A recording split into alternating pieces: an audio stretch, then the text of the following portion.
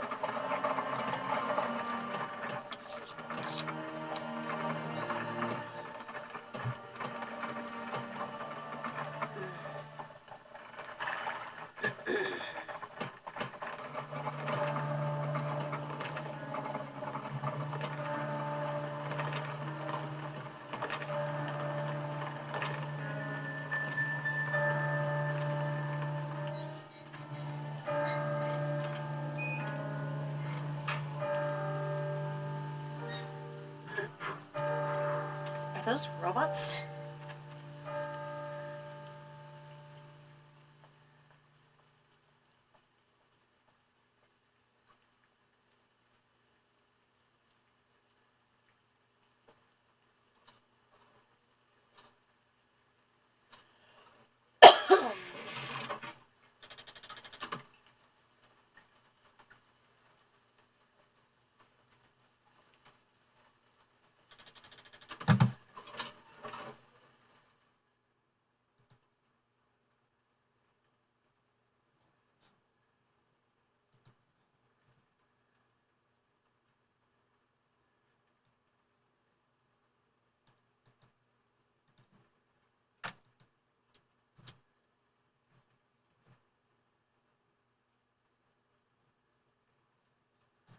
Okay. Syberia.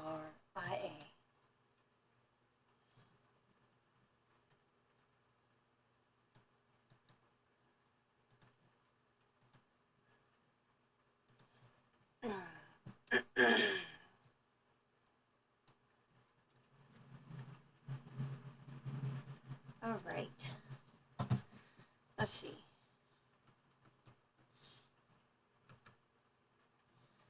I have no clue how to play this, so you'll have to hold on. Okay, looks like clicking is the only way to go about.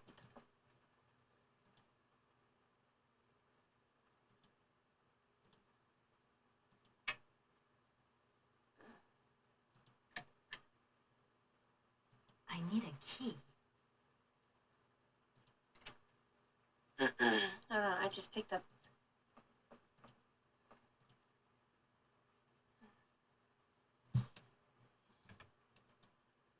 Okay.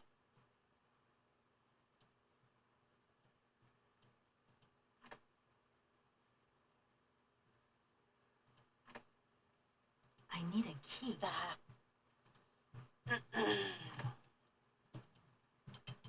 There we go. Don't think this will work on it.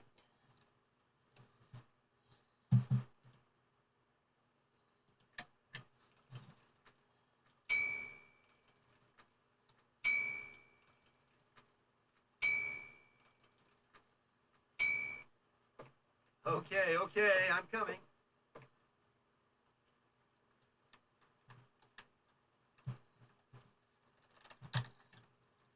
Nope. Controller doesn't work. Gotta do it all by mouse.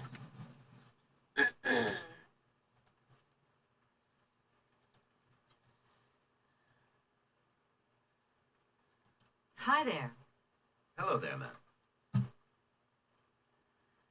I would like a room.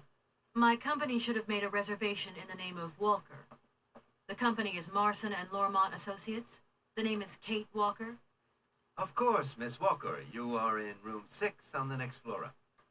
Thank you. I would like to see my room now. As you like, miss.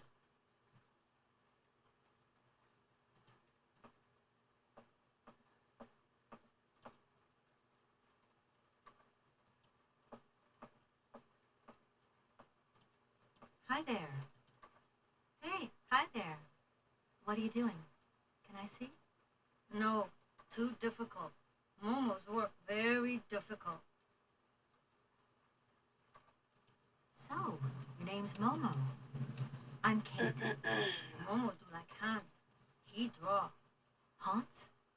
Don't disturb Momo. Momo work difficult. Will you show me your drawing?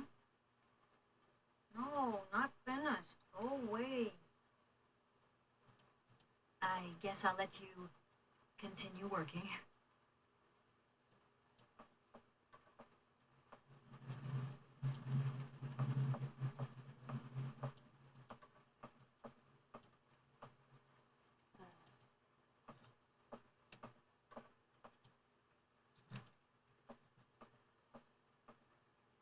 I really don't have the strength to take this suitcase any further. I wonder who can help me.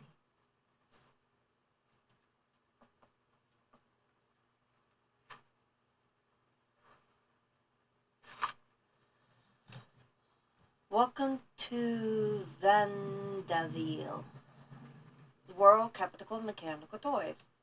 Let yourselves be transported to a magnificent landscape of Vandaville, a small, charming town tucked away in the Alps by Wolberg Manufacturing, whose exceptional Sevier Ferry, might have butchered that name, in the specialized world of luxury mechanical toys and automatons. This is the root of Vandeville's reputation around the world. For 800 years, the Volver family has passed its knowledge from generation to generation, perfecting the art of that particular branch of clockmaking that breathes life into the complex networks of cogs and spindles that make up automatons. Its creative wonders once defied belief and admiration, drew the admiration of young and old alike. People would come from across Europe for a chance to vie for the right to own one of these fantastic toys.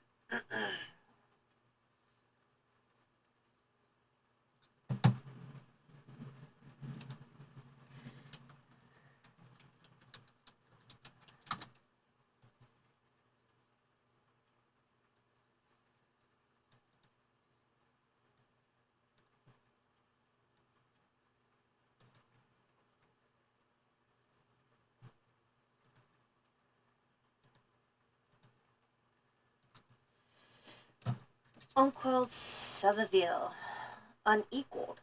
At the heart of the mechanical automatons is its motor, a series of spindles that are set in motion to music via a set of cogs. Attached to the spindles are cams that are shaped in the image of the music. In the turn, they command a series of rods, which control the gestures of the toys at their tips.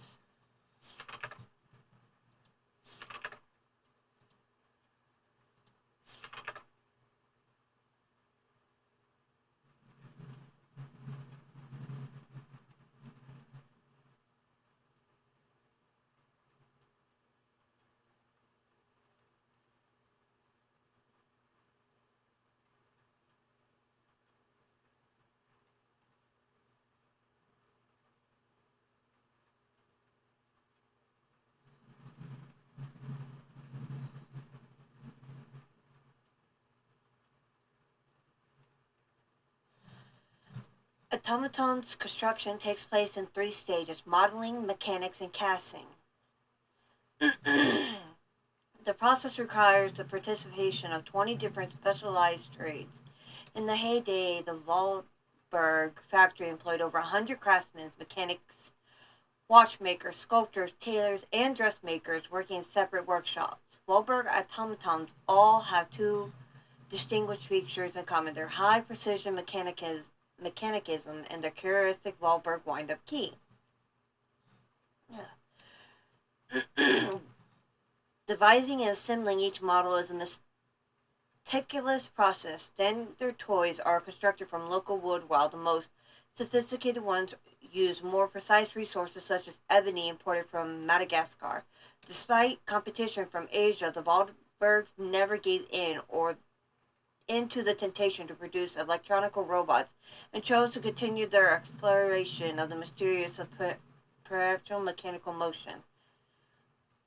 The Wahlbergs have come a long way from their simple joint puppets of yesteryear. Today, their creations are so lifelike that one has the impression that they can think for themselves. The first signs of puppet manufacture in Valverdine go back to the 13th century. While there was maybe no definitive puppet industry at the time, Hermann Wahlberg renown was recognized even in the court of the emperor. From the archives of the Art and History Museum, Leslin, Switzerland.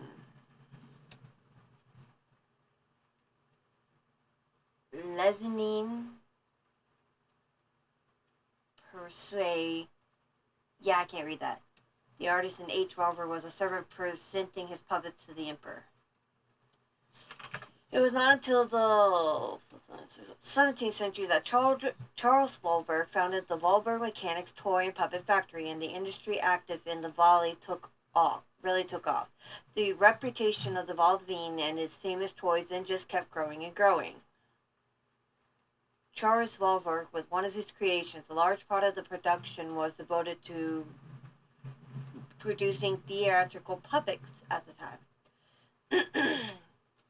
At the turn of the 20th century was Valdivine's Valdivine's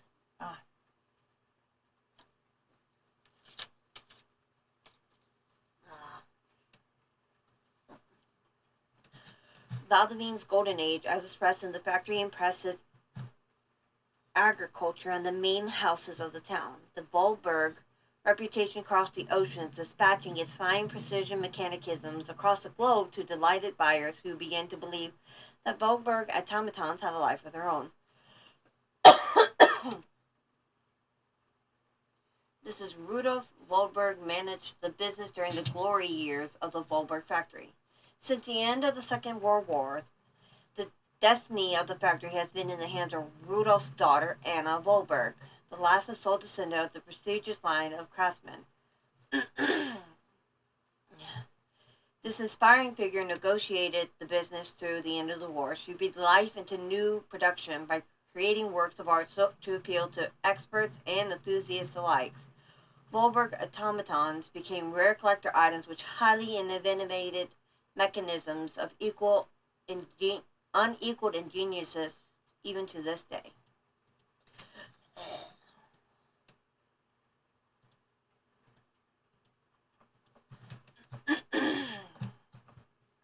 Hi there. Hello there, ma'am. Could you possibly take my luggage up, please?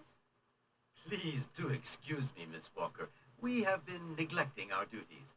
Guests are so rare these days that we forget our manners. So you're the American woman? Is it true what people say, that you've come to buy the factory? Not factory. Anna's house. Hans' house. Excuse me? Would you quiet down, you mischievous little boy? I imagine our little town must disappoint you. You see, today is very sad for us. It's a day of mourning. Today is the funeral of Miss Anna. Momo sad, but Hans not dead. Hans long way away. Anna told Momo. Anna liked Momo very much. That's enough, Momo. Stop pestering the lady. Now go on, scram. Get out of here, you hear?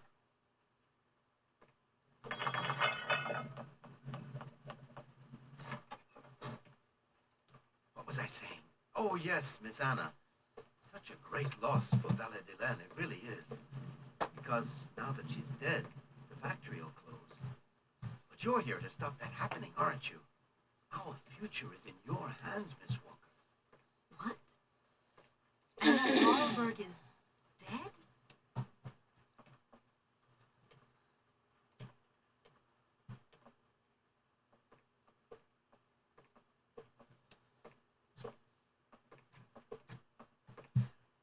Here's your room. I hope you like it, Miss Walker.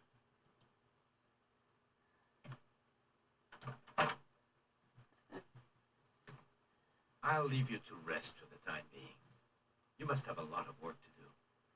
You know, the takeover of the factory is very good news for us here.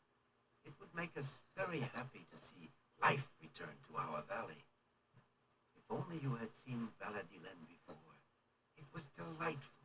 People came from all over the world to buy Vorarlberg automatons. Ah, somebody has left you some mail, I see.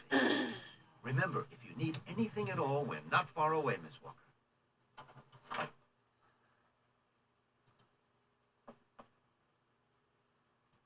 Let's see what the mail is before we go snooping.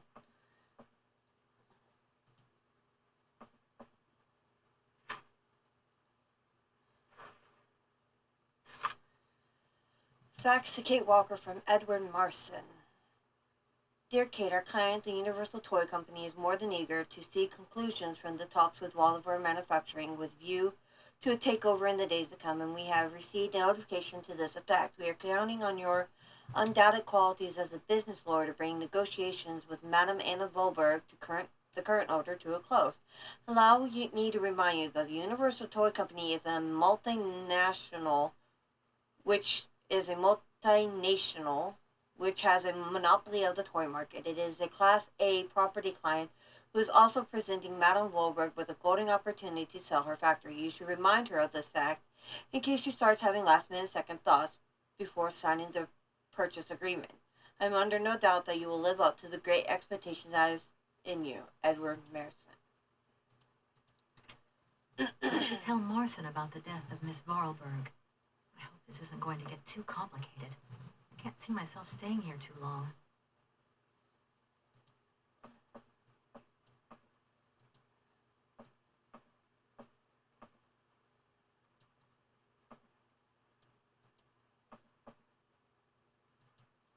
What is this? That's the hall.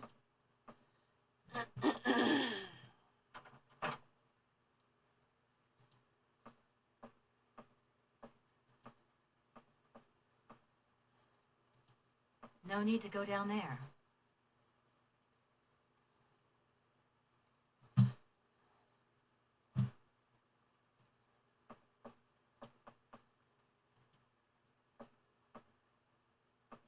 I don't need that for the time being.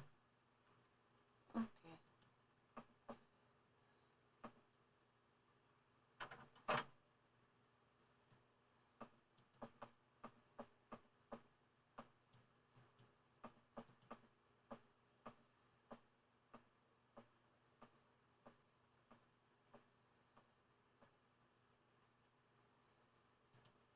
No need to go down there.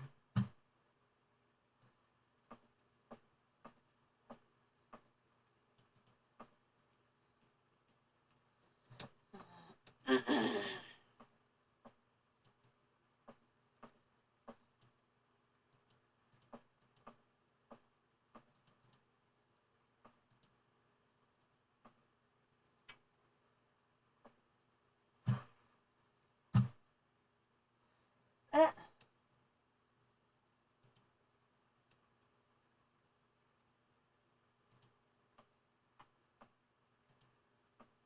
What the hell happened?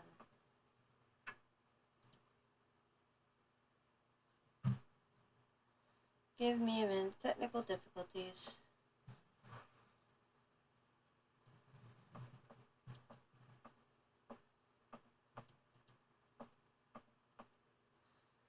Such an old game, it doesn't work very well much. I'm back again. Miss Walker? Who's home? The young boy who was here earlier talked about, Hans. Who is Hans? Momo was talking about Hans Vorarlberg, Anna's younger brother. But he died a long time ago. Nobody here even met him.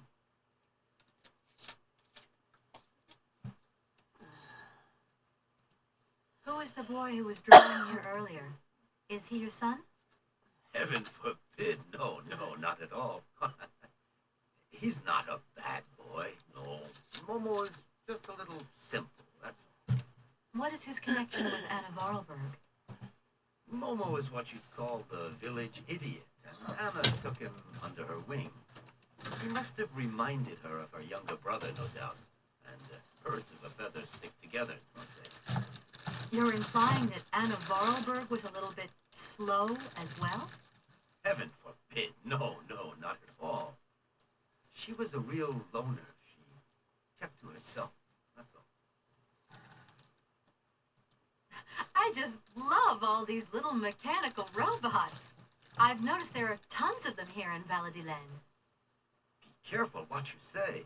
Vorarlberg automatons are not robots. If you want people to like you here, never ever pronounce the word robot. Okay. What is the difference between an automaton and a robot, then? Well, to tell you the truth, no one really knows.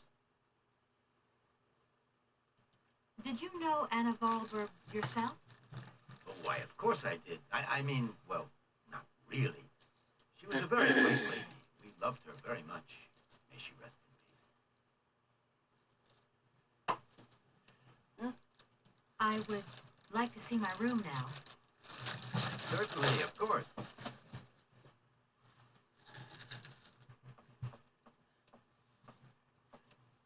I'll wait for the storm to end before I step outside.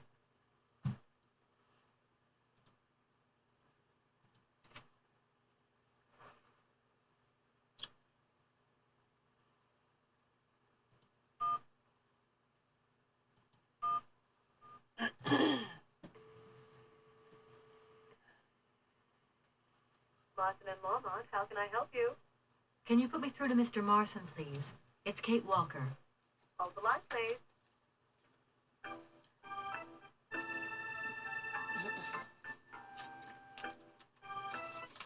Hello, Kate. So tell me, how's things going? I've just got to Valadilen, and there's a slight problem, Mr. Marson, I'm afraid. Mrs. Vorarlberg is dead. That's most unfortunate. But I seem to remember we made provisions for just such a sad eventuality, and we know that there was no heir. Yes, that's right, but... So where's the problem, Kate? Contact the notary right away. I'll get my secretary to fax you his address and an introduction letter from the firm. Very good, Mr. Marson. Right, I gotta go, Kate. Keep me up to date, okay? I just...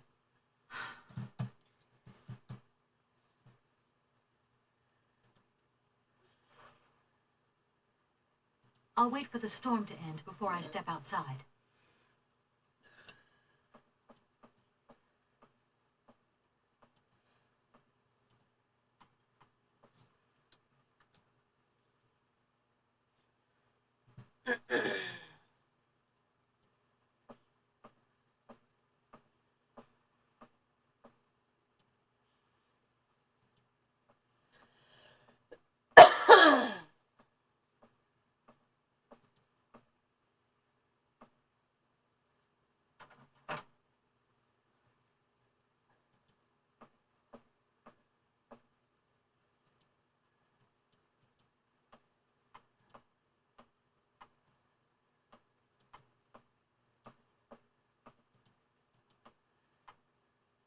I don't need that for the time being. Okay.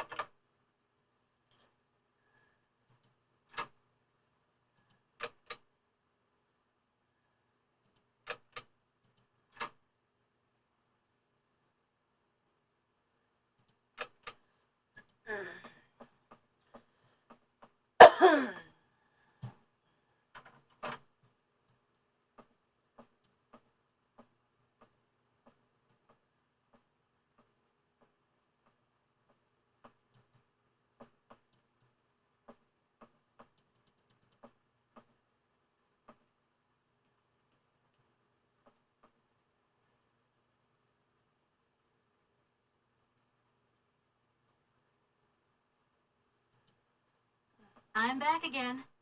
Miss Walker? There's nothing new. I would like to see my room now. Why, certainly, of course.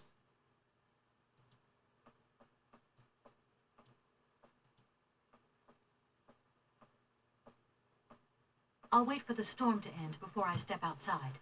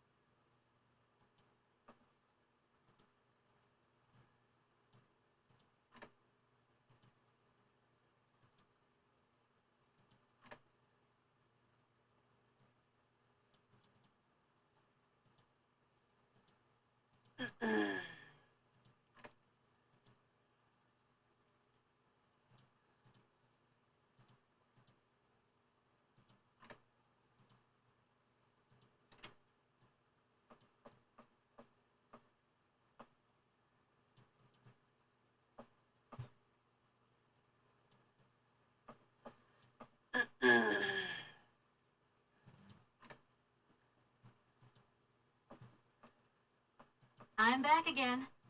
Miss Walker? I would like to see my room now. Why, certainly, of course.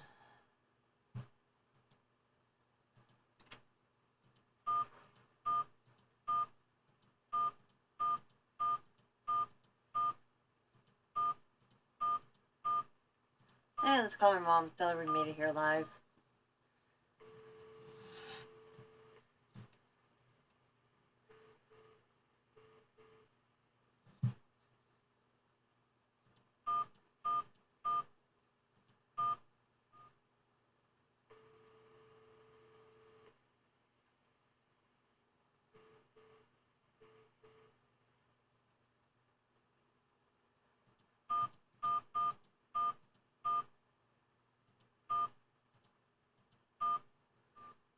Dan Foster isn't around to take your call right now, so please leave your message after the tone.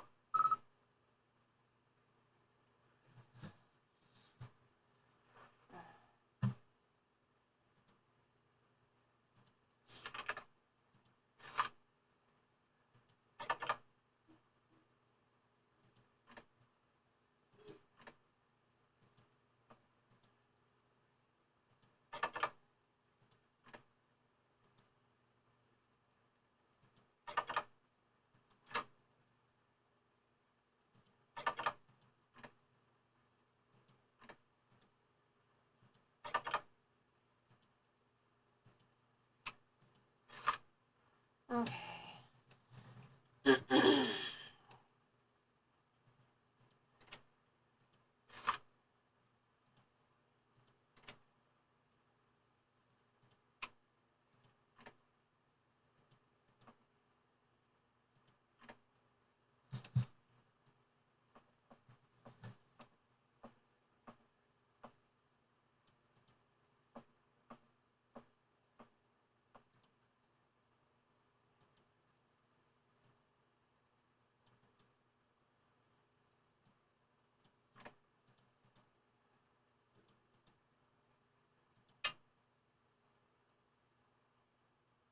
1, 2, 3, 4, 5. Only have 4, I believe. Yep.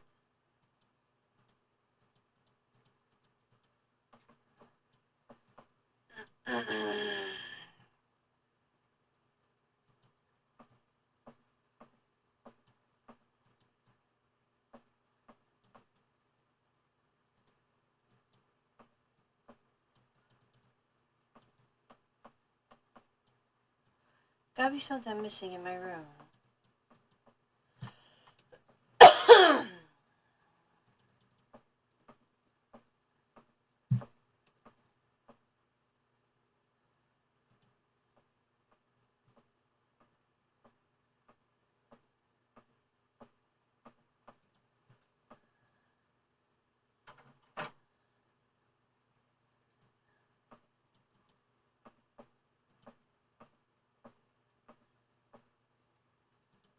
No need to go down there.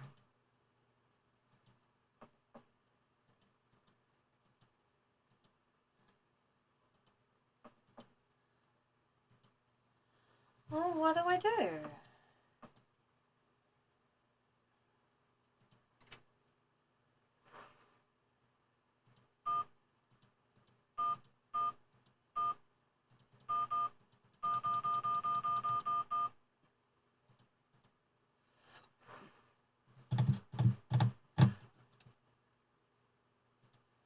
It says I don't need...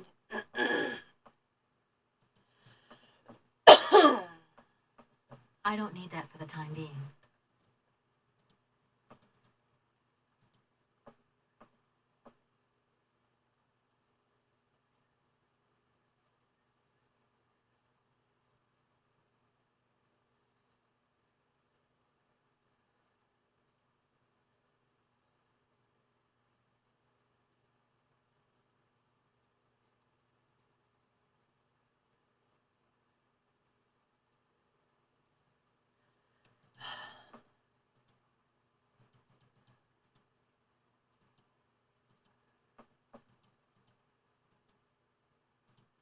Hmm.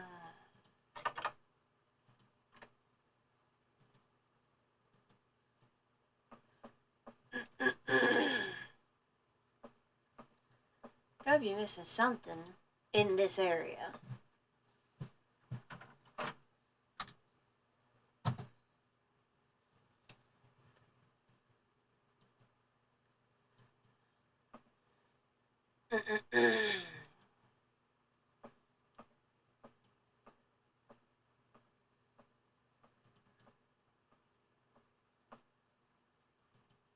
No need to go down there.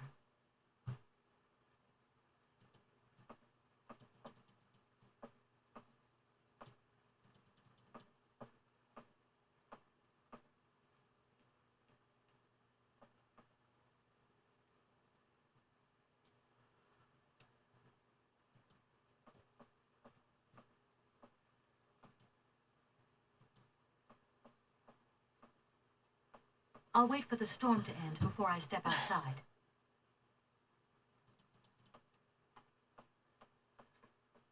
I'm back again. Miss Walker? Did you know Anna Vorarlberg yourself? Oh, why, of course I did. I mean, well, A fax didn't arrive for me, did it? maybe. I thought I heard the... Do you think you might want to go? Certainly, ma'am. Immediate. Thank you very much.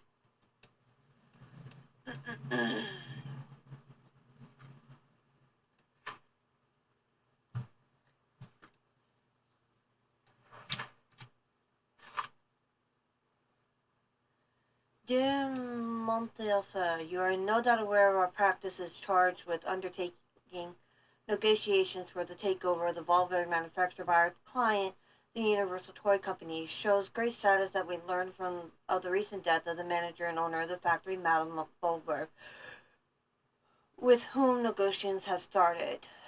We are under no doubt that Madame Bolberg would like your instructions before her death, enabling the sale to be concluded. We should remind you of the significant boost the arrival of the American multinational would bring to the economy of your region. It is for this reason I am sure you will give our representative, Miss Kate Walker, a warm welcome. Yours faithfully, Edward Marson. Thank you. At your service. Yes. I'm gonna go look around Valladolid. See you later. As you like, miss. You should be able to leave now.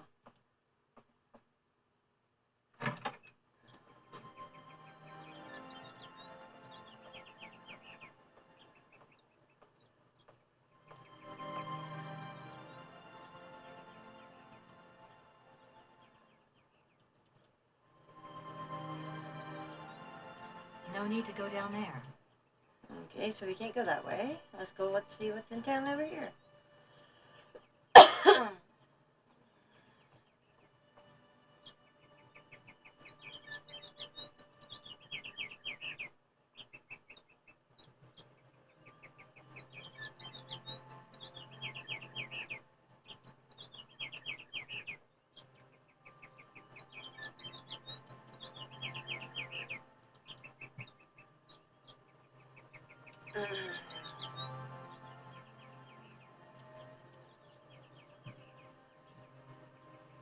No need to go down there.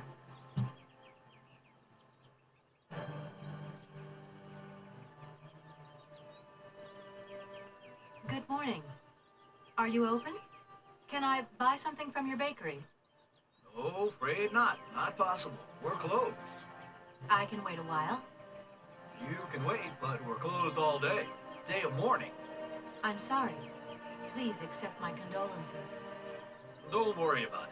Because of Madame Vorobald's death, all the shops are closed. Mayor's decision. Try tomorrow.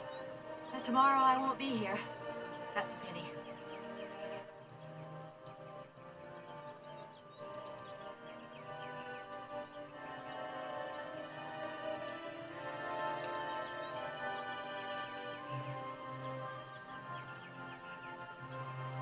No need to go down there.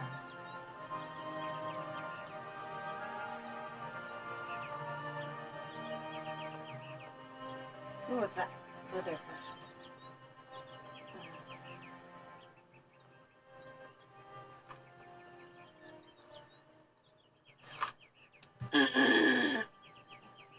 Mourning the loss of the queen of our hearts. Let us pay homage today to Anna Wahlberg, who died peacefully yesterday at the age of 86. The great lady devoted her life to her business and our community.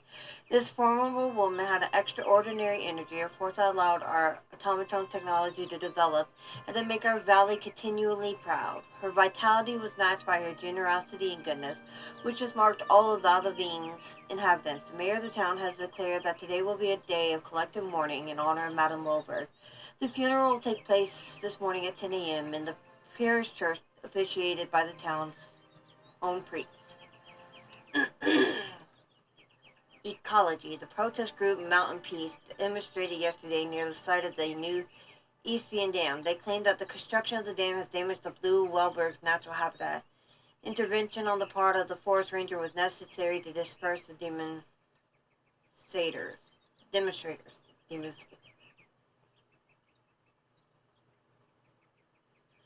Stiff joints, chronic heatiness, need a spring in your step. Look no further. Dr. Schwartz Miracle Elixir, one remedy for 1,000 woes.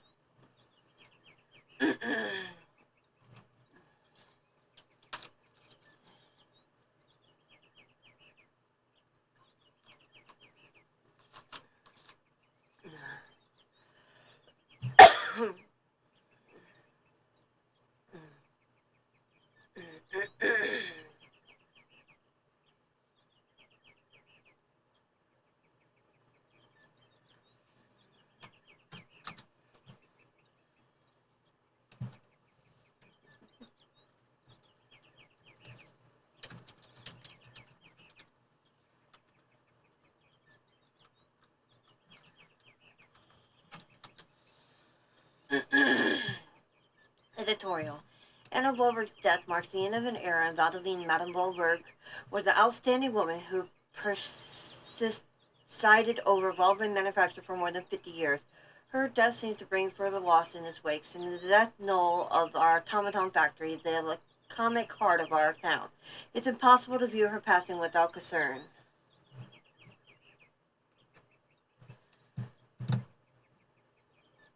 For the future of our valley. In the last decade, computers, video games, and electronic robots have predominated in our consumer society, rendering traditional clockwork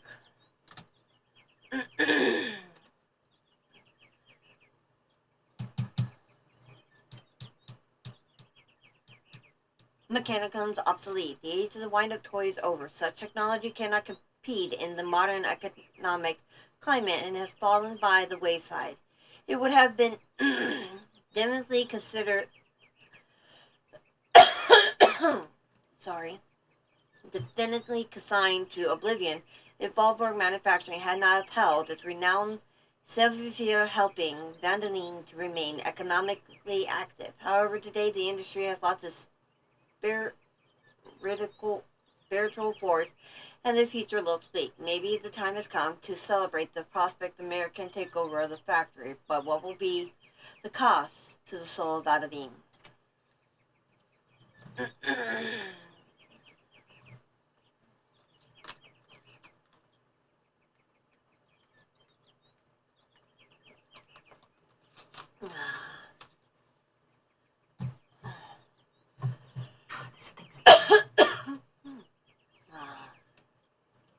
going to work.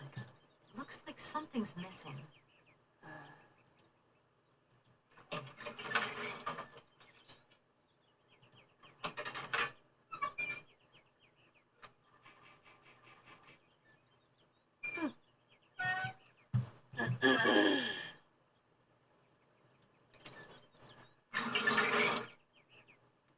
I'll come back. Well, let's keep looking.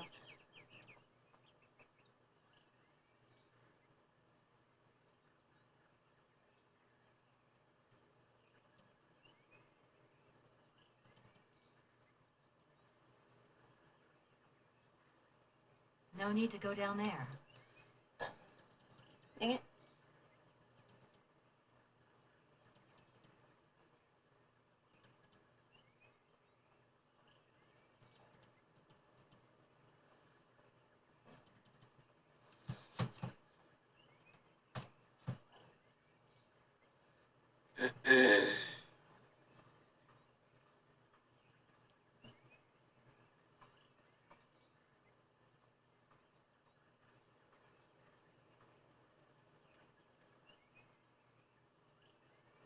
Alright, so I've come as far as I can this way. Let's go back the other way.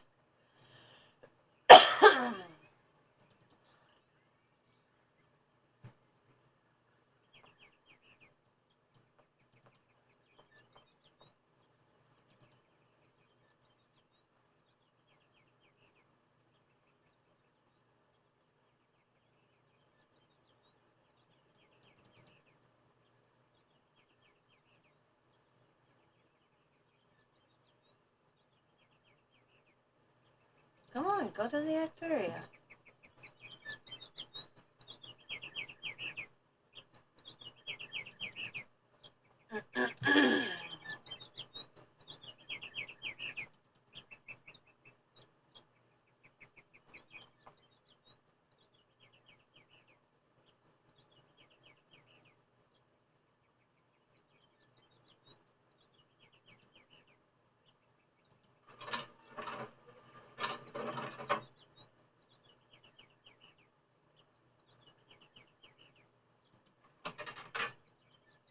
If that's going to work, looks like something's missing.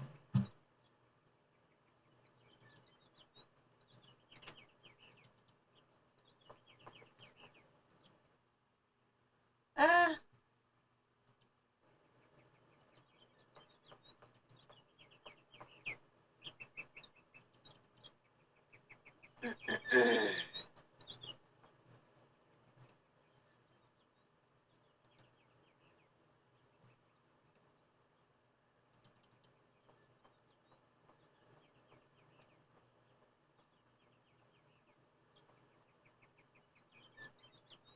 Oh, there's a person.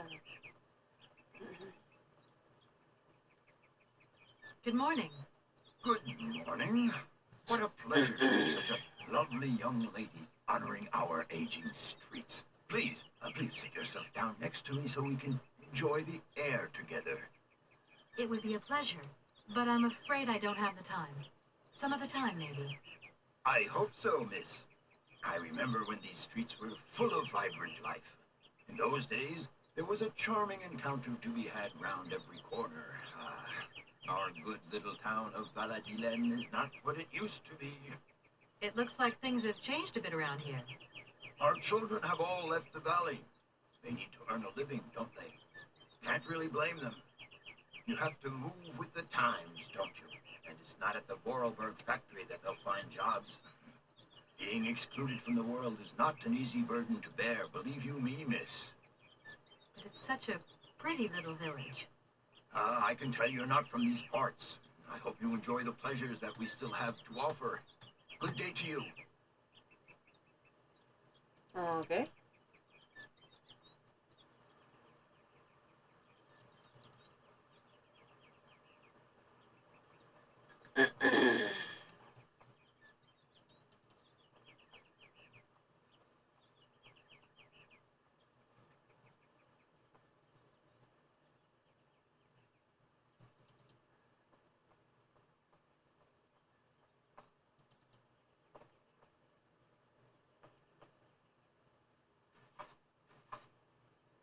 point, it's locked. I'll come back when the funeral is over.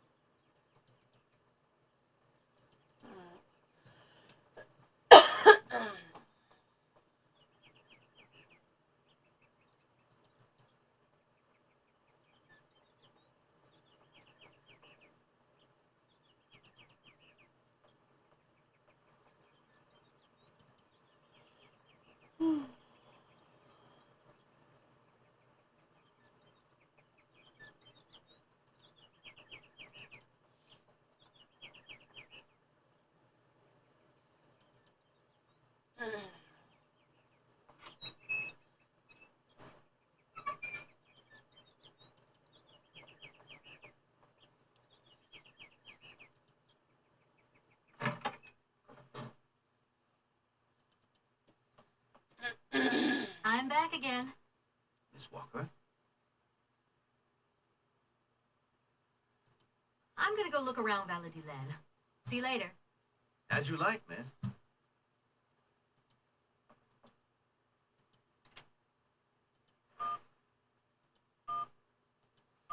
Maybe I need to talk to him again.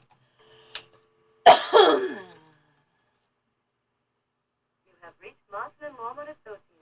We're sorry, but all our lines are busy. Please call back later.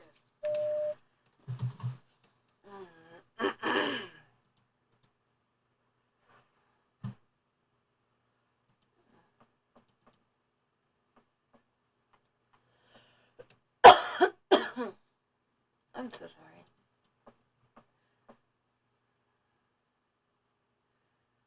My computer stopped. Alright, be right back.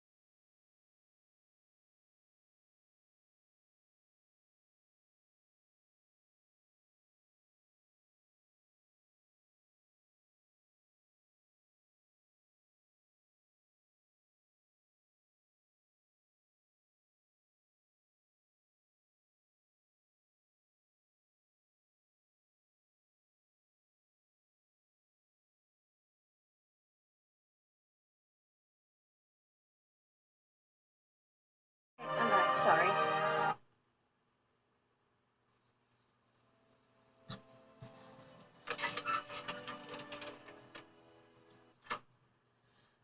All the stuff I did.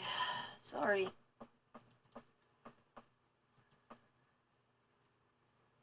Such an old game, it doesn't have auto save.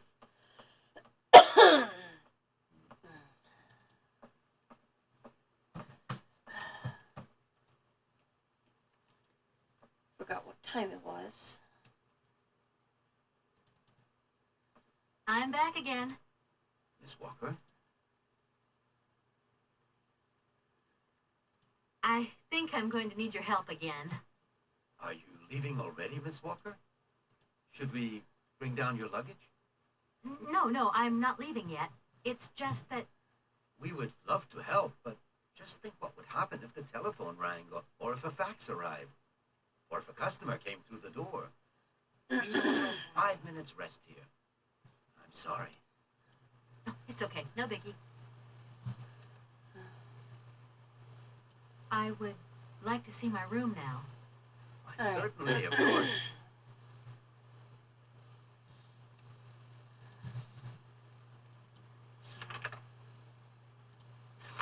Okay, so I need to call the office again.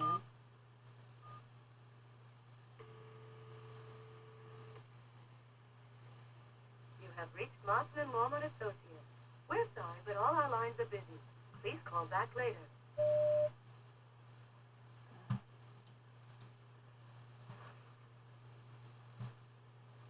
I'm back again. Miss Walker? Maybe. A fax didn't arrive for me, did it? Maybe. I thought I heard the phone ring. Do you think you might want to go and check? Certainly, ma'am. Immediately. Thank you very much.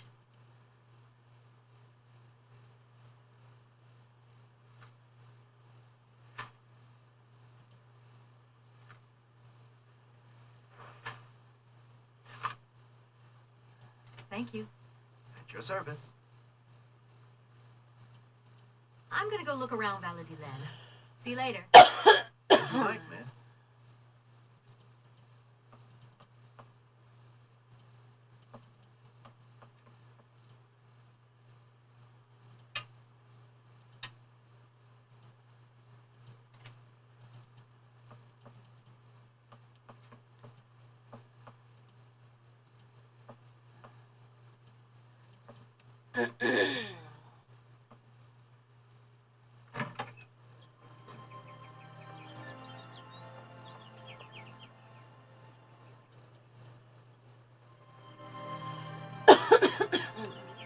Damn it all.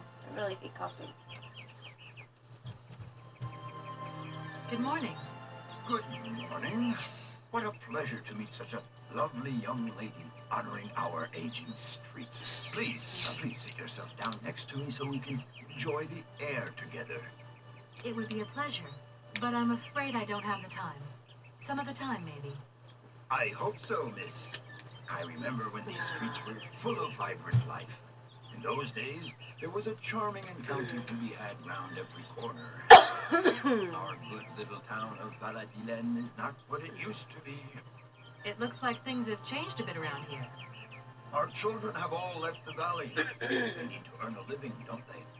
Can't really blame them. You have to move with the times, don't you? And it's not at the Vorarlberg factory that they'll find jobs. Being excluded from the world is not an easy burden to bear, believe you me, miss. But it's such a pretty little village. I can tell you're not from these parts. I hope you enjoy the pleasures that we still have to offer. Good day to you.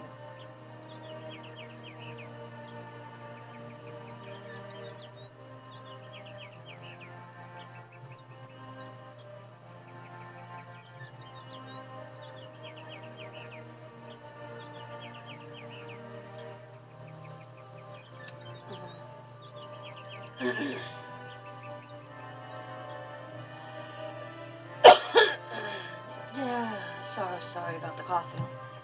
It's just driving me nuts. It won't go away.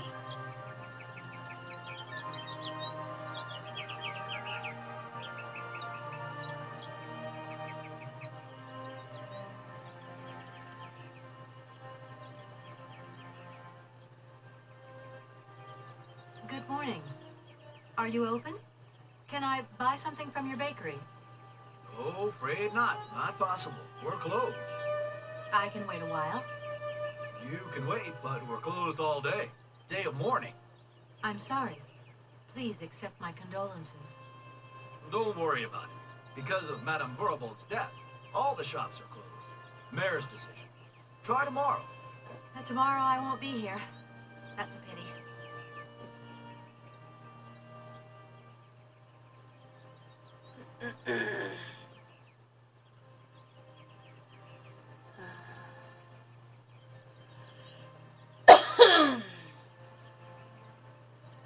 This cough is going to be the death of me.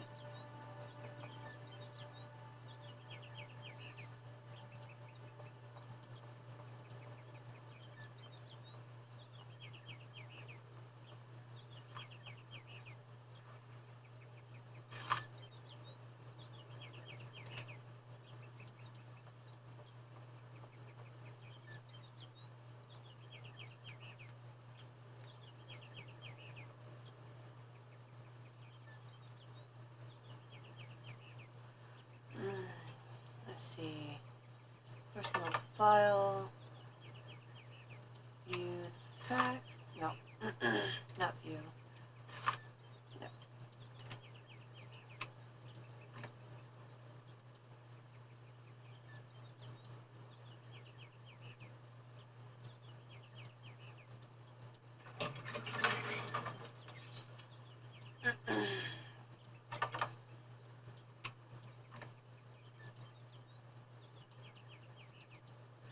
Need to put the facts in his hand.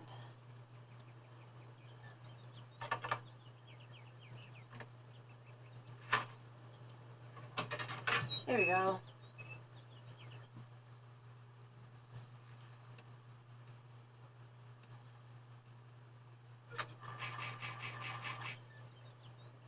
That is very creepy.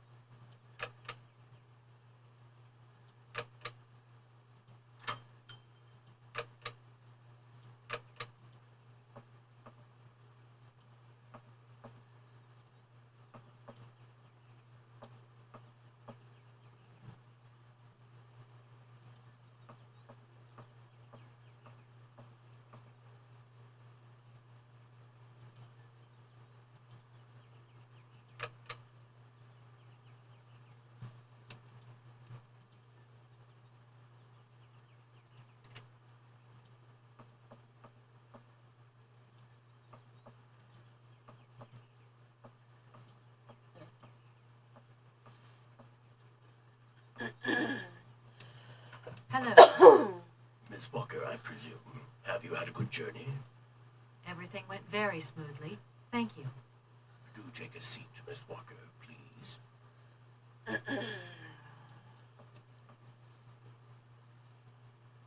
I imagine you are aware of the business that brings me here. Of course, I was waiting for you.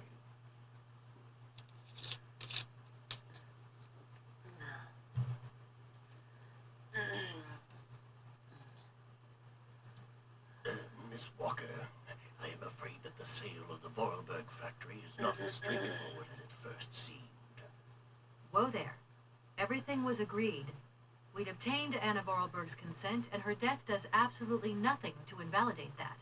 Now, I have to be back in New York the day after tomorrow, Maître Alfotaire. My client and I are impatient to seal this deal. I understand, only too well, Miss Walker. There is an heir, Miss Walker. Excuse me? An heir? But Madame Vorarlberg never married, as far as I know. And in my last conversation with her, she absolutely never mentioned this detail. Miss Walker, believe me, I was more surprised than you are. Anna Vorarlberg sent me a letter 2 days before she died. Understand, Miss Walker, that had I known about this earlier, I would have informed you. I shall read you the document in my possession.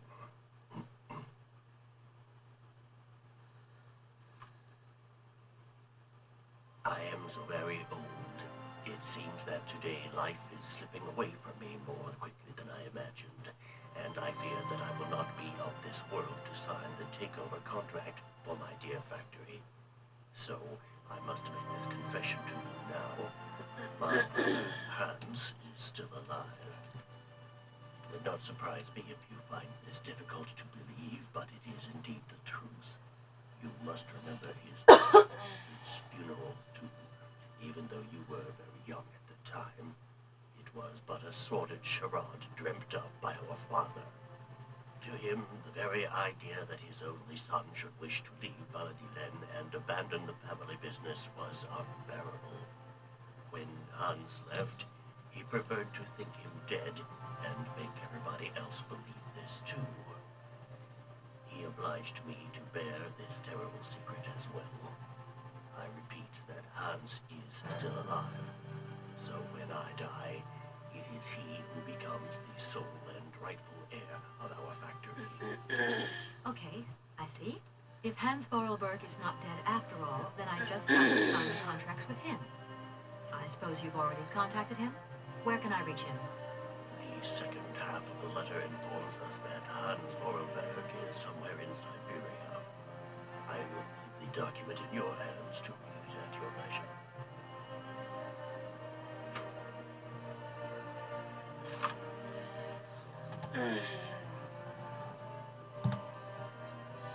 I have never had the chance to see my dear brother again. Fortunately, though, Hans and I have remained very close in thought. Throughout the years, I've been able to follow his meandering life as he supportively sent me news. Periodically sent me news.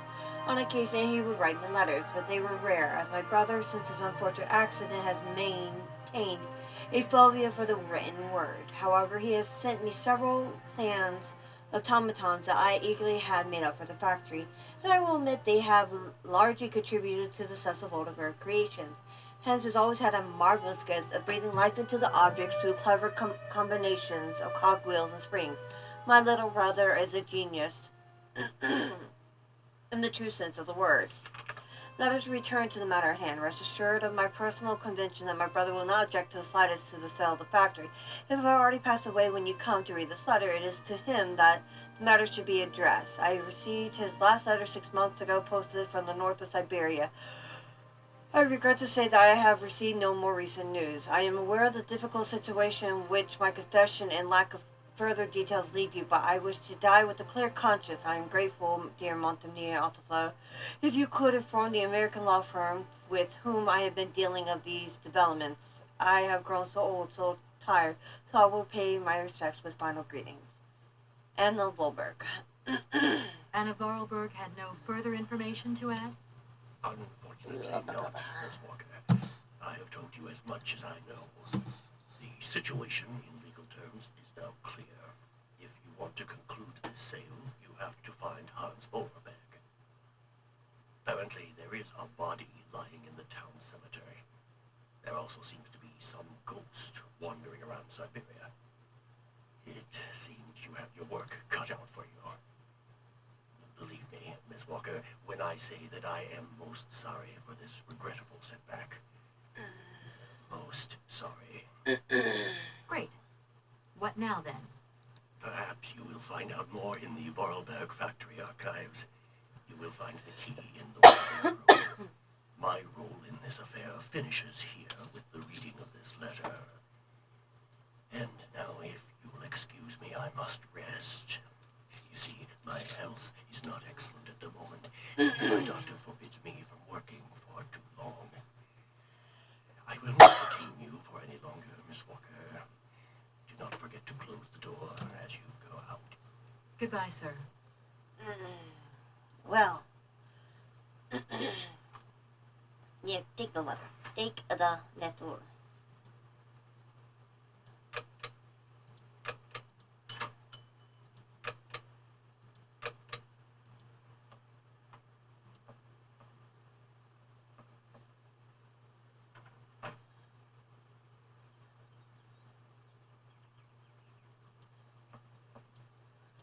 Probably need to call her boss.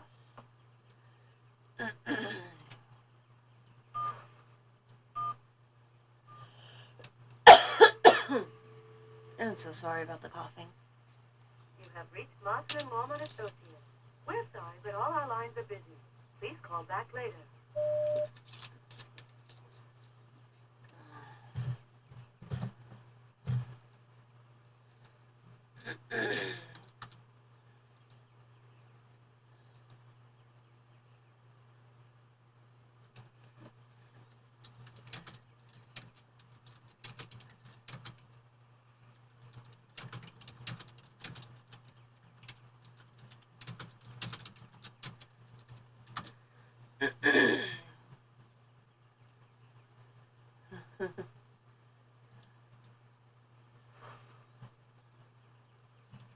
Oh, wait.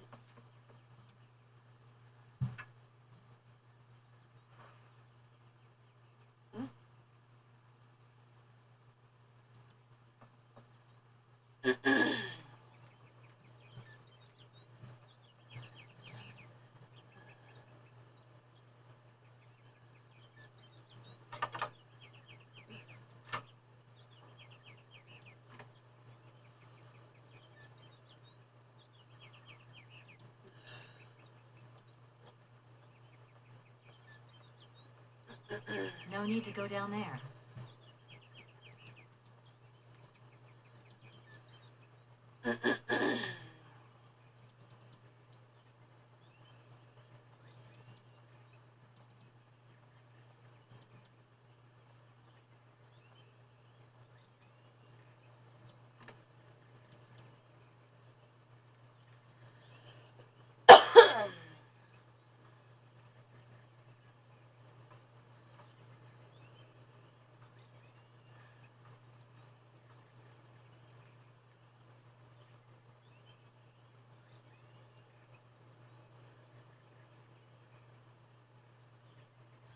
Alright, time to go back up.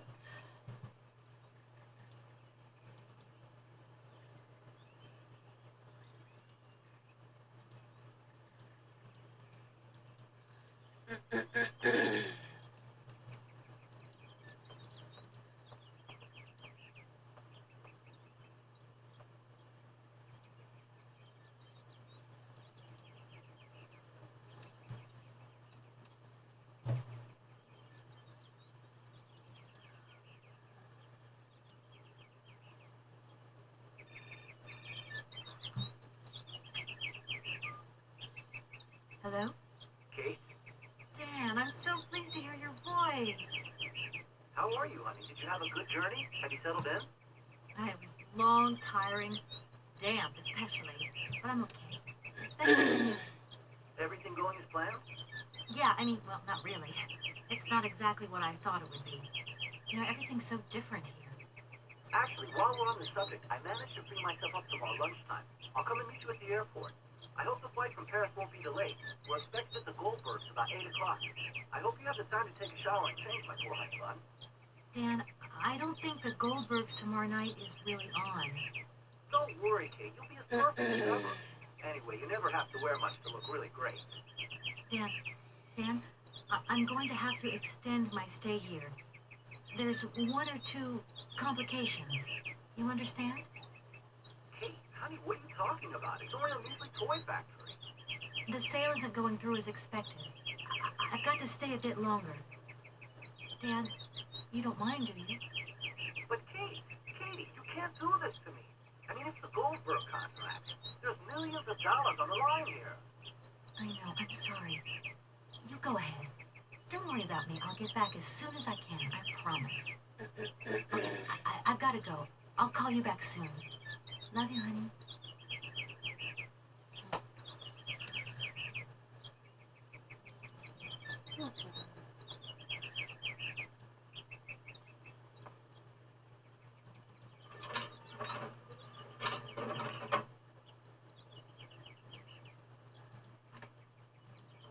That was great. Ah.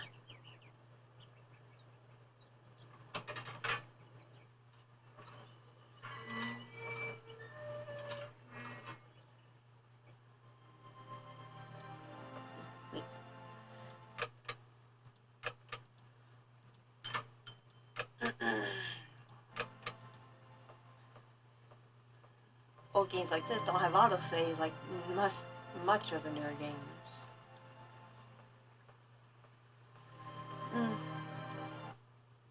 Damn it.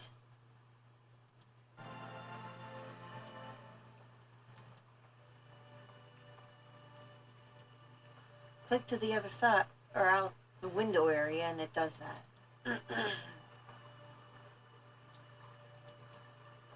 Ici factory. Ooh, did you break?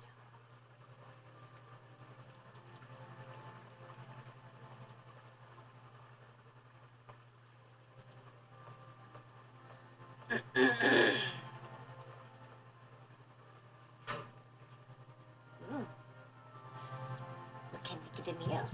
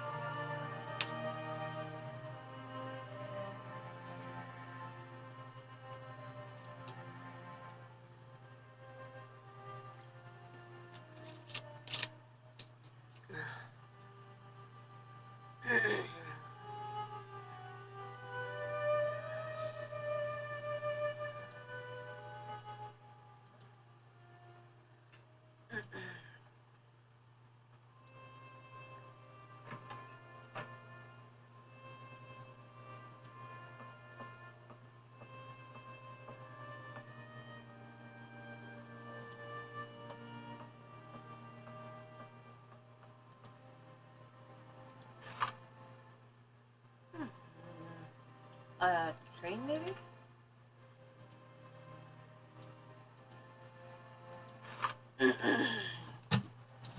Dear Hans, I know how much you dislike the written word, but I do not have the time to forward you a voice cylinder. I imagine that someone in your entourage will be kind enough to read these few lines to you. I received your latest set of plans. Your project is extraordinary. Your all-time masterpiece, perhaps. Time seems to have had no effect on your genius. Quite the contrary, I am proud of you, my dear little brother. Sometimes I find it hard to believe that a century has gone by since last time I saw you. It only seems like yesterday you were rushing away from Vondeline. We undertook production immediately, following your instructions to the letter. The locomotive was ready within a week. It's only you could see it, but you will see it. That much I have promised you. It is magnificent. It seems impatient to set out on its maiden voyage. There is only Oscar left to build. I hope I will finish him soon, but as you can imagine, his mechanism is complex and takes a great deal of time and handiwork. Correct me if I'm wrong, but I understand you wish to bring you that cursed prehistoric doll, the very thought of which I wonder if it is still in the cave and if it is, what state it is in. But what does 60 years matter? After all, it's an object barely several thousand years old. I am going to find it, Hans, I promise you. I have a bit of a nasty flu at the moment, which is running me down a little. I should be better in a few days, though. The sale of the factory is taking shape. The lawyer from New York should be visiting, and we will be able to sign the contract. Then I shall.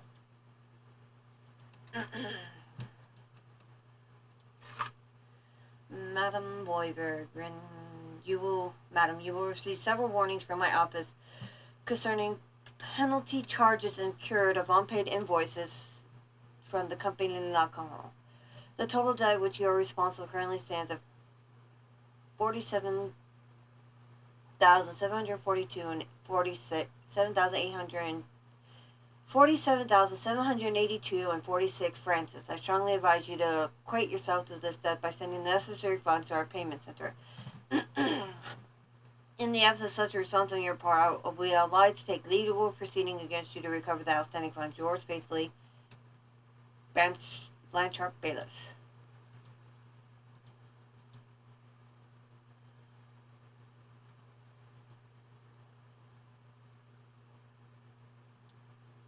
Oh.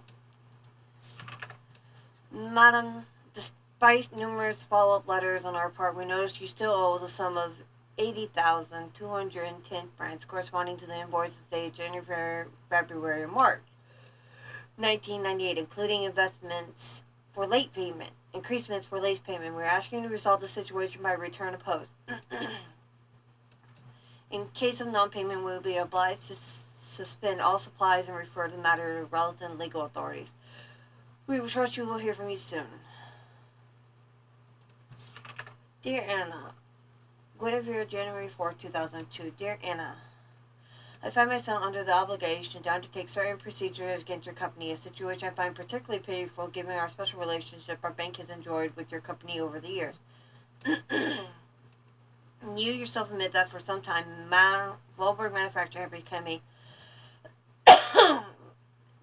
has become a financial liability, and due to shareholder and partnership pressure, I am no longer able to underwrite your debts from the bank. I am sorry to say that we are obliged to comply with the economic imperatives of the year. It is for this reason I beg you to accept the American investors' proposal. Such a takeover comes at a fortuitous moment. It is the only way to swell your accounts and settle your debts. I will also enable Volberg Manufacturing to stay afloat. Streamline production and modern production techniques. You will thus be able to keep the Volberg name alive, one that is to this day a guarantee of quality and savoir-faire.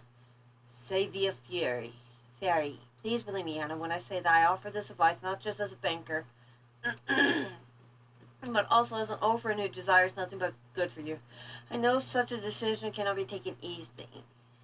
You can truly hold your head up high, my dear Anna. I am proud of your achievements throughout the years. My deep apologies for being such unpleasant news, and remain at your entire disposal should you need me. Your faithful and dear friend, Guinevere Petit. Oh my gosh. Invoices, more invoices. I never knew the factory was in such a bad way financially. These last 2 years must have been very hard for Anna Vorarlberg.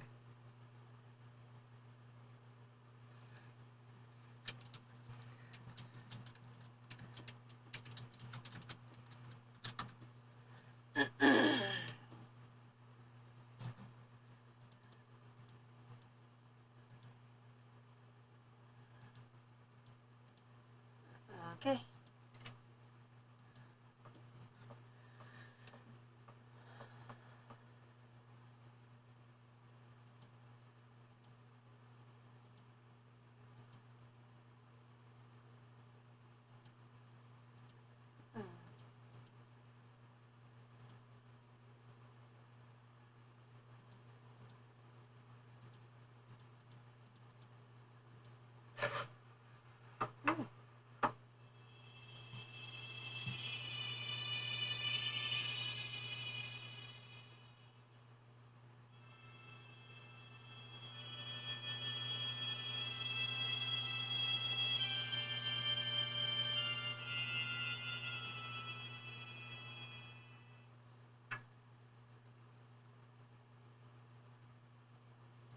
If that's going to work, it looks like something's missing.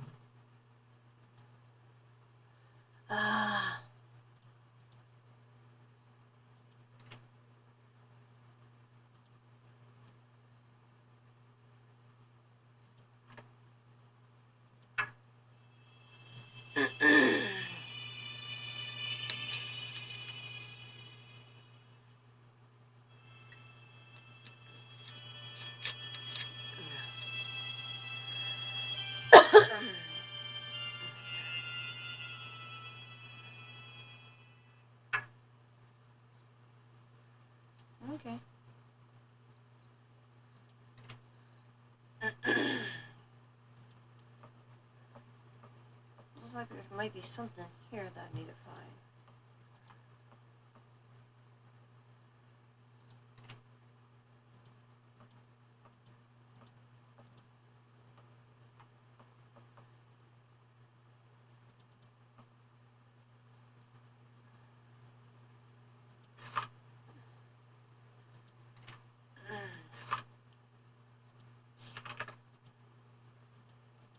Oh, I can't take the pen. Can't take that.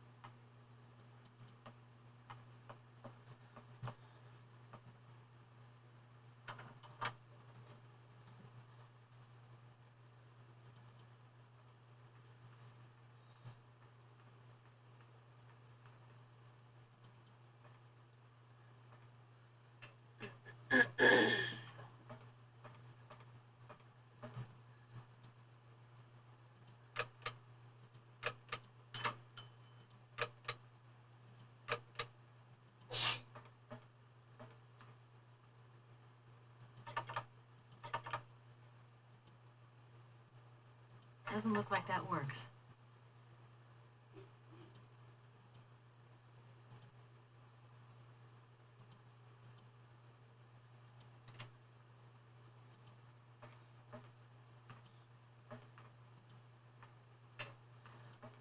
Alright.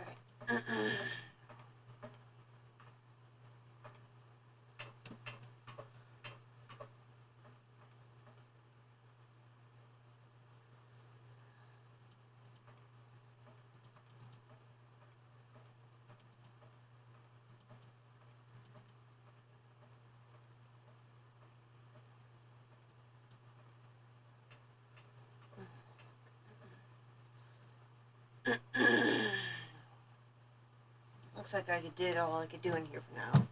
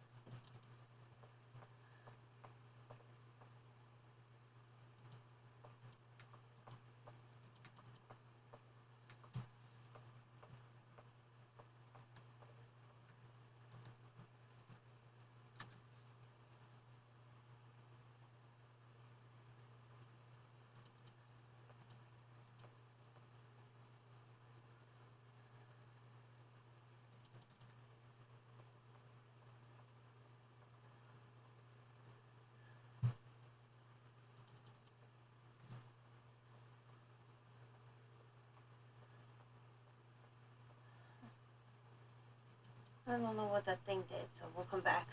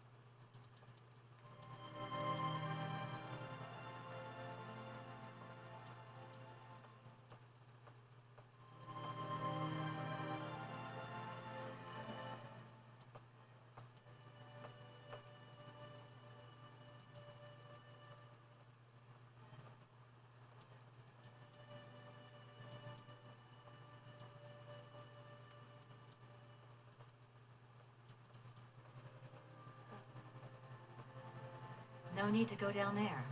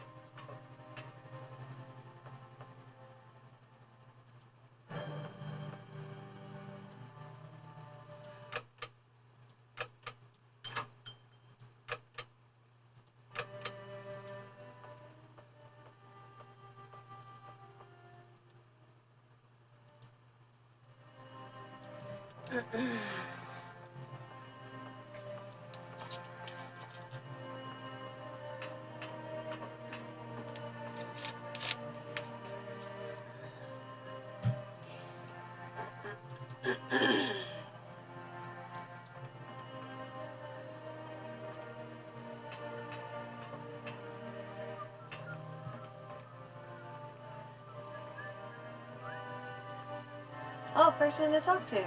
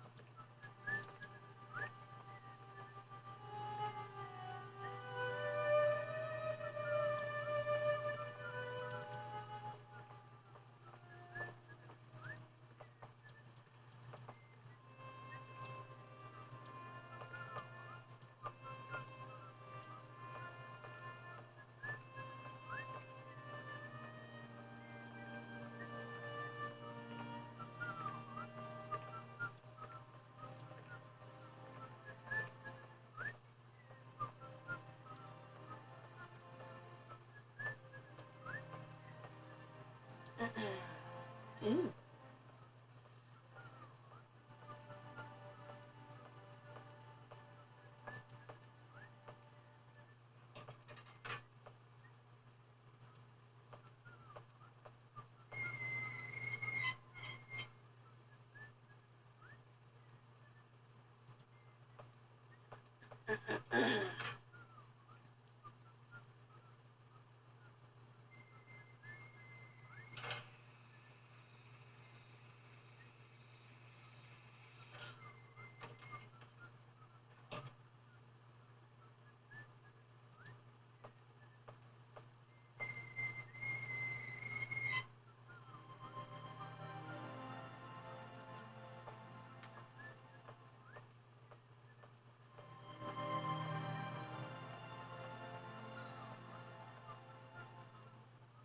Okay, so I can't get on the train.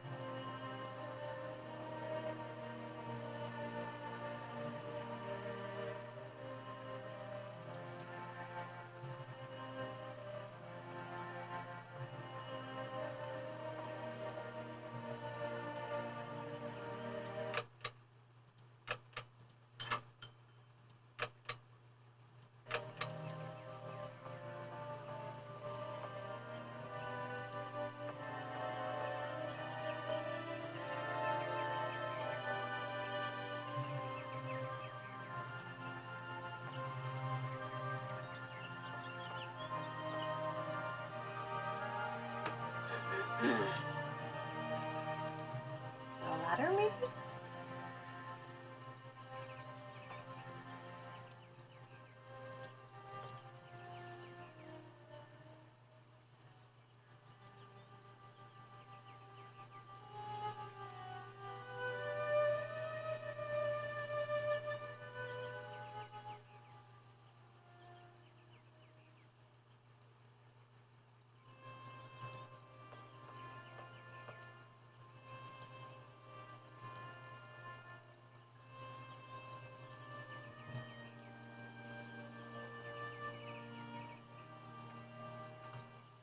The door's locked, but I've still got to get in there.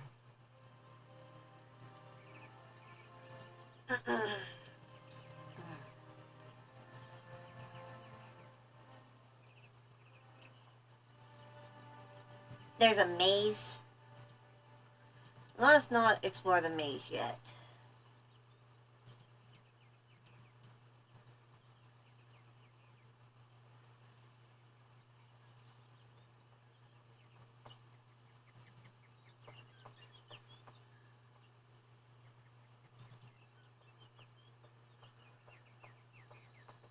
Hey, Wartusk, how you doing?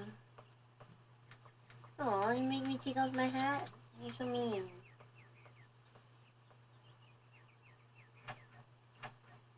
The door's locked.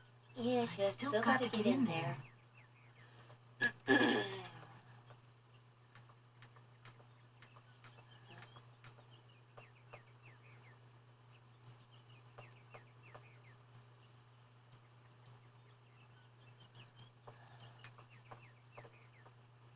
So what am I supposed to do?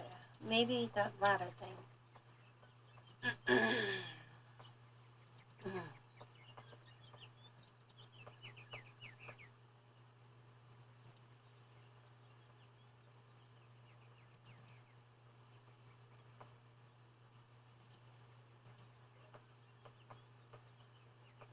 I need a key. Gotta go through the maze.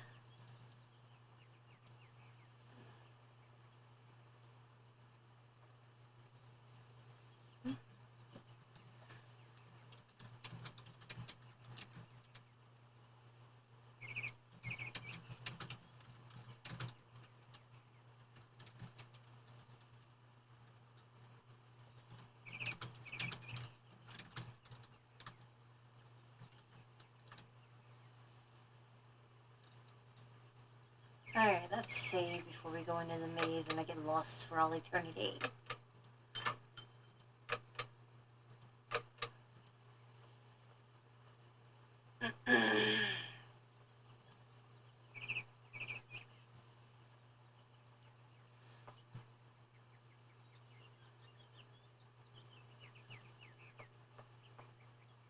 Good morning. You've got a magnificent garden here.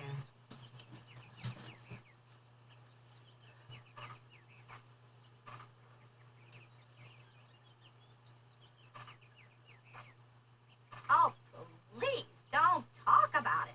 Since my gardener automaton broke down, there are weeds everywhere. You can't imagine how much work it takes me. I don't know whether I'm coming or going. We're not used to doing without our robot help here in Veladiland. But everybody says that we're going to have to get used to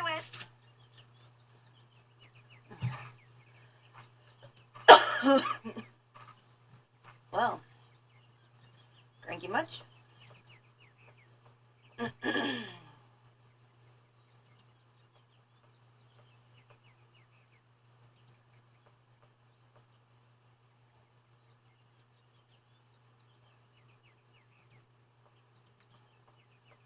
We'll probably have to do something there later.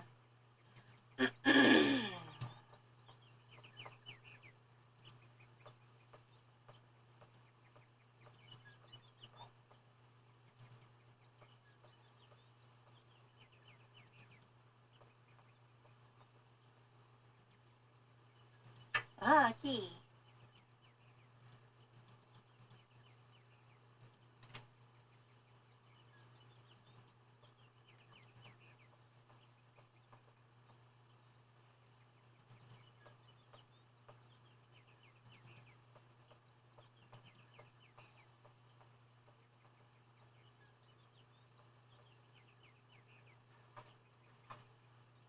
No point. It's locked. Alright.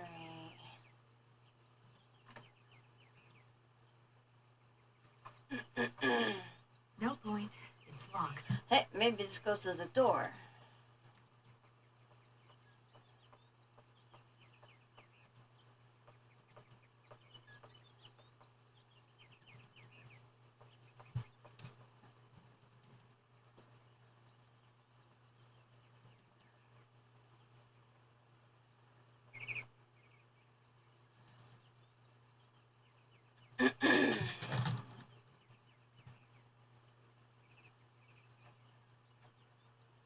The door's locked.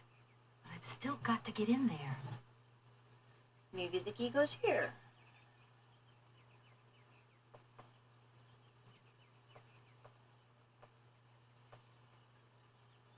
Ah, it does. I'm breaking in through the windows. Look at that, I'm going through the roof.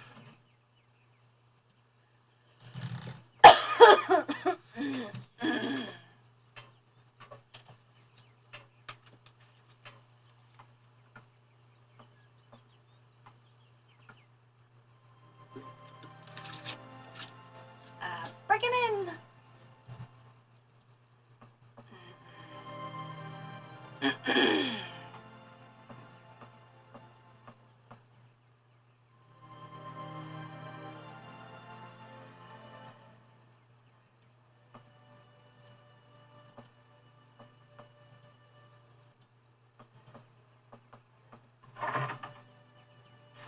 Anna. I need a key. Nope. March 14th, 19... Damn, she was old if she lived to 2002 at the least.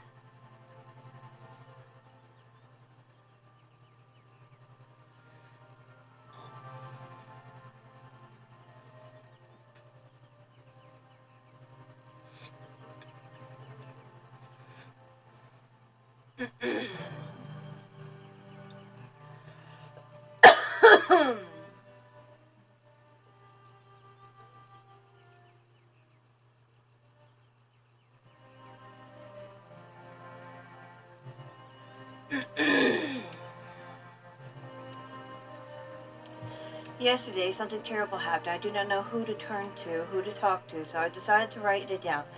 You, dear diary, are now my confidant and sole guardian of my secret thoughts. Hidden lies in the next room, teetering between life and death. And I am terrified of the injustice of life. First, Mama, then Hans. Please, dear Lord, don't take my little brother away as well. May 15, 1930. Hans made me promise to keep this a secret, but its burden is too heavy. I know I could tell you though, dear diary. We discovered a cave in the mountains, a marvelous cavern with ancient paintings on the walls. Only prehistoric men could have been painted them because there were descriptions of mammoths, which are prehistoric creatures as well. That much I know. I hate mammoths now. It's all because of them and because of that stupid prehistoric children's toy. Why, Hans? Oh, why did you try and take it? And why did I let you climb up there? It's my fault you're in a coma. Now, Hans, if you die, I do not know how I could ever forgive myself. May 16, 1930. Hans has still not regained consciousness. Father cannot sleep and Gertrude cries all day long. Outside the heat is suffocating, but inside the house is icy cold and dismal. I still have hope, though. I know my brother. I know his strength. He will pull through. He never gives in. May 17, 1930. I cannot think of anything else but Hans. In all my waking and sleeping dreams, I see his fall over and over. I see his head hitting the rock and his oh-so-pale face softening. I have taken refuge in the attic. It is the only place where I can find any peace wrapped up in all my memories.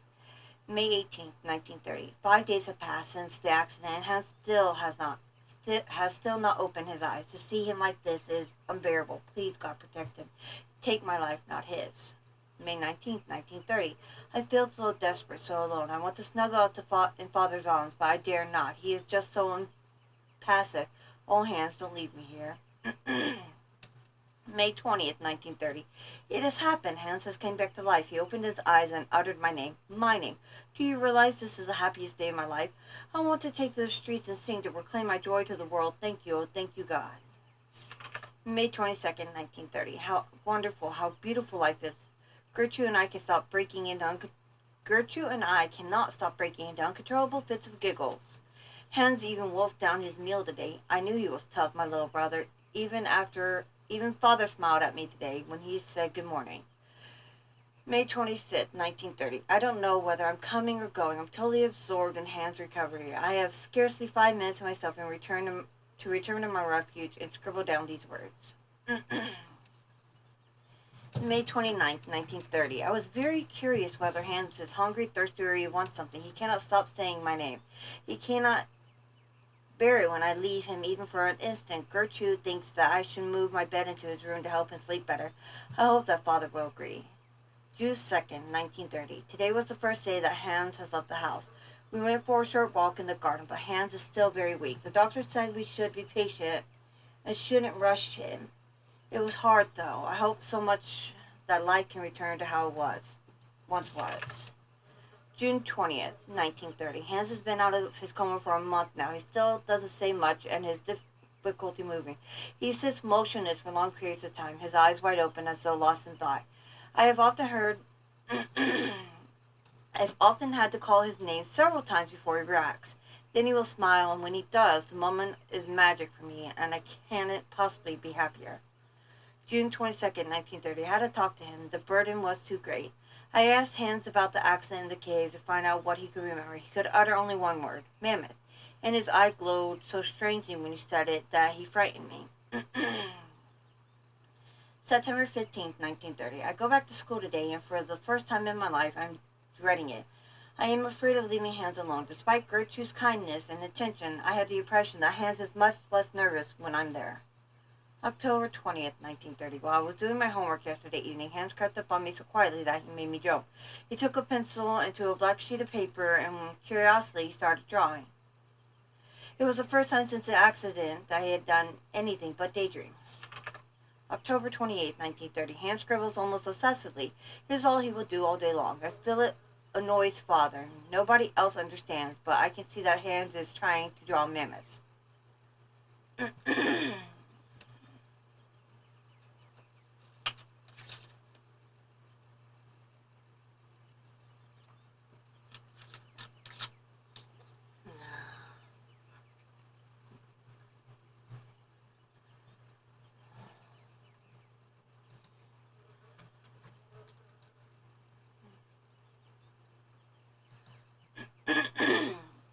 November 16th, 1930. Today is my birthday, and Gertrude has made me an apple pie, my favorite.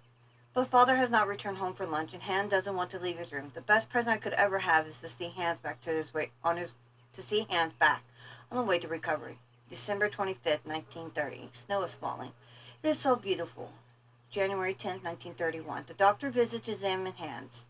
He seems happy that my little brother has fully recovered his faculties. It truly is a miracle. I don't understand why he doesn't talk more, though. Why is he livelier like he was before? February 9th, 1931. It's Hans' birthday. Today he is 11 years old. I have the strangest impression that I actually has lost 5 years rather than gained one more. February 21st, 1931. The doctor has just left. I saw him whispering with Father. Their serious expression worried me awfully. What could they be hiding from me? I am grown up now, at the age of 15. You could understand everything. I am too scared to ask Father what is happening. March 15th, 1931. I've been thinking, and it seems to me that Hans' attitude isn't normal. The shock of the fall and his coma must have had much more serious effects than we first imagined. Hans, my dear brother, what is happening to you? April 4th, 1931. I discovered the truth. Hans is stunted, physically and mentally. Stunted. I eavesdropped on the conversation between the doctor, Father, and Gertrude. Gertrude buried her tear-filled eyes in her apron, and Father muttered the word retarded under his breath. How could he say such a thing? Well, aren't you an ass, Father? April 13th, 1931. It is Easter, and we're on school holiday. This means I can spend all day with Hans to protect him from Father's permanent dark moods. He cannot accept the fact that Hans, his only son, will still stay in the state forever. Alright, let's see. Oops. May 14th. May 20th. So it was only 14, 15, 16, 17, 18, 19, 20. A week. He was only in the coma for a week. April 14th, 1931. It's truly difficult to accept, but it is not Hans' fault. Mine, maybe, but not Hans. I don't know how to make Father understand. He seems full of hatred for him. It is dreadful. I feel so powerless. May 14th, 1931. 1 year. 1 year has gone by and it feels like an eternity. The situation shows no signs of improvement, neither in terms of Hans' mental health, or Father's attitude towards him. May 30th, 1931.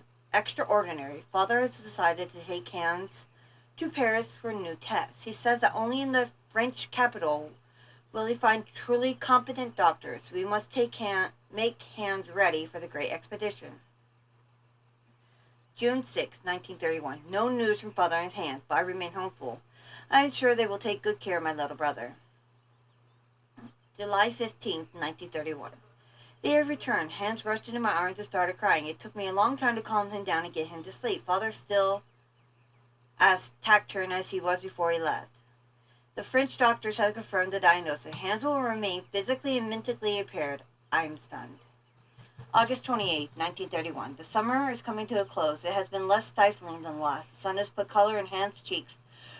When I look at him, I have difficulty imagining that he will not change. November 16th, 1931. Father still says nothing and increasingly shuts us away in his office at the factory.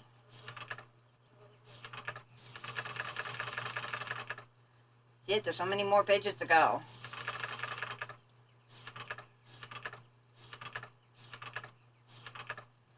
Christmas. Gertrude tells me that love and faith triumph over any science. I lack neither. God be praised. January 12th, 1932. Father took Hans to the factory this morning. Hans was so afraid that I accompanied them. Fortunately, Father said nothing. I failed to understand why he insisted on bringing him there. January 13th, 1932. Father left the factory with Hans once again this morning. I think he wants to persuade Hans that he could be useful for something. It is his way of restating fate. February 17th, 1932. For a month now, every morning, Hans has gone to work with Father at the factory. I'm not exactly sure what he does there, but he seems to be enjoying it. I feel my brother's behavior has changed considerably. He is much less conspicuous. April 14th, 1932. I could cry. Hans has made me a present, a small robot mammoth with a trunk that raises and falls. When Father saw it, he nodded his head in satisfaction. May 20th, 1932. Both Gertrude and Father now have their own robot mammoths. Theirs are much more intuitive and finely tuned. Little brother is not such a retard after all. October 15, 1932. Hans mammoth now walks, raises their trunks, and wags their tail. It's incredible. December 22nd, 1932. I met the head of the factory workshop, Mr. Grips, this morning. He says that for a young lad of 12, Hans is very gifted. It is a shame he only makes elephants. February 11, 1933. Father and Hans were locked in a long discussion yesterday, or should I say Hans was locked in one of Father's long monologues, as it is inconceivable that Hans should go to school like other children. Father wants to take him on as a worker at the factory. However, Hans will have stopped making his own little devices. Hans' silence, his half-gaping mouth and staring eyes finally sent Father off into a rage. February 12, 1933. I try to broach the subject with Hans. I suggest he should obey Father. Learning to craft at the factory is his one chance to do something constructive with his life. He is so gifted and takes so much pleasure in making automatons. He did look like he wasn't listening to me, but I know he'll think about what I said.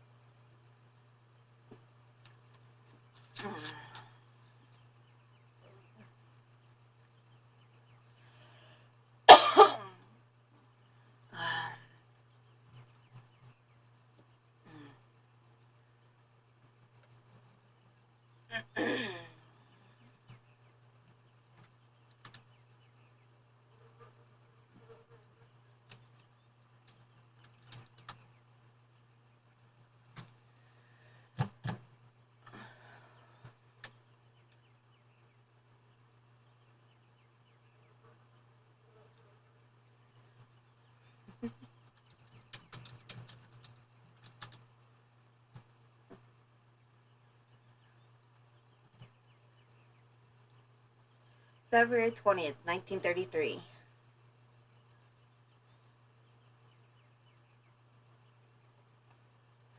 It's not that Hans cannot speak, it's rather that he doesn't want to speak. He uses the least possible words for communication, except for with me. But he is still very economical with words. May 15th, 1933. Incredible. Hans was not just satisfied with learning how the automaton assembly line works Instead, he has completely redesigned it. Father, Monsieur Grips are taking a serious look at his plans. July 10th, 1933. Father wanted to talk to me about my future. Since I passed my exams, he wanted to send me to university because he says my intelligence is astonishing. My heart was beating so loud. It's true I do love studying, but I couldn't bear to be away from Hans. September 2nd, 1933. What a ghastly summer. I have been permanently torn between my desire to go to the university and my refusal to leave my brother. I talked about it with Hans, but he said nothing. The same evening, I found my own little mammoth broken. October 9th, 1933. Hans had another fit of hysterics. At dinner again, Father announced that Hans' new assembly line would soon be finished. However, they have removed the automaton parents that shouted orders as they were deemed superfluous. Hans was livid. He had hurled the soup dish to the ground and stormed off to his bedroom. What will happen between both of them when I am not here? October 17th, 1933. Despite my scruples, I am finally leaving. Hans has not talked to me for a week. Father would not understand if I told him why. I wanted to say, my heart is heavy. It's so heavy. Sorry. Christmas. It is so strange to be home. I had never left home for such a long time before. Once we were alone, Hans did not stop talking. Words just leaped from his mouth. How he laughed at his excitement. He presented me with a delightful little ballerina to replace the mammoth, he told me. I was so touched that I started crying. The distance has done nothing to harm the strong bond between us. September 10th, 1937. It is strange to pick up this diary once more. At first, my impulse was to tear it up, but I resisted and instead succumbed to my second desire, which was to write for a while. I am alone in the attic once more. I have been home for 2 months now, and after a summer spent living with the intense joy of being reunited with my brother, Hans has returned to the factory. Father is aged so, and Gertrude arthritis causes her terrible pain. September 13th, 1937. All along, these last 4 years have been kind to father and Hans. The relationship is less tense. They do not exchange much conversation, but they now have a thing in common, the factory. I'm even beginning to feel a bit jealous. Silly, really. September 17th, 1937. Hans hasn't changed. To help Gertrude, he has assigned a totally automated kitchen, and Gertrude can't stop moaning at the wooden puppets. Oh, I adore them. October 9th, 1937. I went to go and see Father and Hans at work. I haven't been to the factory for ages. It is strange how much it has changed. I was very curious to see them and said about their task. I like Father's new office very much. Hans has a small workshop on the first floor, crammed with odds and ends, unfinished robots and designs, exactly as I imagined it, in fact.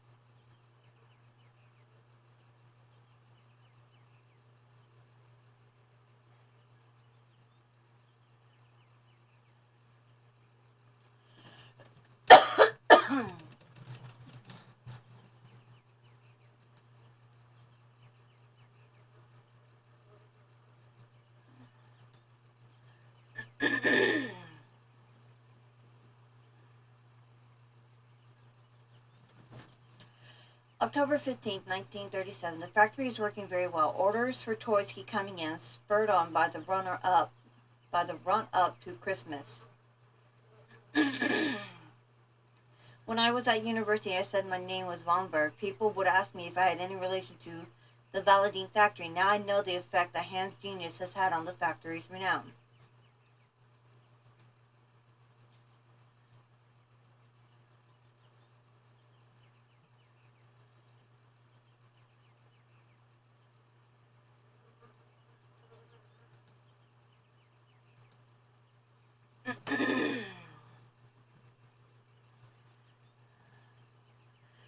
November 2nd, 1937. To make myself useful, I started helping Father set his papers in order. The most extraordinary thing of all is that the first time I ever have the impression that the three of us form a real family. December 8th, 1937. Hans never ceases to surprise me. Between home and the factory, his behavior is very different. In his workshop, he's serious, concentrated. concentrated. Yeah. A proper young man who keeps his eye on everything going on, constantly on the move and in control.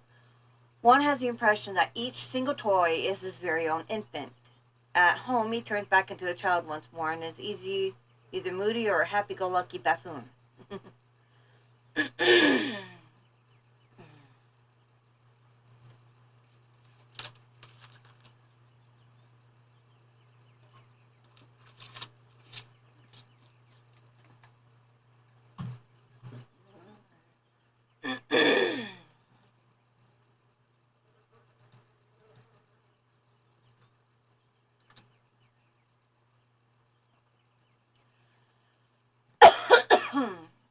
I am really sorry about the coughing. Christmas, the most wonderful Christmas of my whole life. Hans and I could not stop giggling like children beneath Father's disapproving glare. I know that he's only pretending, really. Our hearts are so full of hope.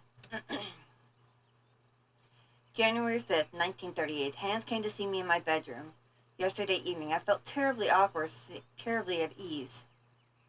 I might have guessed. Hans wanted to leave. Leave Valdivine, the house and the factory. He wants to go traveling. He doesn't know where to or how far, for how long. That's just like him. I was so shocked that I had told him his plans were foolish. He left my room without a word, his head bowed. January 17th, 7th, 1938. I thought that he wanted to leave because of father. Not at all. It's because of the mammoths. He wants to go tracking mammoths. I thought he had gotten over his accession. I know my brother only too well. I wouldn't dream of telling him his quest is useless. It's only worth it. It isn't worth it. He will not listen to reason. January 10th, 1938. I was so selfish the other evening. I returned to talk to Hans and asked him gently if it was sure of his decision. I already know what the reply is going to be. Nothing will make him change his mind.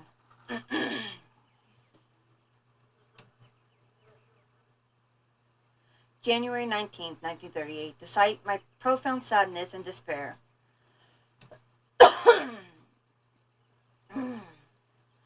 I must help Hans fulfill the destiny he has chosen and announce the news to father. I fear the worst. January 24th, 1938. The worst was worse than my fears. Father's anger was terrifying. He shut Hans away in his workshop at the factory and has forbidden all visits except for Gertrude, who feeds him.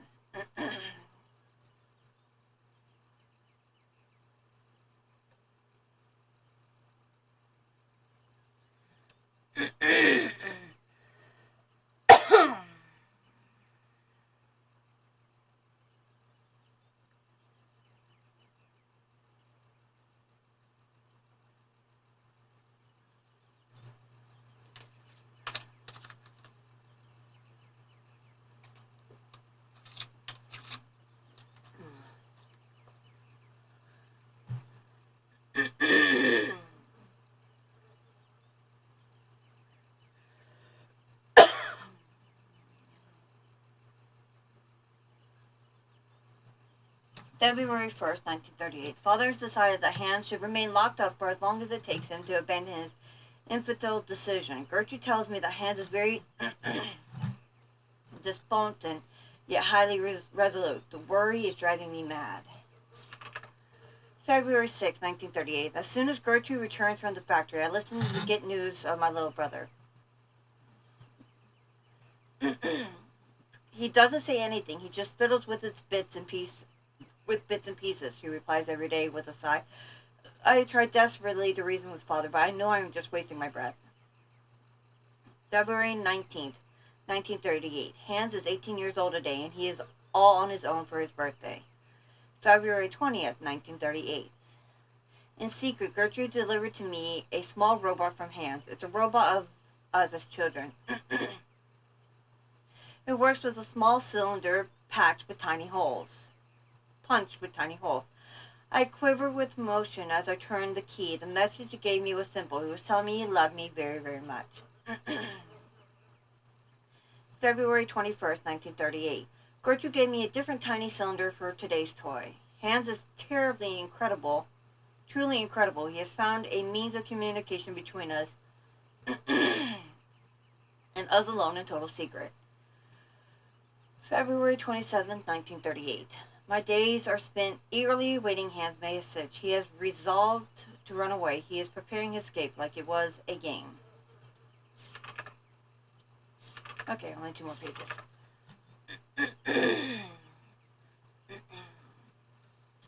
1 second, I'll be back on mic.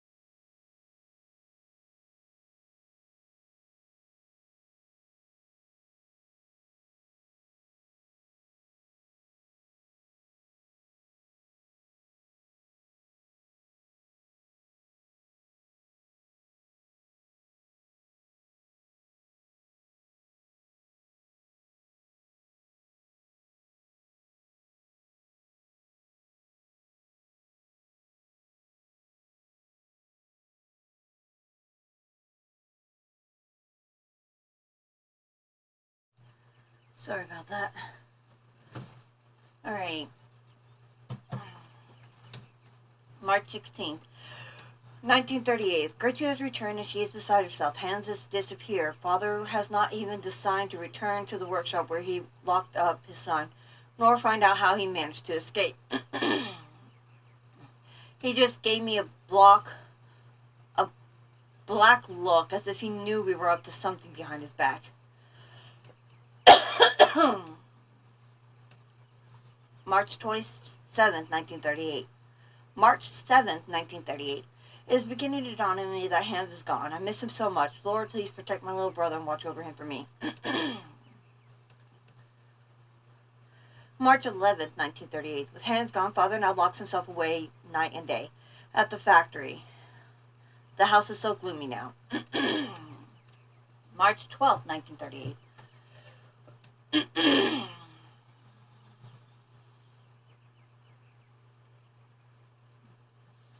This morning I caught Father in the drawing room installing a coffin on a trestle. The sight of it made my blood freeze. What on earth is he up to? My questions meet only with stony silence and a permanent black countenance.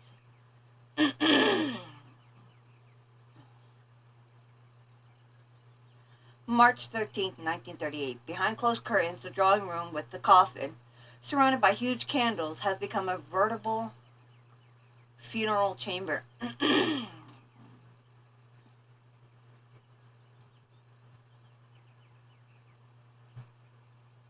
March 14th, 1938. This is ghastly. I just understood what Father's up to. This morning the priest came to pray before the coffin, and I finally caught on. Father is in mourning for the death of Hans. Father made the priest believe that his son was dead. How could he do such a thing? Because Father is an asshole.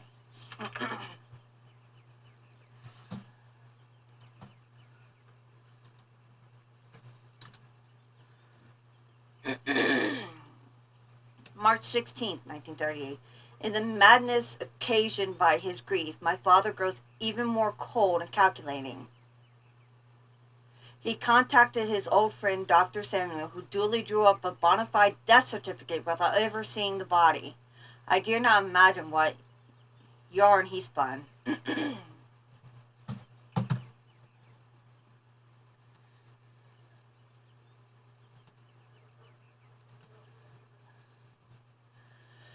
March 17th, 1938. Hans' funeral will be officially held next Sunday. Father strictly forbid me to attend. The sordid masquerade makes me feel ill, but I cannot denounce the subterfuge, or else I will display my father's mental instability to the world. The shame will kill him, that much is certain. March 13th, 1938. March 23rd, 1938. I have to get away, far away.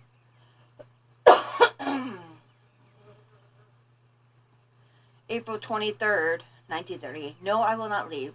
I have thought long and hard. My life is here, next to my father. He needs me too much now. The factory needs me because Father is now incapable of running it. Because Father is incapable of running it now. Besides, I can only find peace of mind among Hans' robots, and how shall I know when he has sent me new ones if I am not at home to receive them? No, I shall not leave. My destiny is to remain here and keep watch. God, Lord, that was a lot of talking.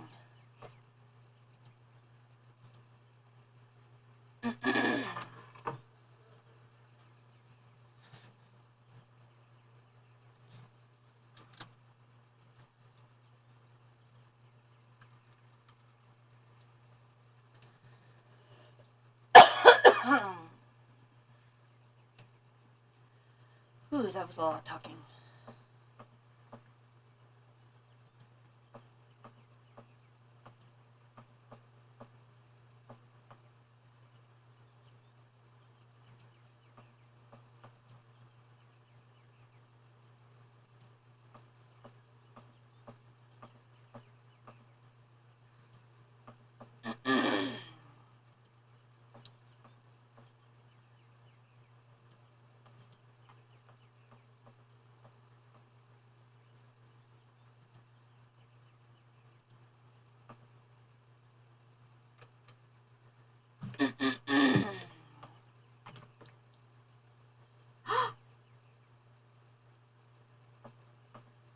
mammoth. You draw mammoth for Momo? Oh, Momo, it's you. You scared me.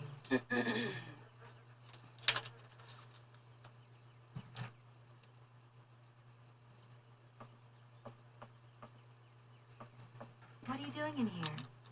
Momo want mammoth picture. Like Hans picture. Sorry, I haven't got a picture of a mammoth with me. Take paper and pencil and draw mammoth for Momo.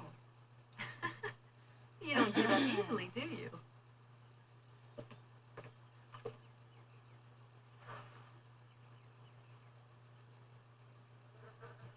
Do you know if Anna came here often with Hans?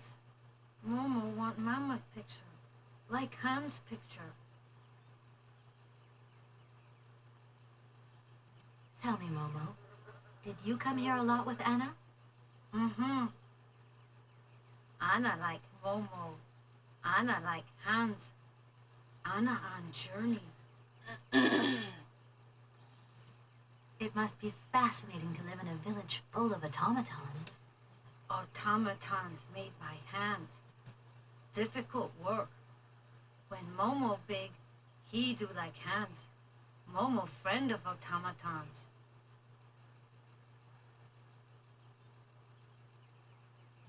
There's something I'm looking for, but I don't quite know what. I need a clue, anything that might tell me what Hans is. You want to help me, don't you? First, you draw mammoth for Momo. And if I help you, you help me, right? Momo know Kate is kind. Kate draw mammoth for Momo. Then Momo tell Kate secret. You've got a secret? First, draw mammoth for Momo. You're a sweet kid, Momo, but I can't draw, least of all, mammoths. Draw mammoth easy. Hans draw mammoth. Anna draw mammoth. Kate too. I mean, maybe I could do a quick squiggle of a box, say, that has a mammoth inside. No, Momo want a real mammoth. My goodness, you are one stubborn boy. Momo, I've got to go now. But see you later, maybe. Let's see, after all that flippin' talking.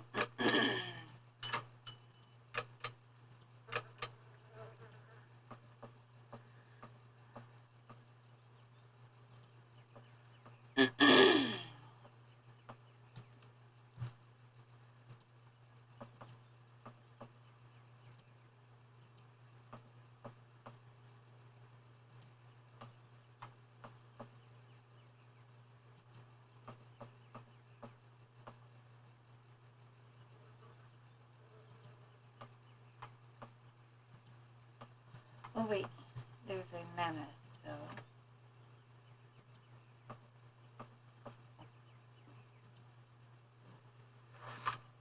Ha ha ha.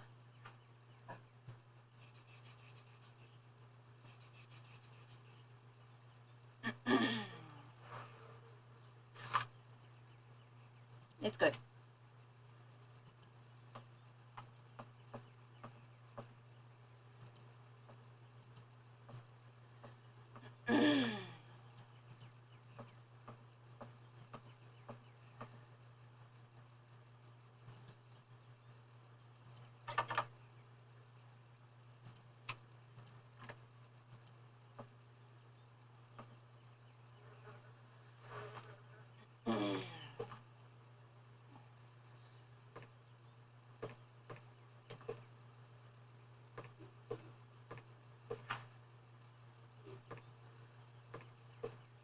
Thank you.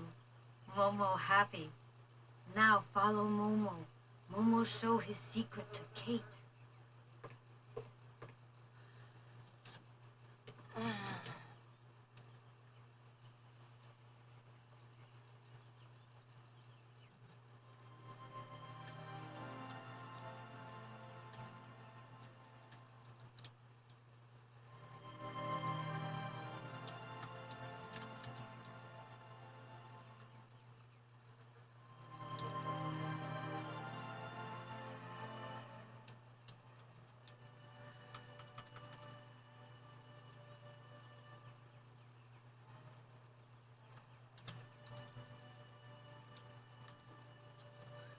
Is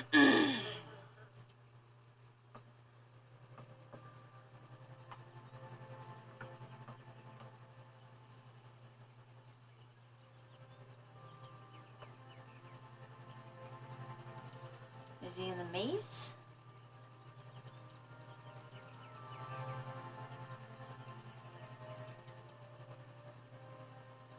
Guess we'll see in a minute.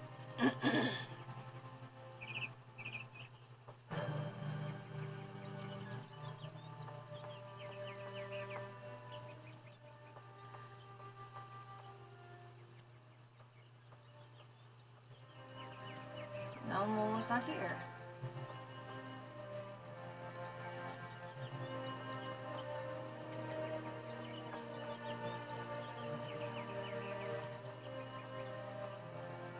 Okay, so he's not here. He's got to be towards the front of the house then.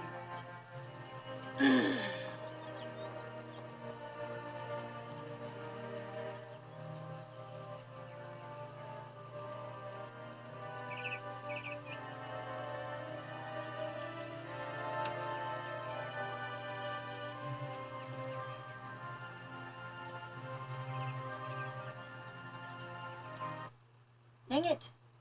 I hate it when it does that. I click too far off the screen.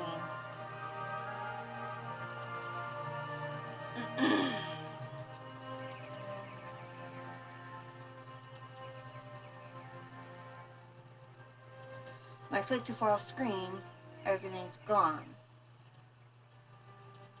When I come back other than me.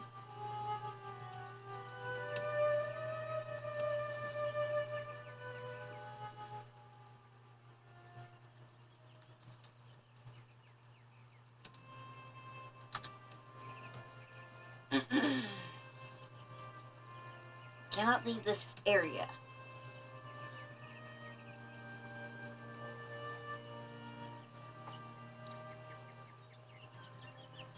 In case I screw up and break it where it shuts down like last time.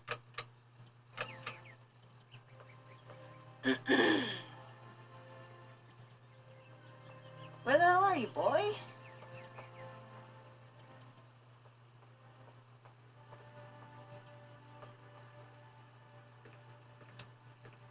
Couldn't they do that when I was trying to run around and find him?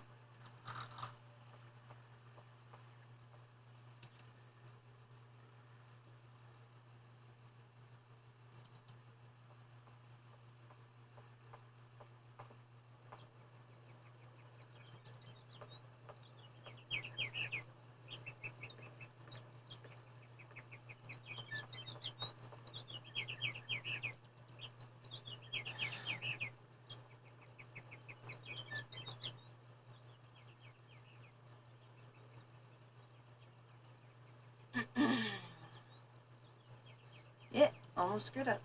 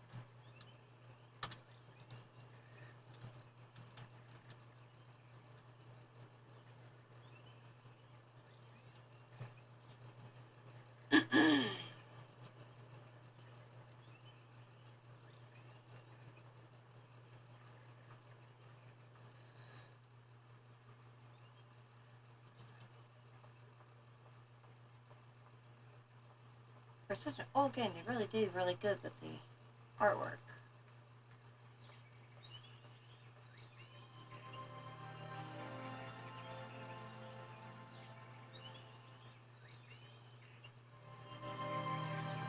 Where the hell did they go?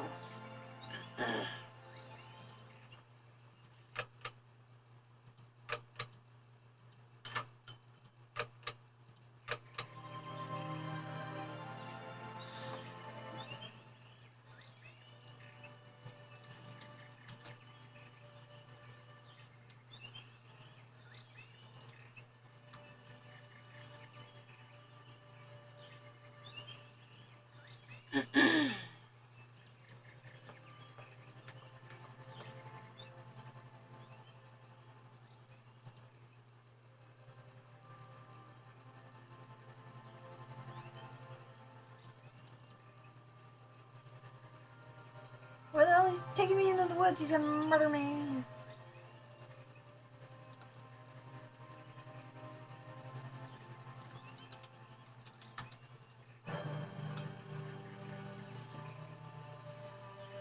Take me out in the woods. He's gonna murder me.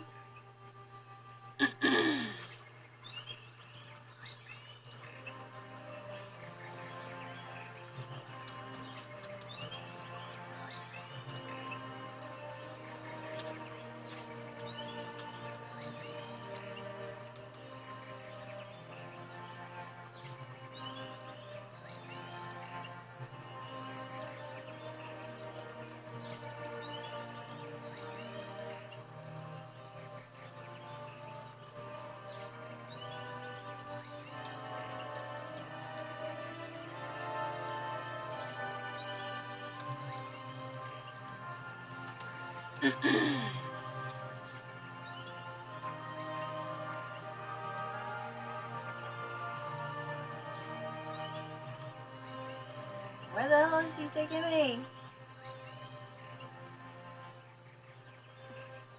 Got a path there, path up there. Could possibly take the boat.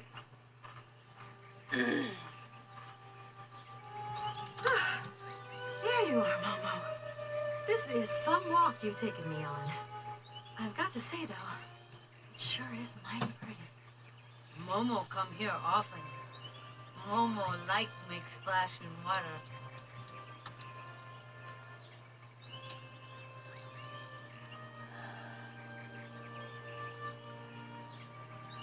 Why have you brought me here? Mammoth doll in cave. Very important for hands, Anna say. Cave? What cave? Where? Momo not liar.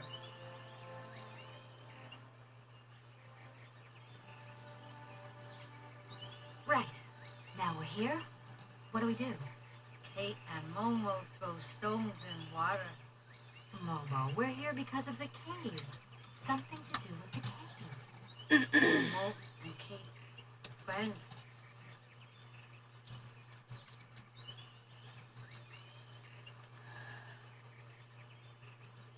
Tell me, Momo, do you really think that after all these years, Anna's brother is still alive? Anna always say hands go away, but hands come back maybe. Tell me, Momo, did you come here a lot with Anna? Mm-hmm. Anna like Momo. Anna like hands. Anna on journey.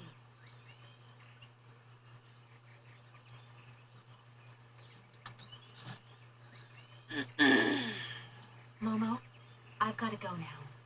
But see you later, maybe.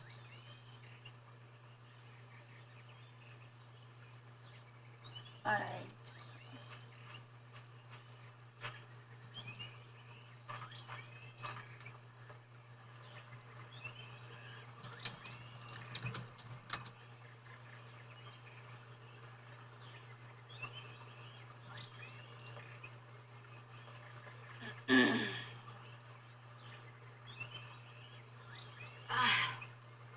Must be broken.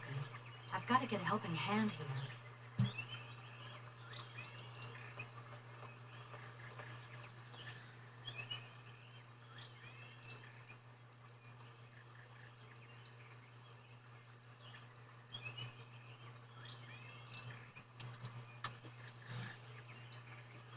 Alright.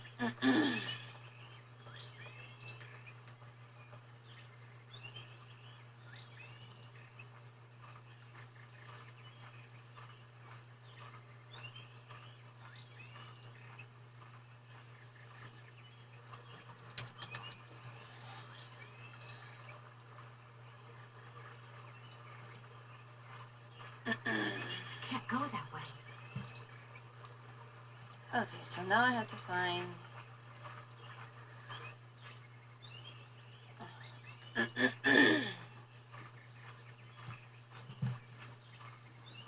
Momo, I something else I want to ask you. Momo listening. Why have you brought me here? Mammoth doll in cave. Very important for Hans, Anna say. Cave? What cave? Where? Momo not liar.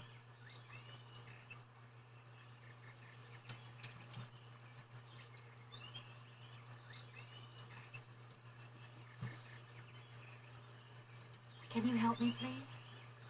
What do? Help me open the dam. Momo strong.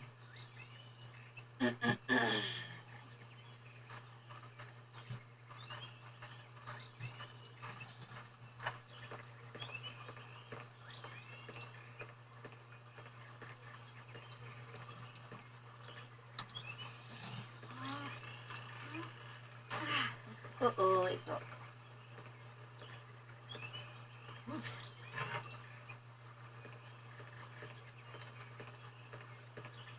You broke it and you're just gonna leave?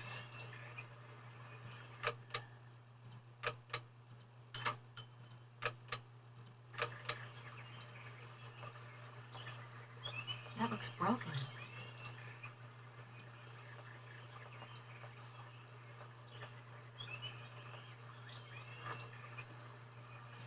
I wish I could open my map.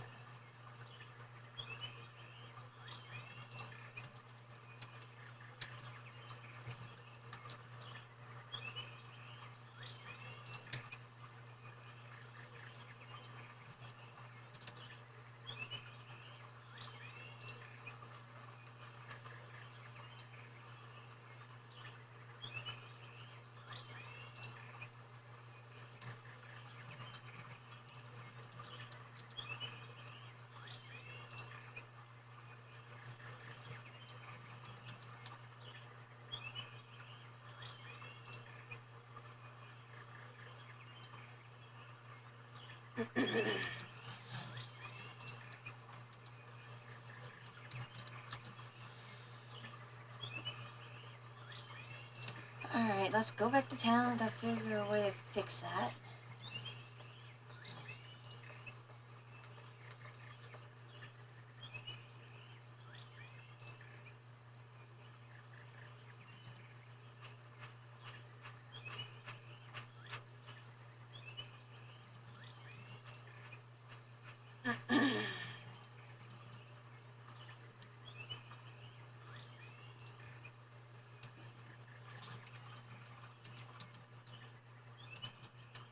I could use one of the oars from this boat as a lever. But how am I ever going to get a hold of it?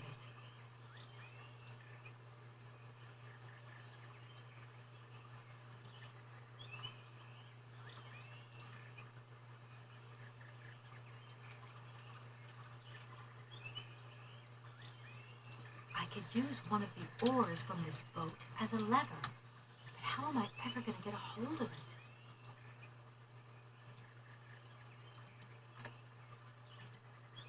Ugh,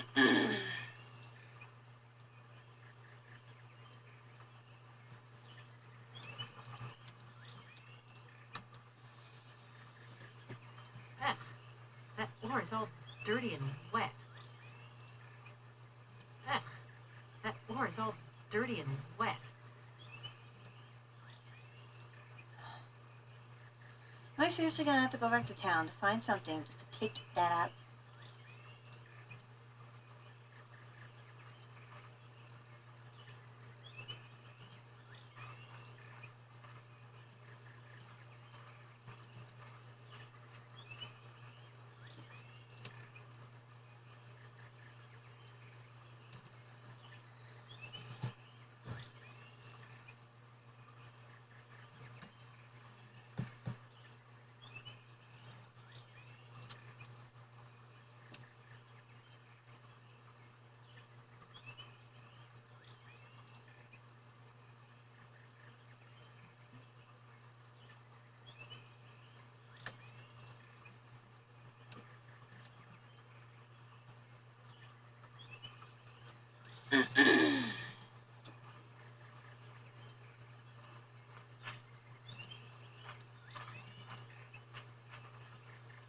Momo, I've got something else I want to ask you. Momo listening. I've moved the ore nearer. Be a good boy and carry it for me? Momo say yes.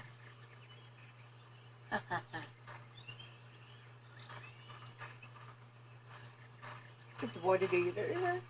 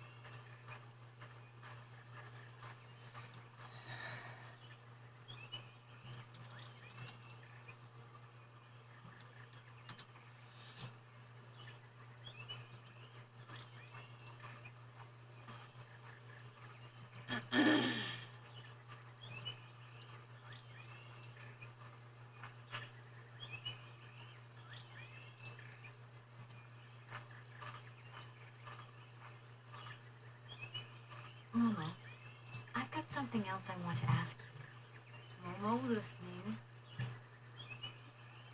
Can you help me, please? What do? I need a hand opening the dam. Momo say yes. Momo strong.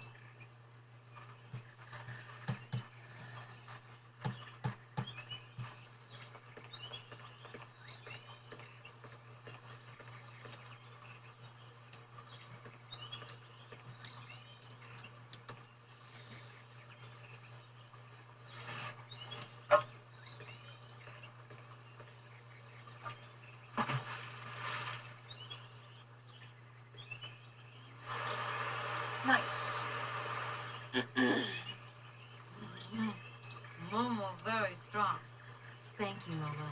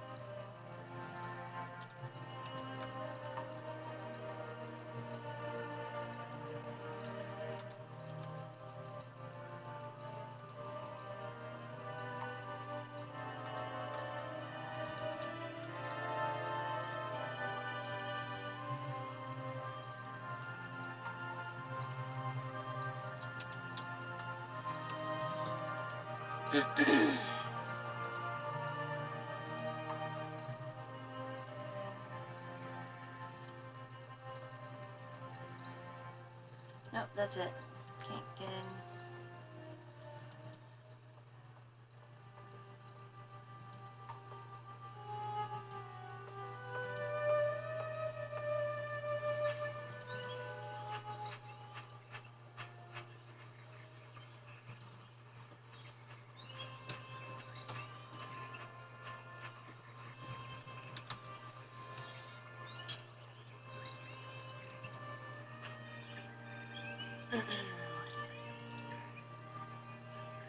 Hello? Kate? Is it you? Well, yeah, who did you think it was? I didn't recognize your voice, that's all. Must be the distance or something. So, spill the beans. What's Europe like? You lucky lady, you. Honestly, I never get that kind of break.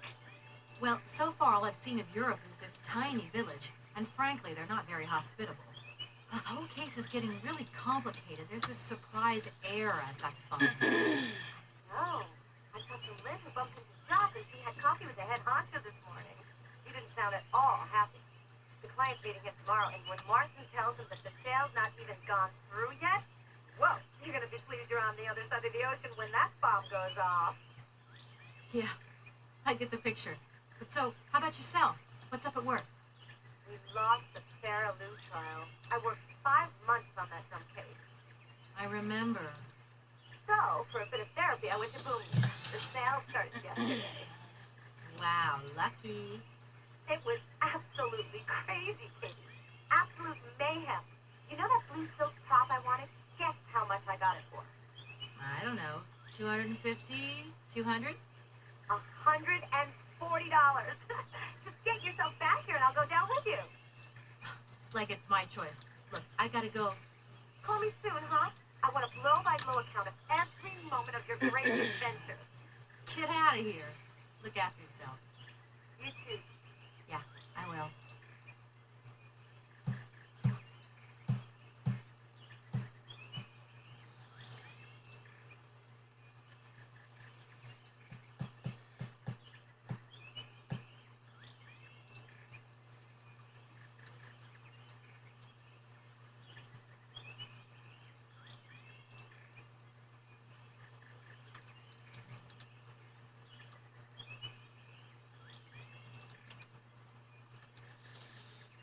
All right.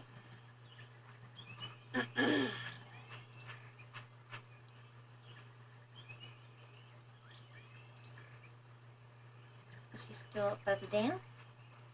I should check before I head out.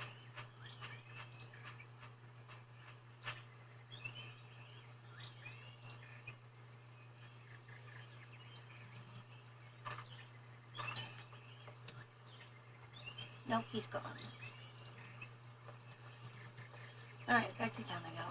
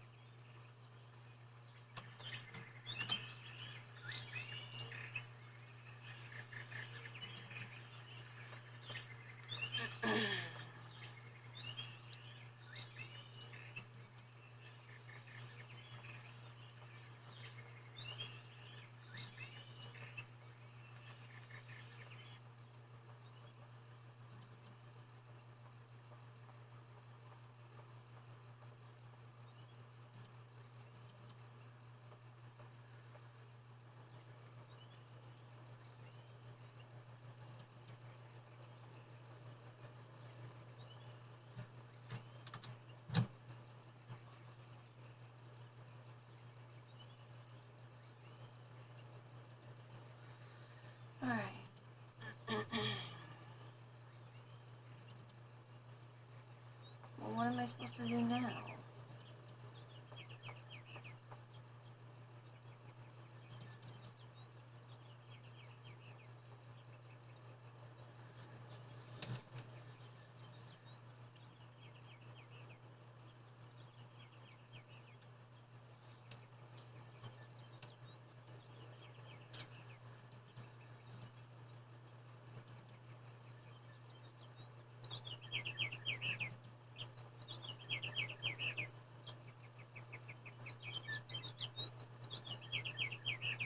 The mammoth doll. Ink bottle.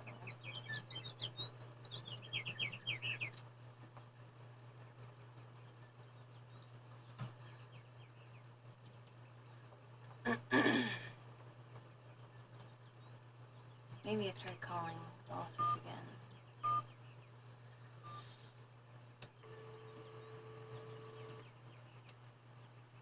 You have reached Martin and Mormon Associates. We're sorry, but all our lines are busy. Please call back later.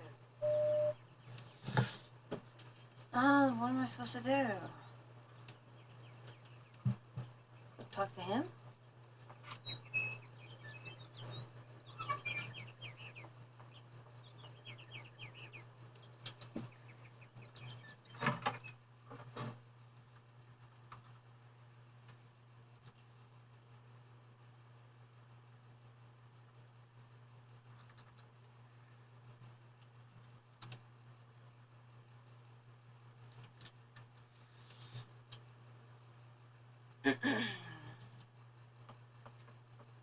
I'm back again. Miss Walker?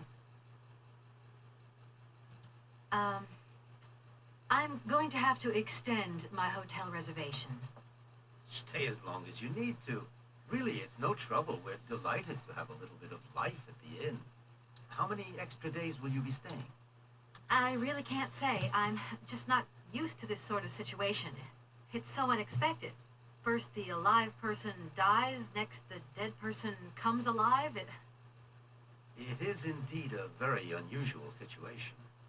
We have a cousin who has an inn in Bremen. He has problems with ghosts.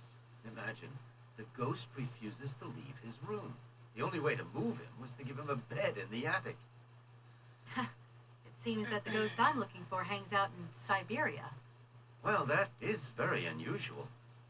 Please, do stay in the room as long as you wish. If only I had a wish. I think I'm going to need your help again. Are you leaving already, Miss Walker? Should we bring down your luggage? No, I'm not leaving yet. It's just that... We would love to help, Yeah. just think what would happen if the telephone rang, or if a fax arrived, or if a customer came through the door.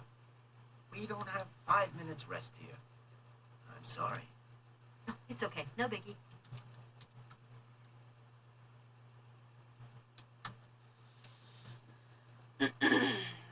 I have been led to believe that Hans Wahlberg is still alive. What do you think of that? Nonsense. The young Vorarlberg died in an accident at the age of 18. The whole village was shocked. I can still remember my mother telling me the horrible details. Go take a look in the cemetery if you don't believe me.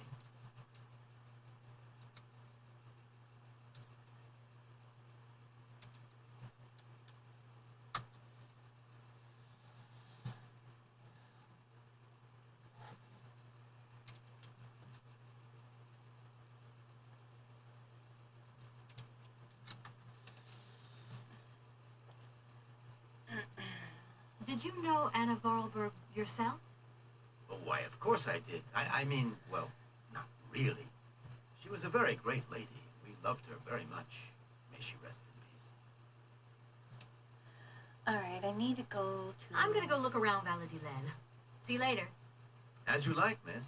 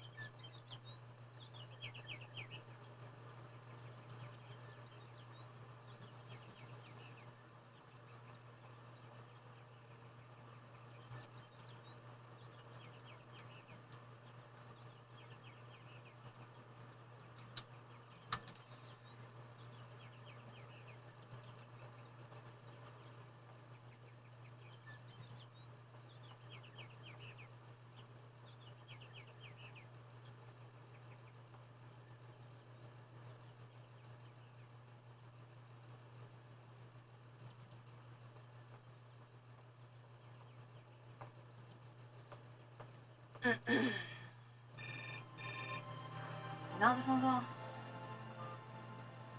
Hello. Kate, so what's new? We've got a problem, Mr. Marson. What problem? Come on, Kate, don't beat around the bush. There's maybe an heir. What? Hans, Anna Vorarlberg's brother. Looks like he's still alive. We can't buy the factory without his consent. What? What is this? Where's this mystery brother come from? And more to the point, where is he? What did the notary say? Nothing. I mean, nothing else. You know, sir, it's an odd town here. Everything's odd. The people, things. The situation's not straightforward. I have a small bit of research to do. Listen to me, Kate. Universal Toys is one of our biggest clients, and I don't care how weird that town is. All that matters is that you do not set foot back in New York before you've tied up the deal. Get the picture. Yes, Mr. Marson. You can count on me. Darn it!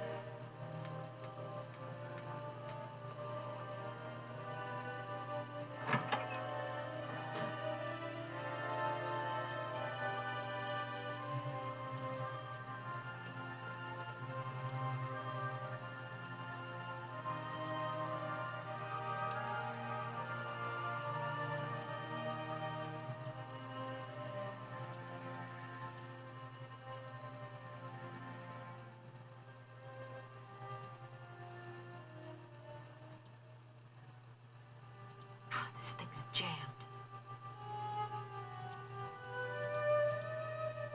I need a key.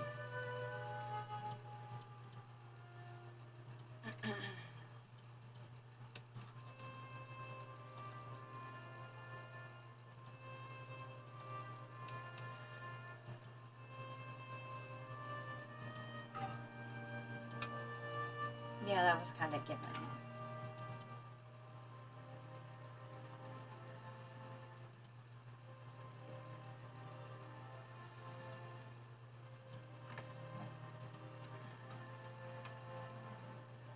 This thing's jammed.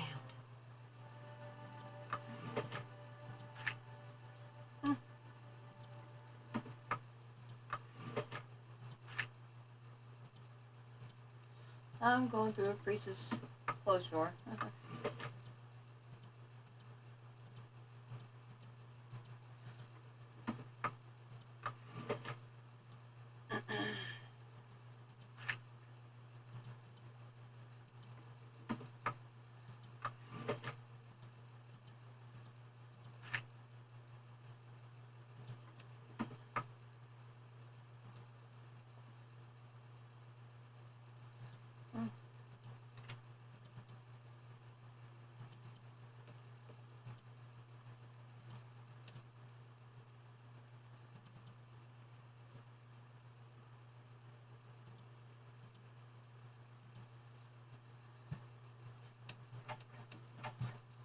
No point. It's locked.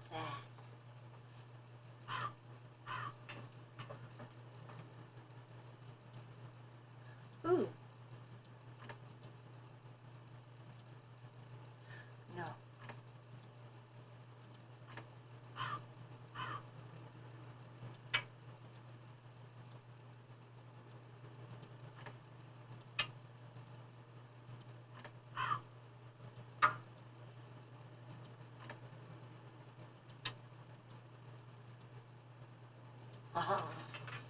I'm a genius. Don't know what else for, but if it works, it works.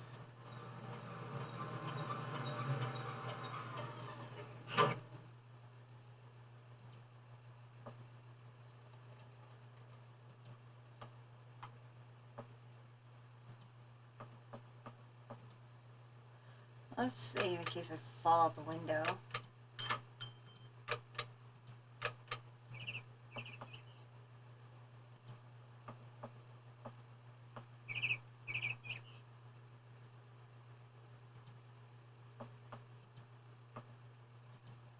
If that's going to work, it looks like something's missing.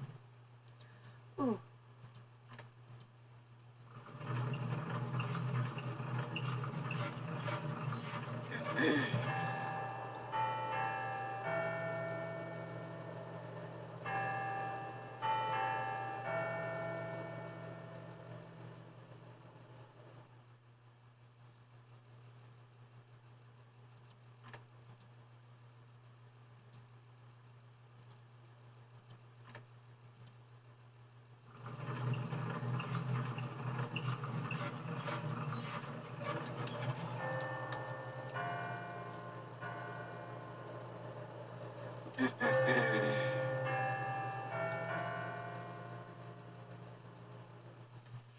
Yeah, that's not the card.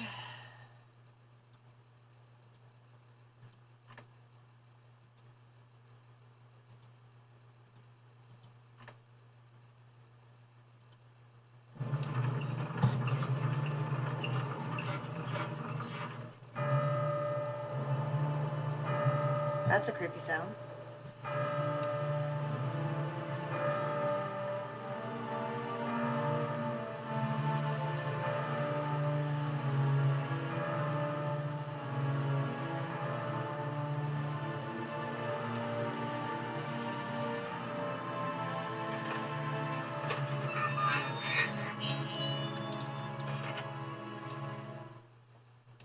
I no longer need these punch cards. Man, I should have played the other one before. But figured out something before I even went over there, so.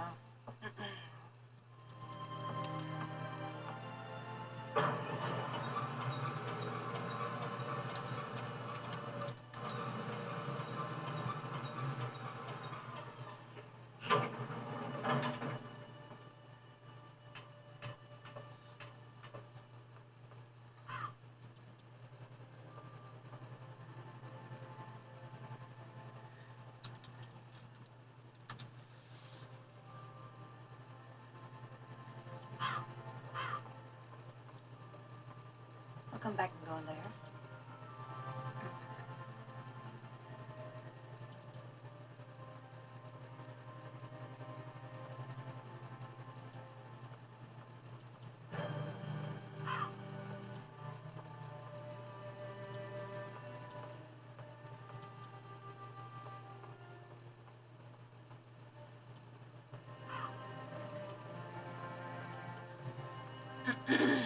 Probably have to do something here later, or just put it there for shit and giggles, which wouldn't surprise me.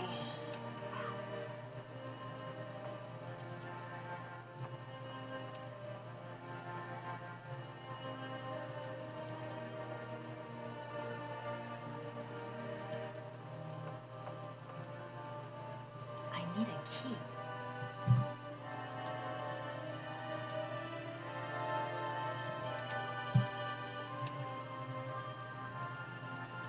I can't go that way. Back to the main building. I knew she had slept in before I came out.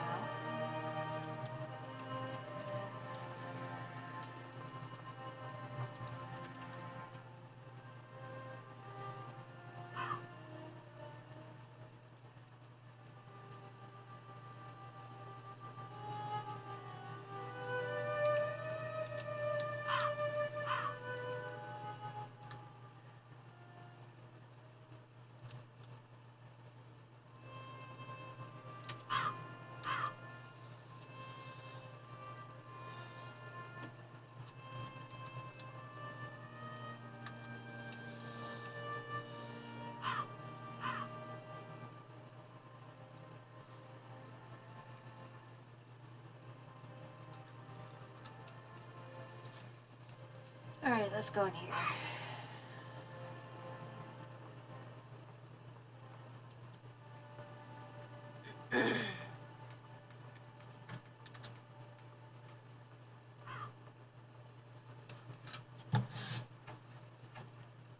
No point. It's locked.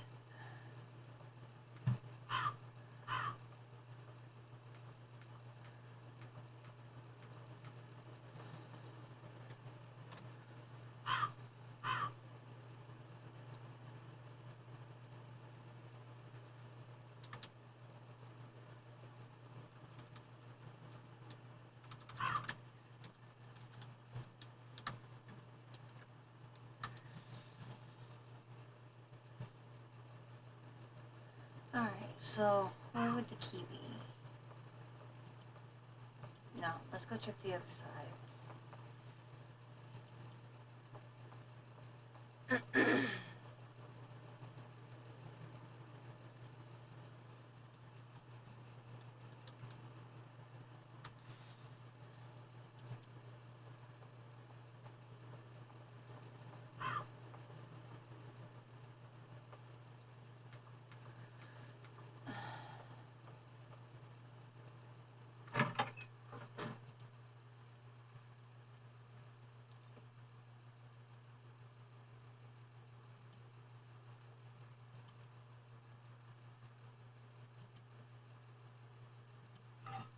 That's where the key lies.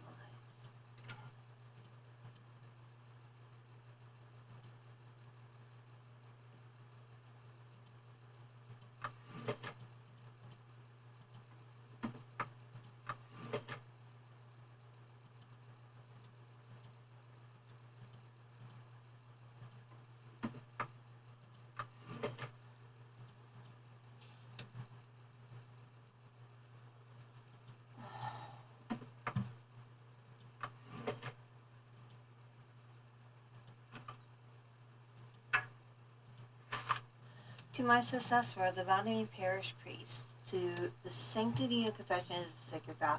So these revelations are the result of much soul searching and reflection. One day in March 1938, Rudolph Ember knocked at my door. I was a young priest then and was overwhelmed by the dominant personality of the town's most important figure. I remembered it was raining that day, and beneath his dripping hair, Mountain Wahlberg's face was very expression of eternal pain itself. Through gritted teeth, his eyes swarming with grief, he announced that his son Hans had just died. He wanted me to come immediately to bless the body. I entered the dark drawing room at the family home. Hans' coffin was set in the middle, sealed shut. Monsieur Vonneberg explained to me that he wanted no one to see the body of his son. Hans' badly mangled corpse had been discovered at the bottom of a precipice, or canyon, pretty much. It was presumed that he had slipped and fallen badly. Despite his 18 years of age, the young Wahlberg did not have all his faculties. I believe him. I led the funeral and officiated the mass and burial. We buried Hans Wahlberg with all the dignity and solemnity befitted such a tragedy. Life indeed hangs by a thread, and I would have surely forgotten this episode only. Several years later, after her father's death, Anne Wahlberg had an accident at the factory and nearly died. Such a close call with death seemed to awake her in a need to confess. What I heard that day would haunt my dreams thereafter.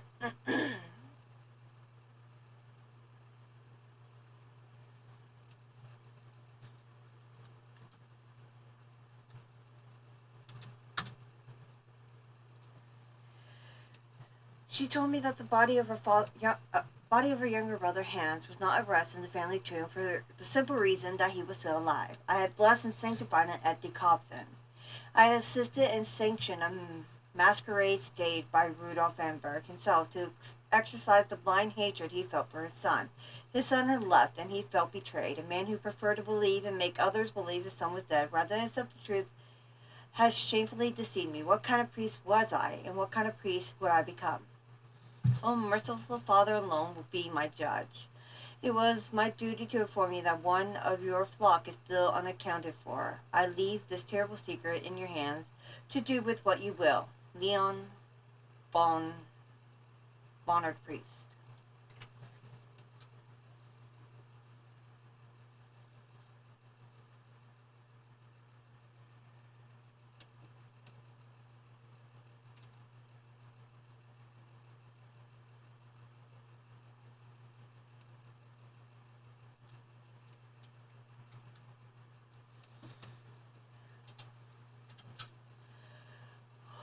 Lovely.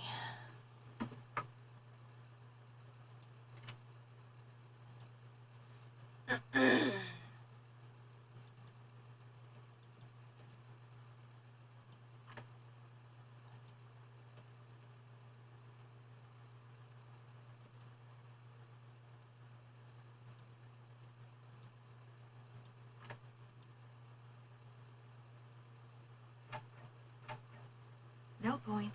It's locked.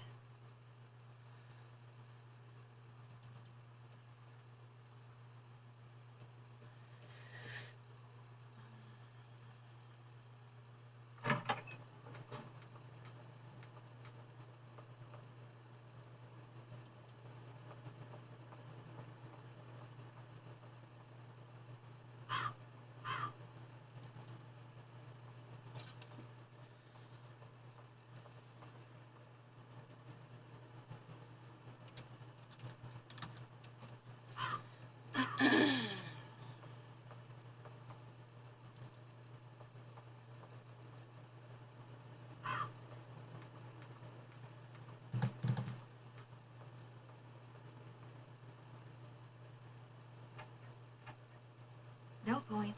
It's locked. I figured.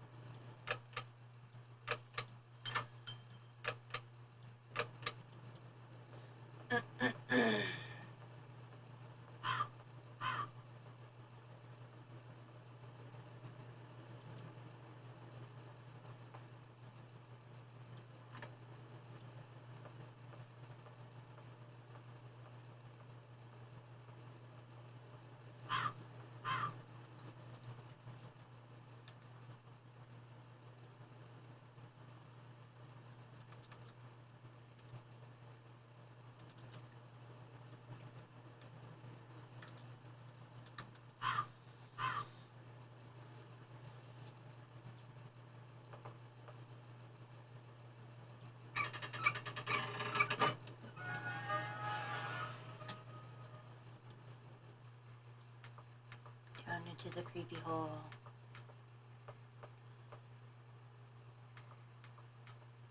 I'm just gonna play around the cemetery.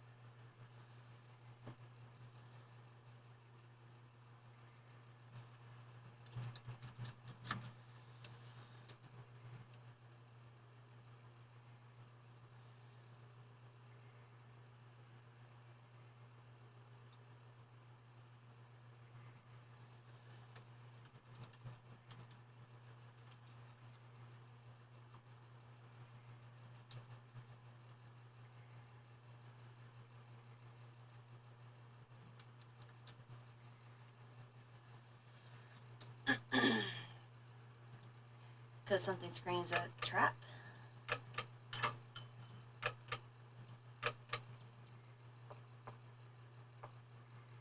Hans Volberg.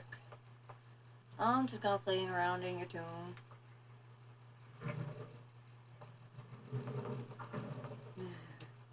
Sounds creepy.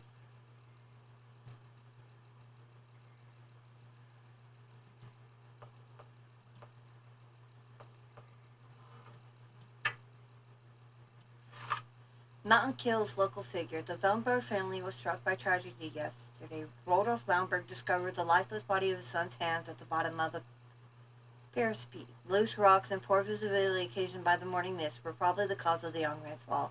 This is the theory put forward by the family, as there were no witnesses. Hans had just turned 18-year-old old. 8 years ago, he suffered a similar serious accident from which he never fully recovered the full use of his mental faculties. Despite living almost as a recluse, he was still a well-known figure as a future of Volberg Manufacturing lay in his hands. We at the Volberg Gazette wish to extend our deepest sympathy to his family and express our sincere condolences to Rudolf von Berg and his daughter Anna, who today becomes the sole inheritor of the Amaton factory.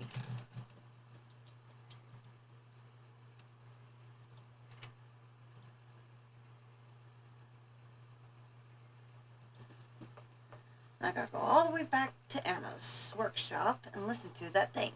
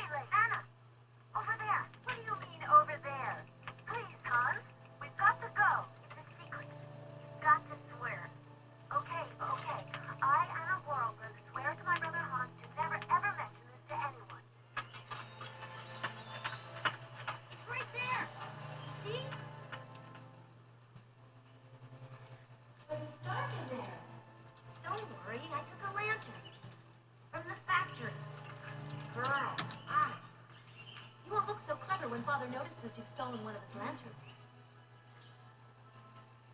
Oh, I'm all covered in mud because of you. Look, Hannah. Look. I've seen paintings like this in a library book. They're like you swore, Hannah. It's a secret between you and me. Hey, look. There's something else up there. Oh, come on. It's like a toy. I have to have it. Give me some light. But Hans, it's much too high. Do be careful, Hans.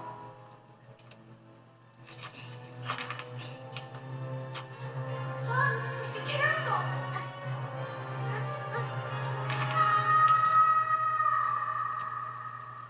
For weeks, my brother lay in a coma, hanging between life and death. And then one morning, he opened his eyes. But I knew he would never be the same again. We never did return to the cave. And to this day, I have never, ever betrayed our secret.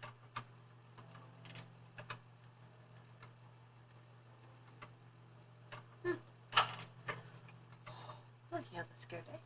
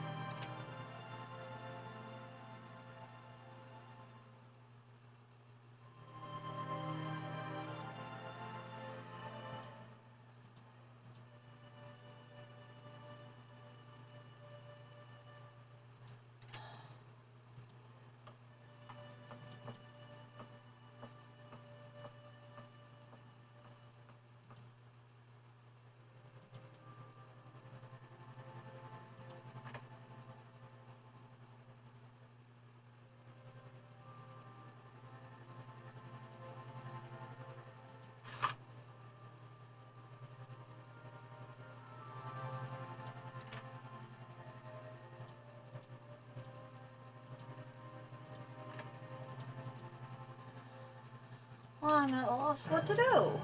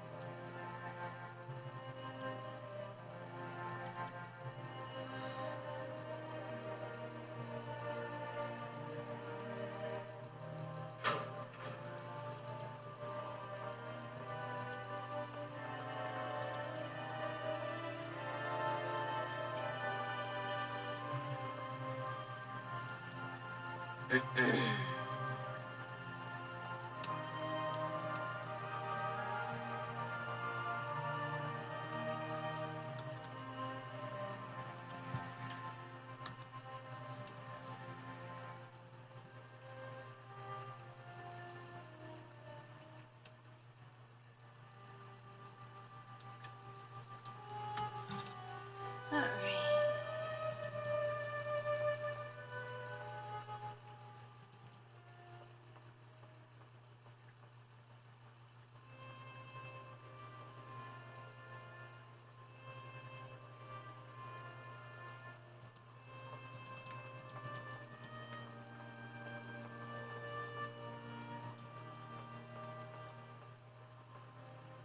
I don't need to do that again.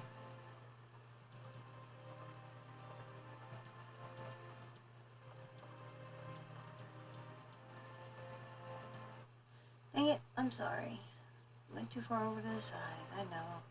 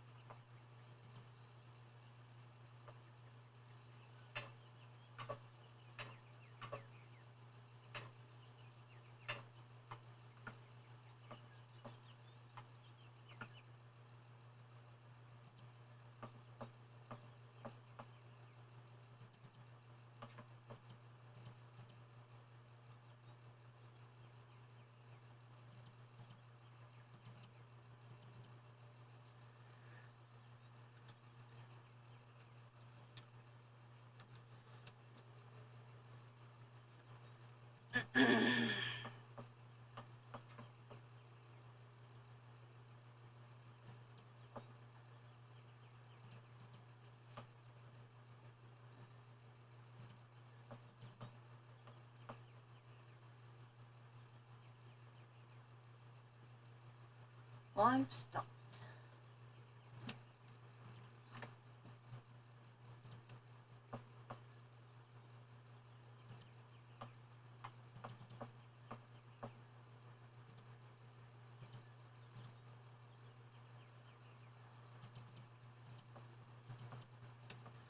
There's got to be a key somewhere to get into the rest of the house.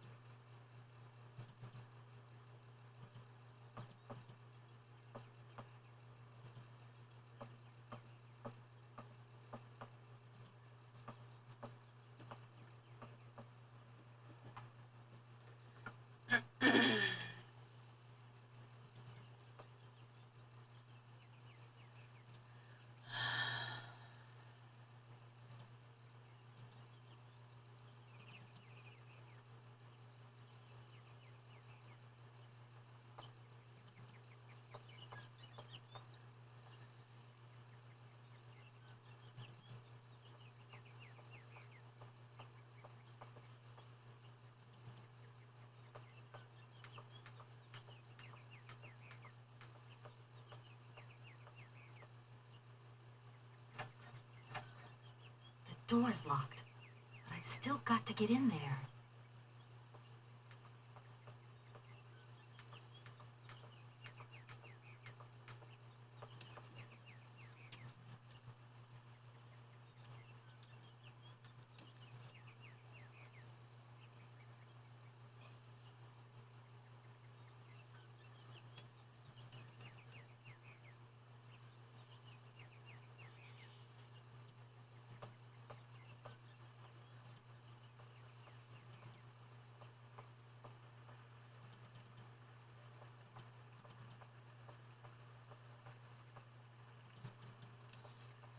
Gotta be missing something in the factory.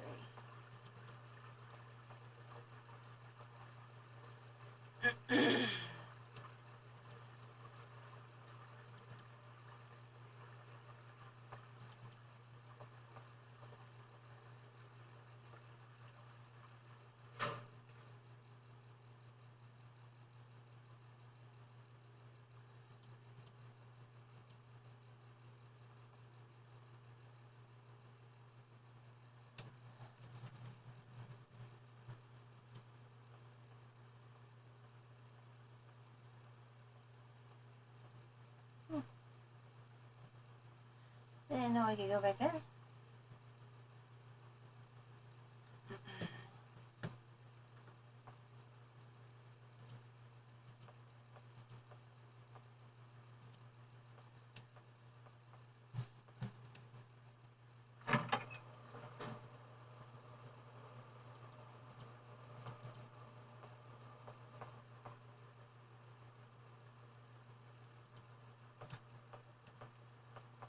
Doesn't look like that works.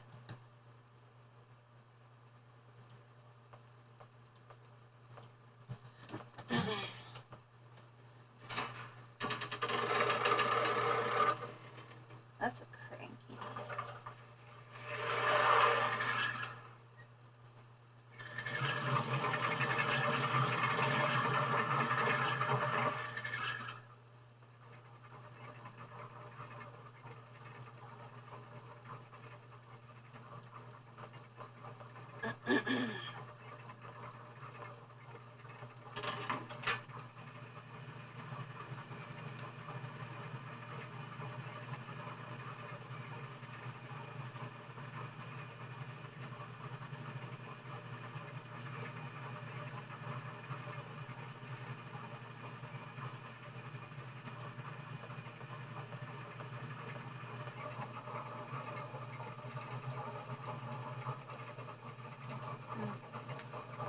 sure I can't get anything.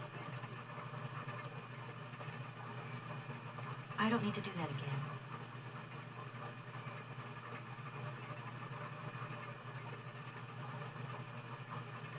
Alright, let's go. See what I managed to make move.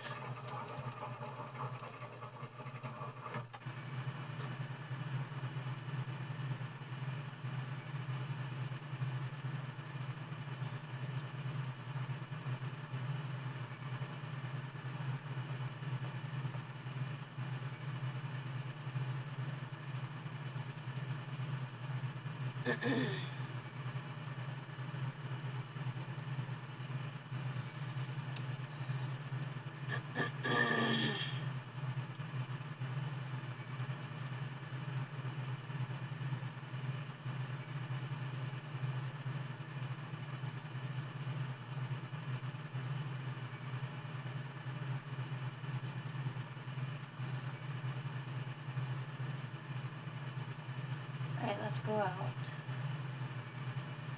Let's see what moves out there.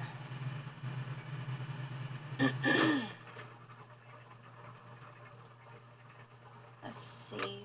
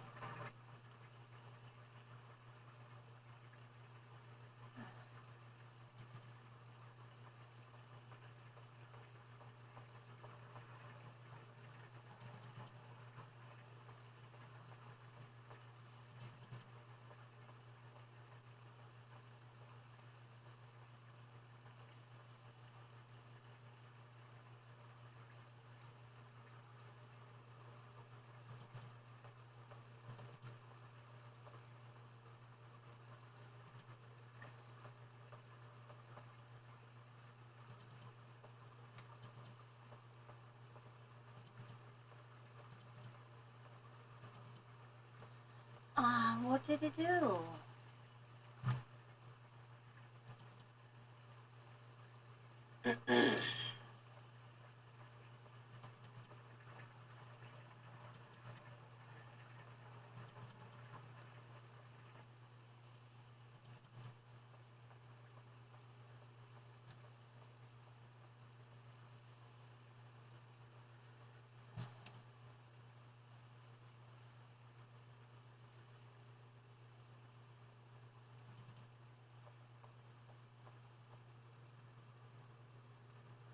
I don't think it did anything in here.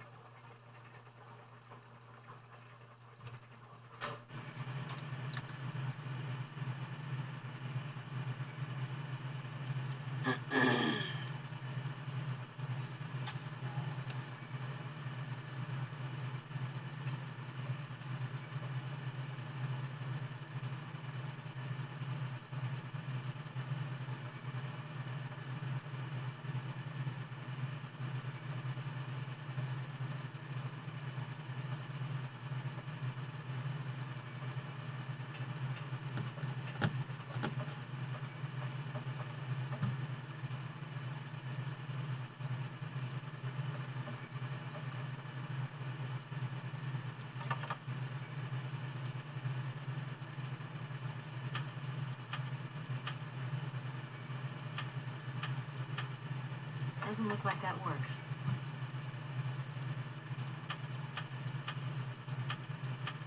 Doesn't look like that works.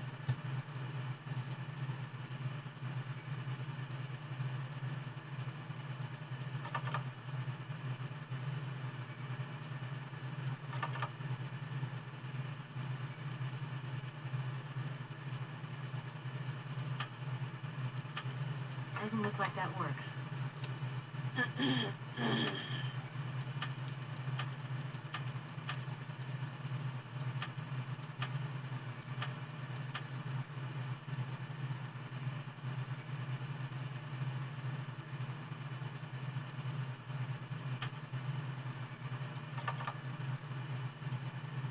Doesn't look like that works. Okay.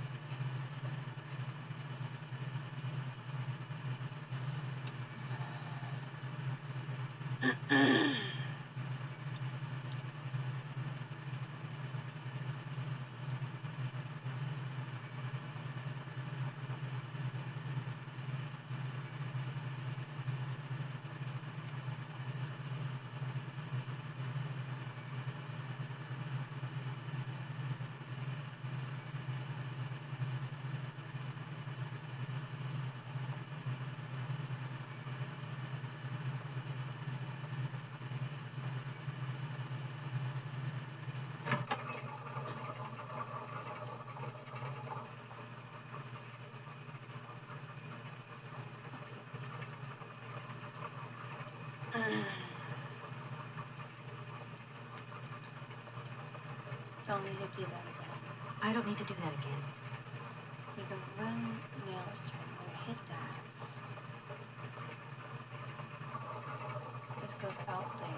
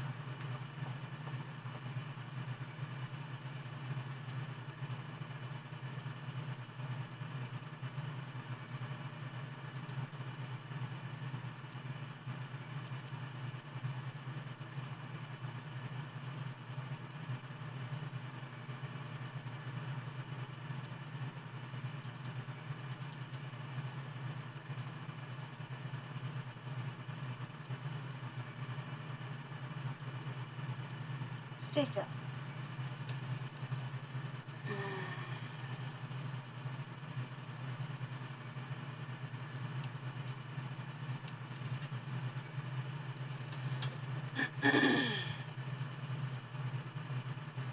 Missing something.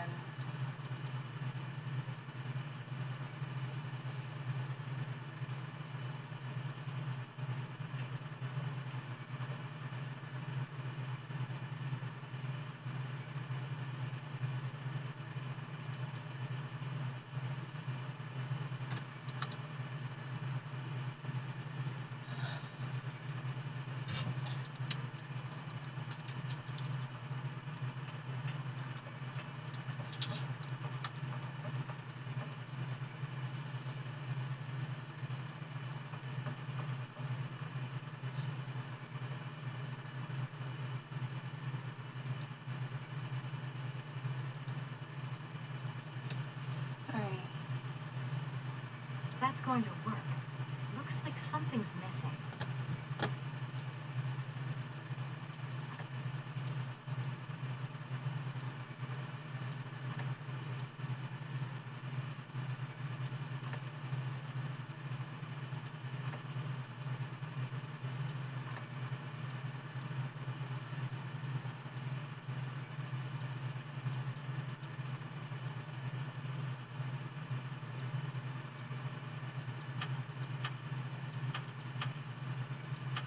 Doesn't look like that works.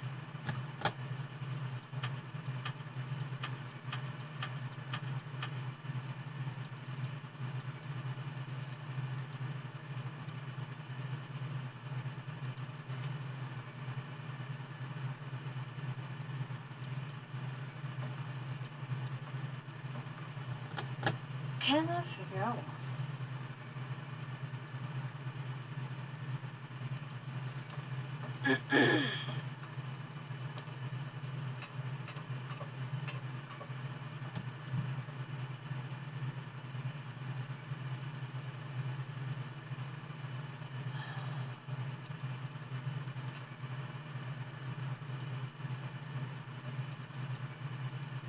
Missing something somewhere.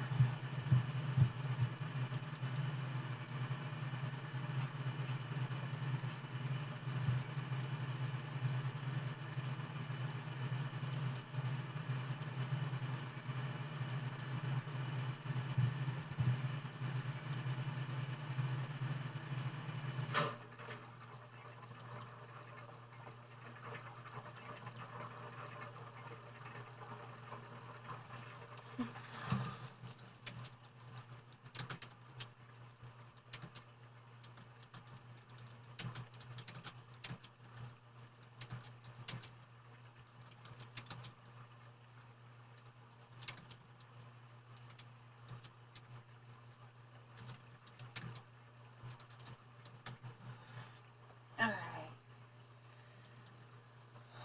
Something somewhere. That is not.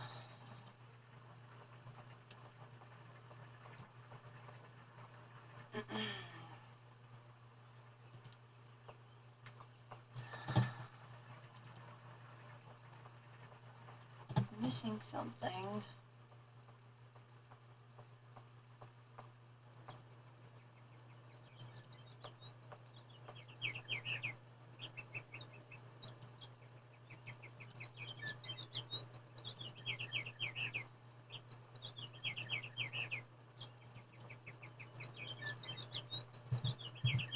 No need to go down there.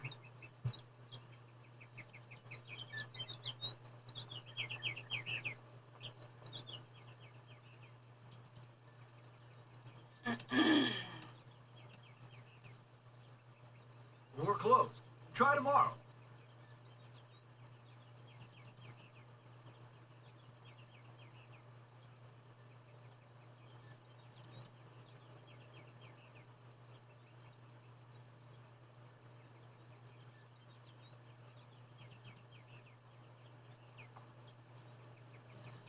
Maybe he has something.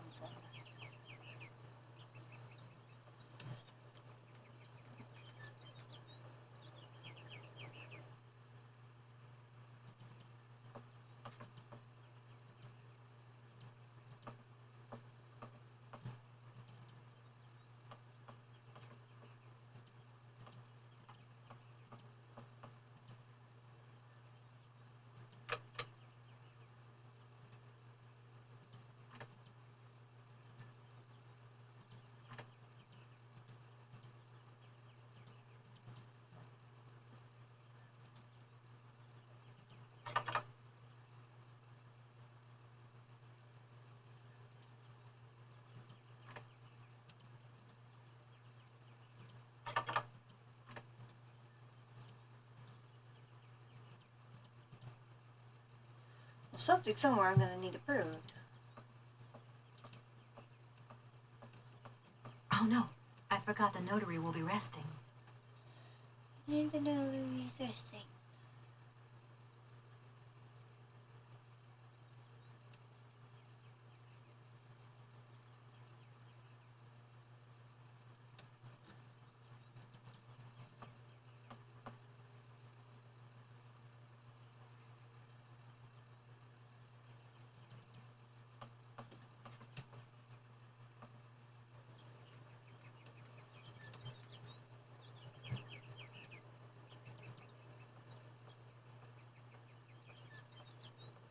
No need to go down there.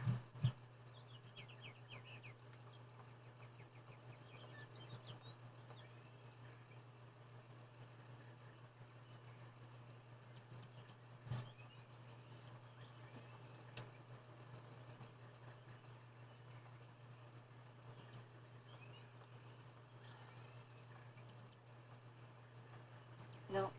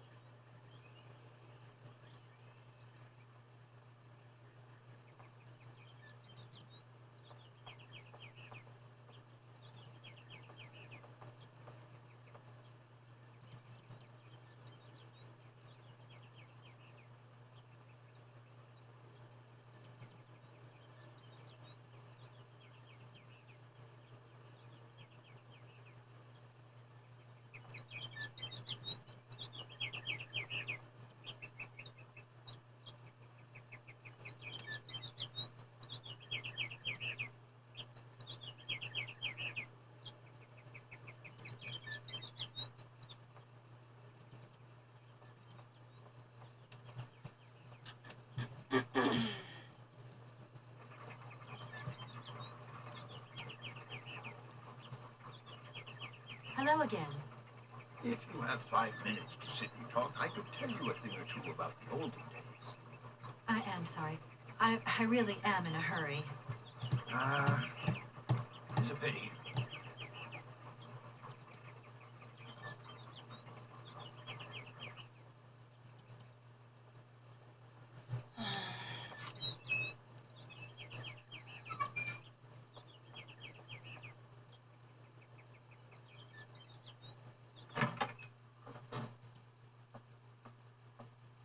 I'm back again.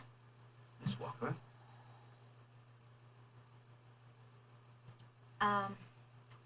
I'm going to have to extend my hotel reservation. Stay as long as you need to. Really, it's no trouble. We're delighted to have a little bit of life at the inn. How many extra days will you be staying? I really can't say. I'm just not used to this sort of situation. It's so unexpected. First the alive person dies, next the dead person comes alive. It is indeed a very unusual situation. We have a cousin who has an inn in Bremen. He has problems with ghosts. Imagine, the ghost refuses to leave his room. The only way to move him was to give him a bed in the attic. It seems that the ghost I'm looking for hangs out in Syberia. Well, that is very unusual. Please, do stay in the room as long as you wish.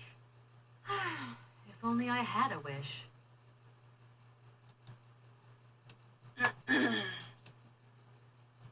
Did you know Anna Vorarlberg yourself? So nothing Oh, new. why, of course I did. I mean, well, not really. She was a very great lady. We loved her very much. May she rest in peace. I have been led to believe that Hans Vorarlberg is still alive. What do you think of that? Nonsense. Young Vorarlberg died in an accident at the age of 18. The whole village was shocked. I can still remember my mother telling me the horrible details. Go take a look in the cemetery if you don't believe me. I just love all these little mechanical robots. Nothing new. I've noticed there are tons of them here in Valladolid. Be careful what you say. Vorarlberg automatons are not robots. If you want people to like you here, never ever pronounce the word robot. Okay. What is the difference between an automaton and a robot, then? Well, to tell you the truth, no one really knows. I'm gonna go look around Valley See you later. As you like, miss. Missing something.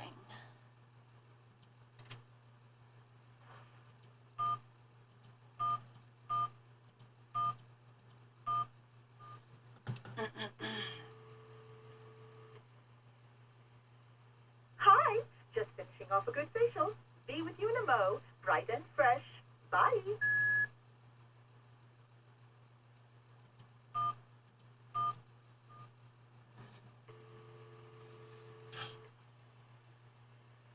have reached Lawson and Walmart Associates. We're sorry, but all our lines are busy. Please call back later.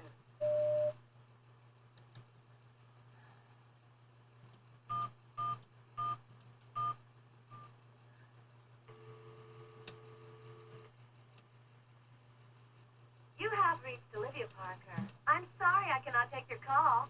Please do call again soon. Ciao.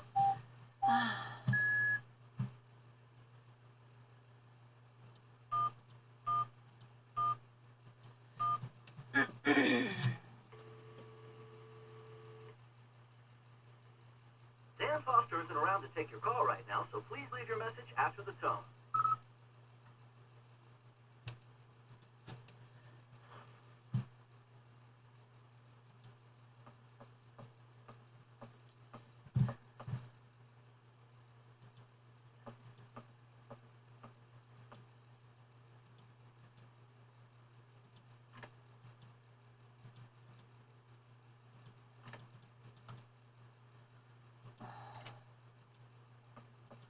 What am I missing?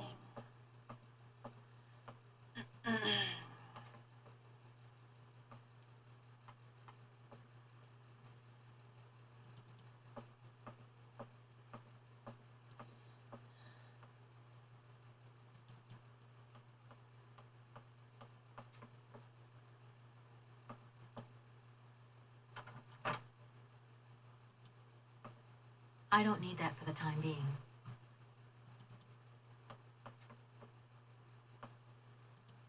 No need to go down there. Okay, so there's nothing I can do in the room.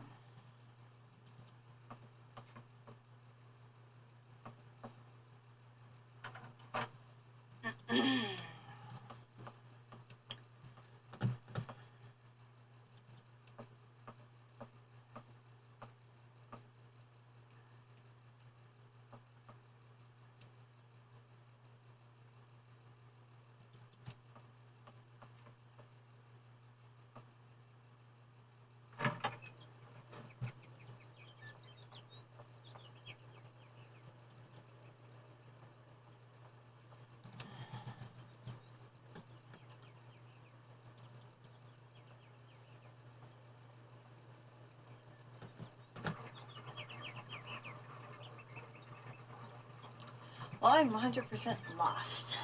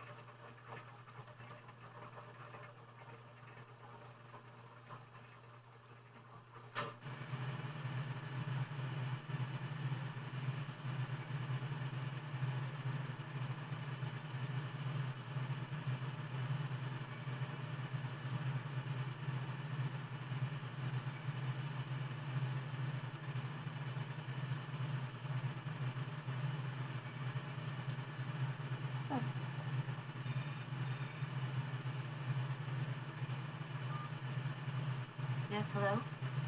Kate, what happened to you, my poor munchkin? I've been trying to contact you for hours. I'm in Europe, Ma. Job thing. What? Europe? My God. Oh, I've got such happy memories of Europe. Some of them even involve your father, but that's enough of that. Tell me, where are you? Paris? London? Venice? Valladolid. Yeah, I know. It's a bit out in the boonies. What in the world are you doing out there? You know, business. I've got to see through the takeover of some old family business that's got a few debts. It's a really charming place, but there's one or two weird things going on here. I can't go into it now. Oh, well, that's right.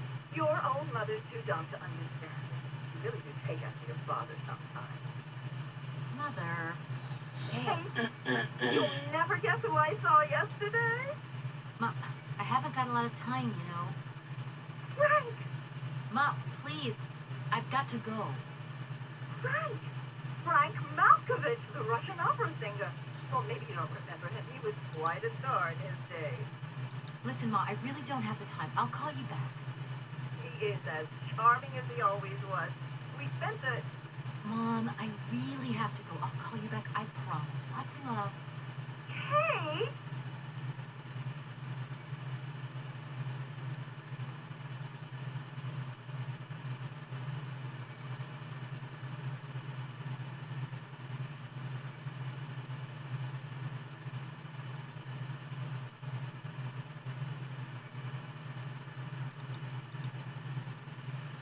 Alright, let's see here.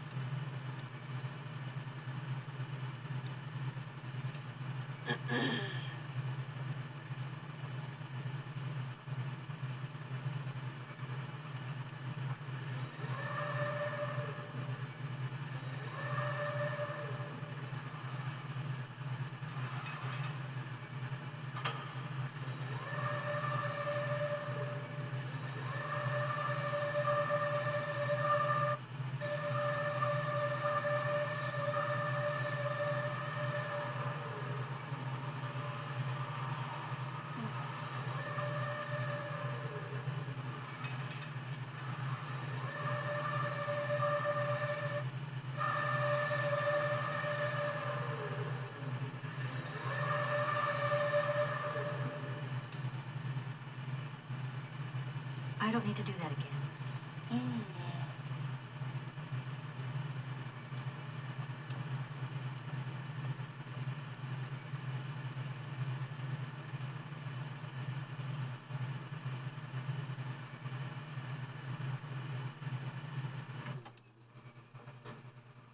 Or aren't you a creepy looking thing?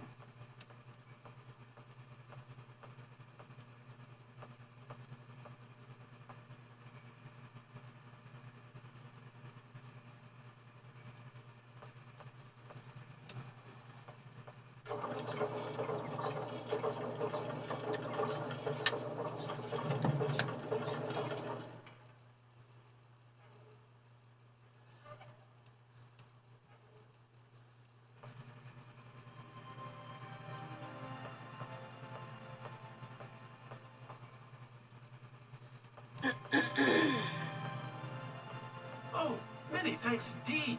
I am most embarrassed for you to see me like this. I lack a certain completion. You see, nobody here found the time to polish off the finishing touches. Honestly, these days, we really have lost the art of good workmanship.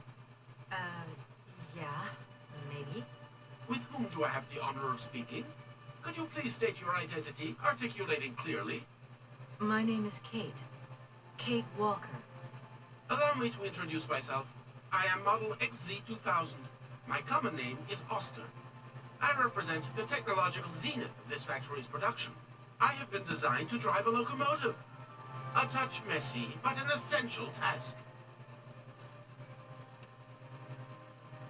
Can I be of use to you? Why, you certainly can. I absolutely must have my feet. My hands are Model XZ2003. My feet are Model XZ2005_B. Be careful. The model XZ2005_A has evidenced some rather embarrassing performance failures. Like bugs? Automatons do not have bugs, Kate Walker.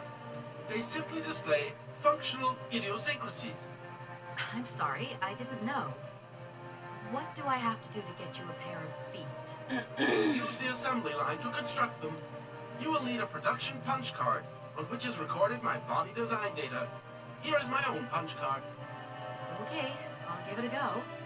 Thank you, Kate Walker.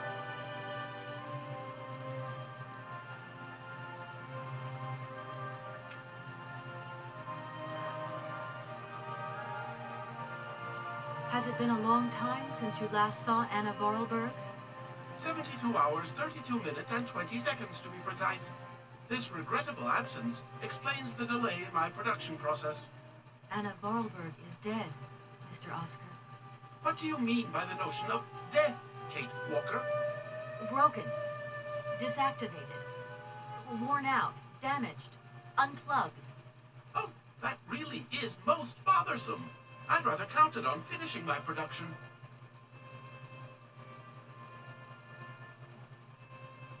Does the name Hans Vorarlberg mean something to you? Of course, he created me. But I am sorry to say that I am yet to meet my maker. Have you any idea where he might be right now? No, Kate Walker, but I am sure I would experience great metaphysical satisfaction in his presence. You said you were a train engineer? What train would that be? But, Kate Walker, you have not seen the magnificent train waiting at the station? And where is that train going, Mr. Oscar? The train is going far away. Very, very far away indeed. Are you taking any passengers? My duty is to drive the train. Above all, to avoid delays. An engineer prides himself on punctuality. I will agree with you, though, Kate Walker, that a train without passengers is hardly a train at all. You haven't answered my question. For further details, please consult Anna Vorarlberg.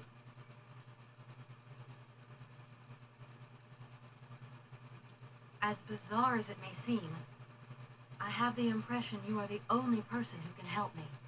I very much doubt it, Kate Walker. Why do you say that? What good am I without appendices, I ask you? Do you know where I could find the factory paperwork? I cannot reply to this question with precision. Try Anna Vorarlberg's office above the machine floor.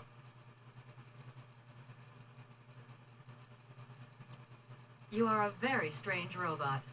Automaton, if you please. I'm sorry, I didn't mean to offend you. Automatons have an additional soul auxiliary, you understand? I think so.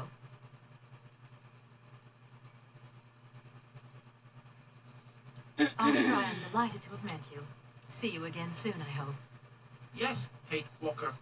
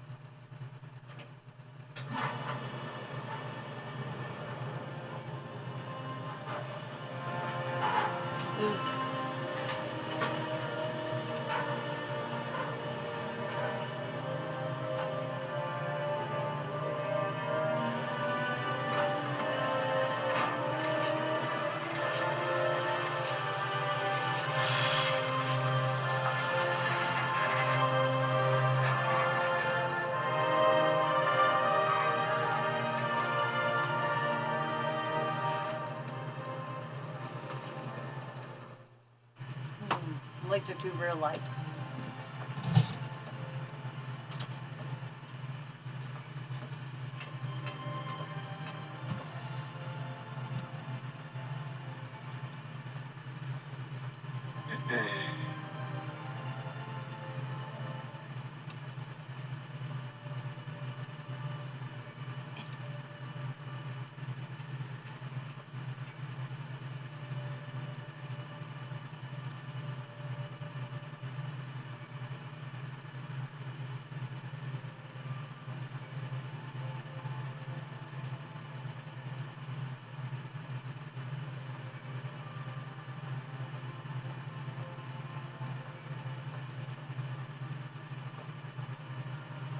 I've got to see.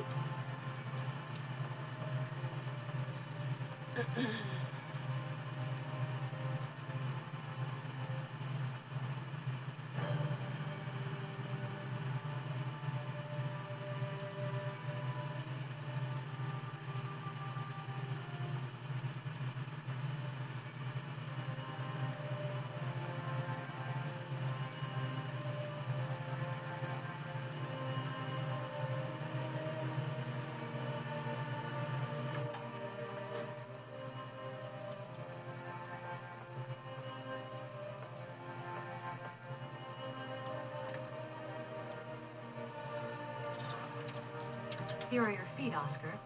I hope they fit. Kate Walker, I see you managed to produce two XC2005_B models.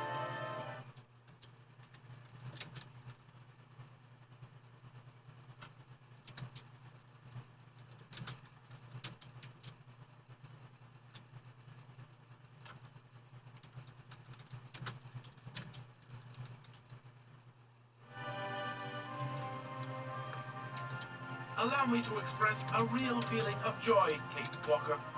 They really suit you. Comfy? Very. You are very kind, Kate Walker. I am sorry to have to leave you. Where are you going?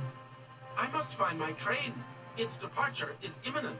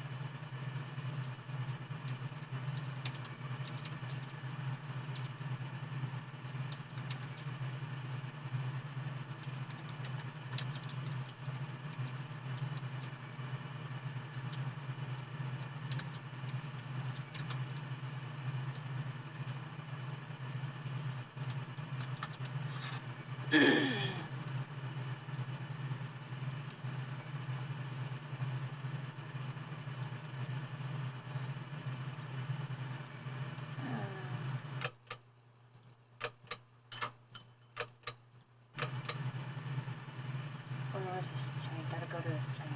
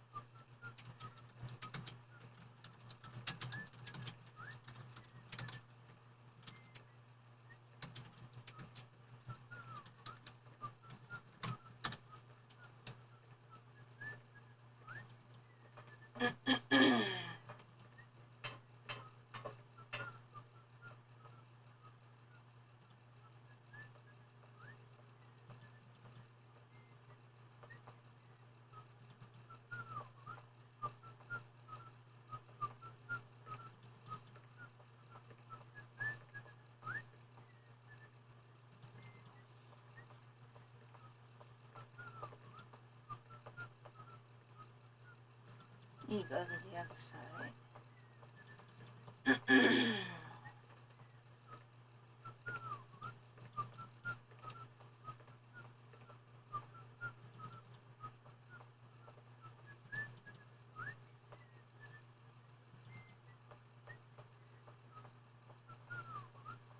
I can now climb up the train.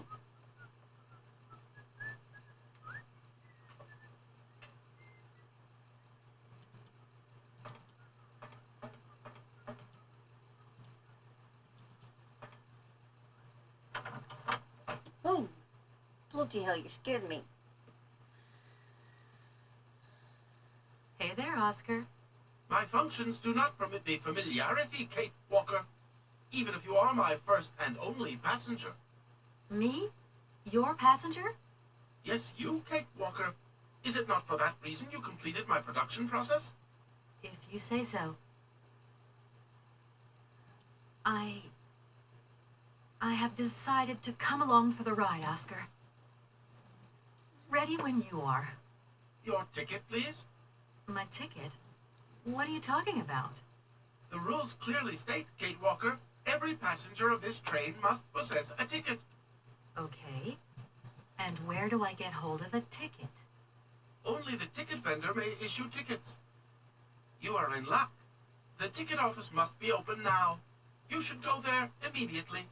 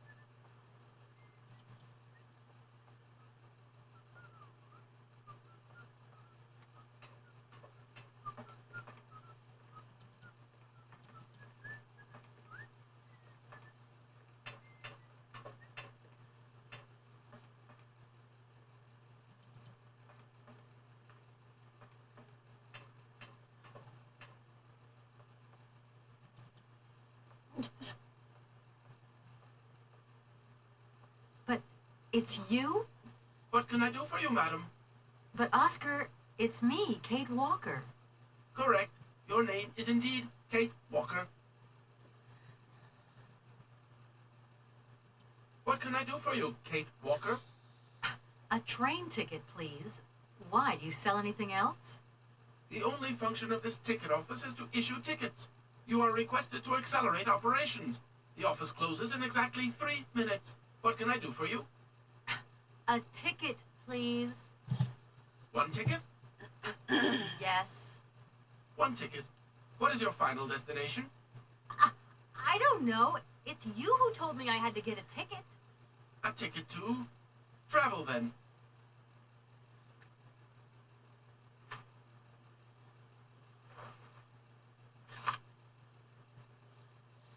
The train ticket for the mechanical railway departing from Valdeline. The ticket was valid for one person, should be presented to any official of the mechanical railway when so requested.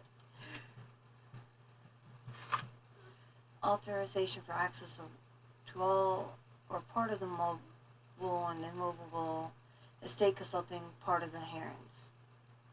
To present documents stamped by the recognized permitting authorities entitled the holder of the document access to the aforementioned property.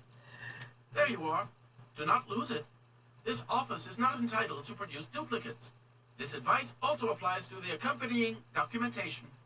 What's that? The authorization for the release of the train. The ticket officer may ask you for it at any time. But I mean, you are the... Attention! The exact moment has arrived to close this office.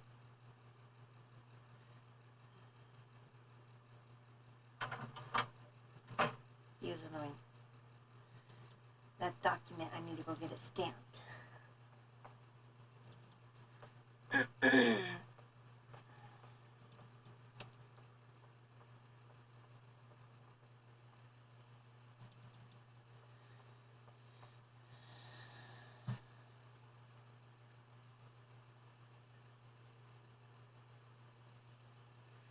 Welcome. How are you doing, arcade outbreak ground?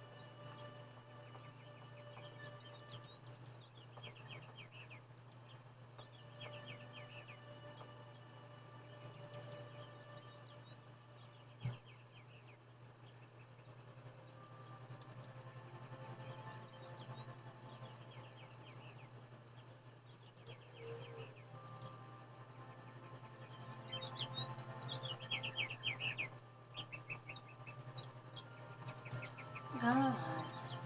Now back to the train and... Probably I don't need to go to the...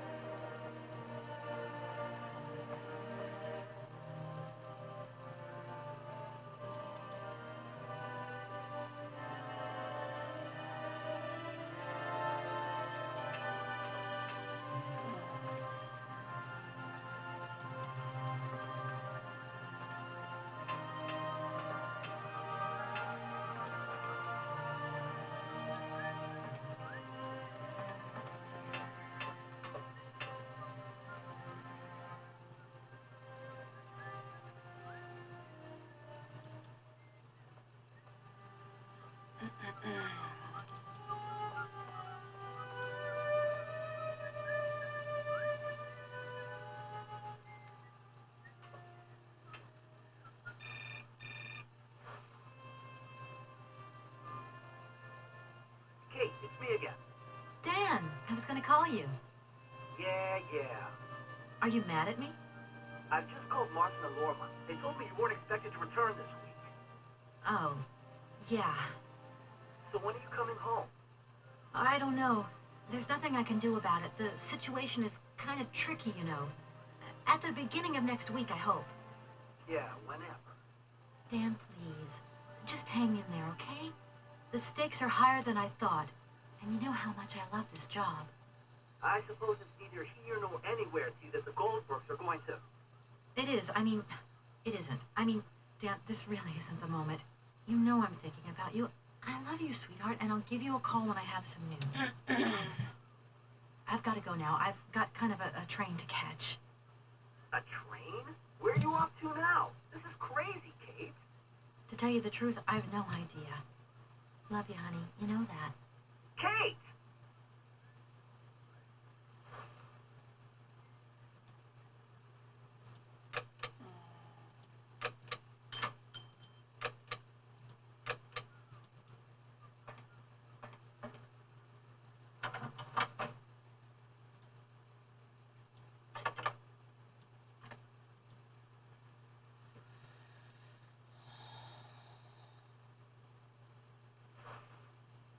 There you are, Oscar. Does this mean we can leave now? I cannot accept this ticket for the moment, Kate Walker. Keep it. Why don't you want to take my ticket? I must abide by regulations, Kate Walker. Not all departure conditions have been fulfilled. I must confirm your departure release. You can be a real stickler for the rules, Oscar, my old fellow.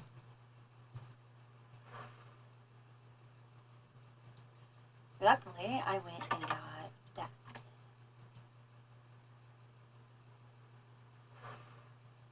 Here. This is your stupid train release ratification, Oscar.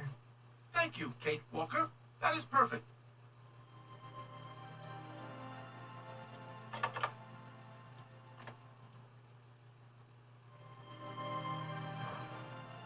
There you are, Oscar. Does this mean we can leave now? I cannot accept this ticket for the moment, Kate Walker. Keep it. I don't understand why we can't leave. I'd hate to think it's me that's delaying the train like this. I do not wish to appear impolite, Kate Walker, but I am afraid that not all departure conditions have been fulfilled.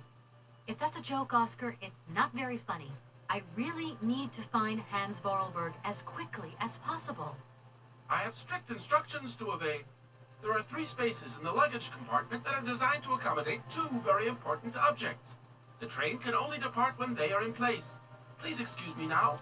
I must return to my departure preparations. So I do need my luggage. I wouldn't want to break any rules.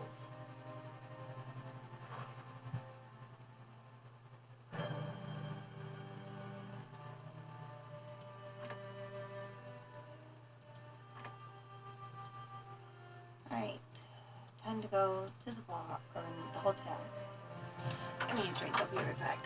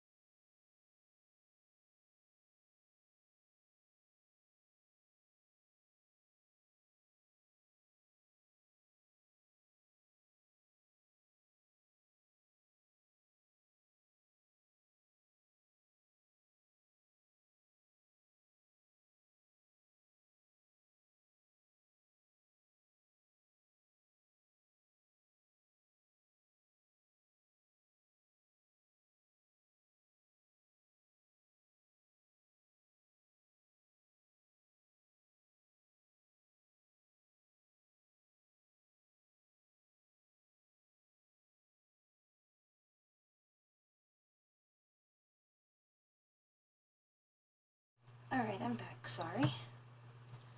Let's go get the luggage.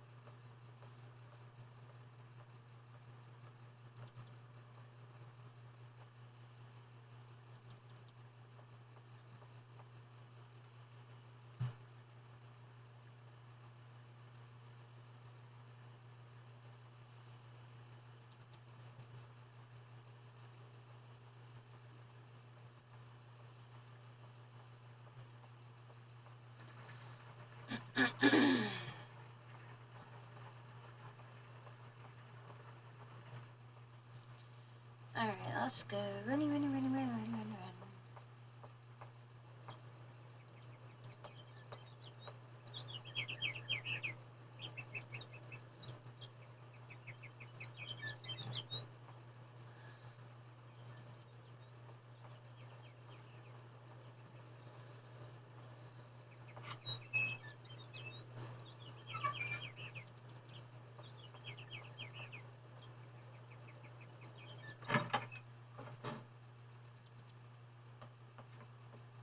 I'm back again. Miss Walker? I think I'm going to need your help again. Are you leaving already, Miss Walker? Should we bring down your luggage? No, I'm not leaving yet. It's not It's my- just that... We would love to help, but just think what would happen if the telephone rang, or if a fax arrived, or if a customer came through the door. We don't have 5 minutes rest here. I'm sorry. Oh, it's okay. No biggie.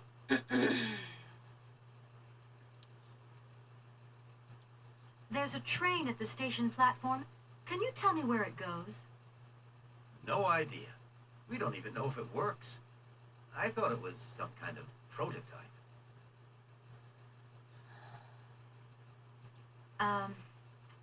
I'm going to have to extend my hotel reservation. Stay as long as you need to. Really, it's no trouble. We're delighted to have a little bit of life at the inn. How many extra days will you be staying? I really can't say. I'm just not used to this sort of situation. It's so unexpected. First the alive person dies, next the dead person comes alive. It is indeed a very unusual situation. We have a cousin who has an inn in Bremen. He has problems with ghosts. Imagine, the ghost refuses to leave his room. The only way to move him was to give him a bed in the attic. It seems that the ghost I'm looking for hangs out in Syberia. Well, that is very unusual. Please, do stay in the room as long as you wish. If only I had a wish.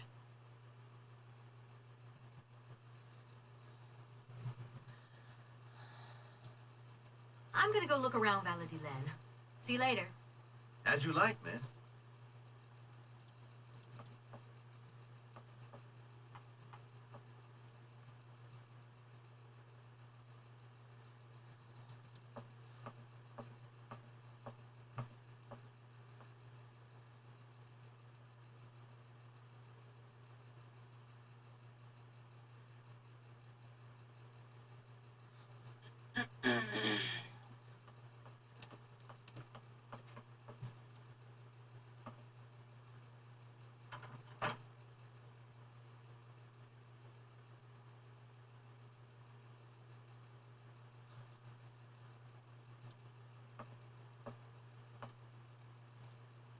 Where'd my luggage go?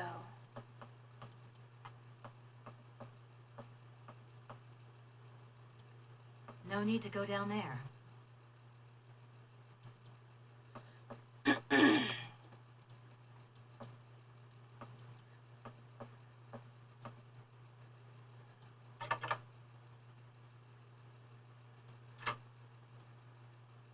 Where'd my luggage go?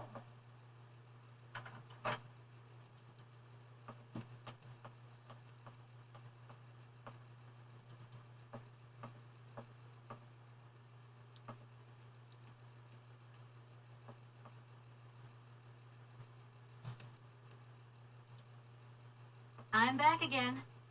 Miss Walker? I'm gonna go look around Valladolid. See you later. As you like, miss.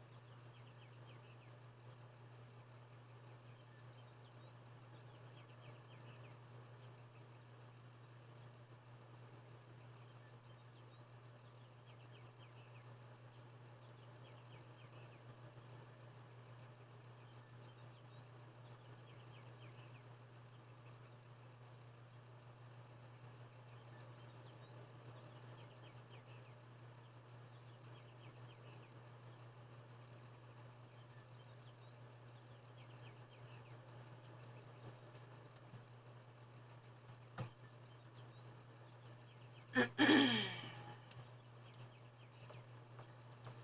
gotta be something on the train I'm missing.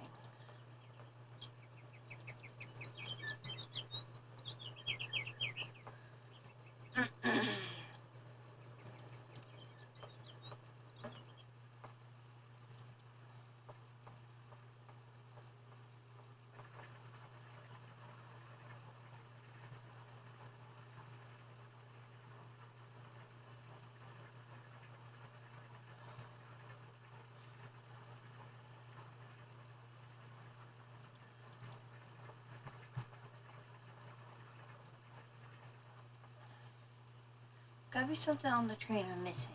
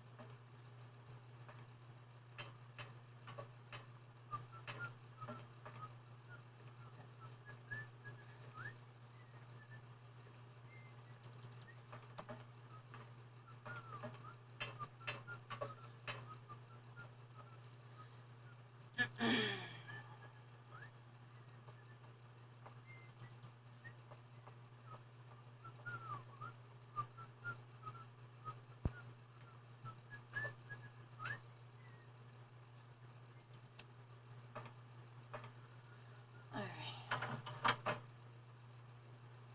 Oh.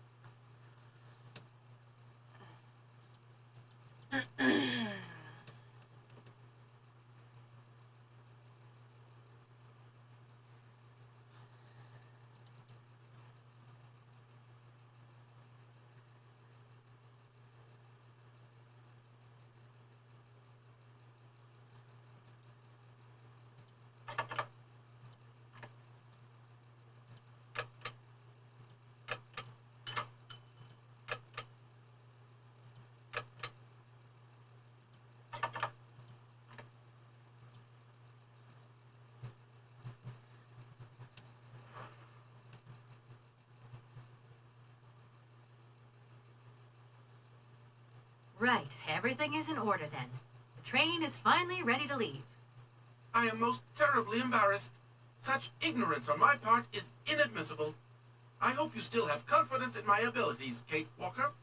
Please return to your seat and we can leave. Finally.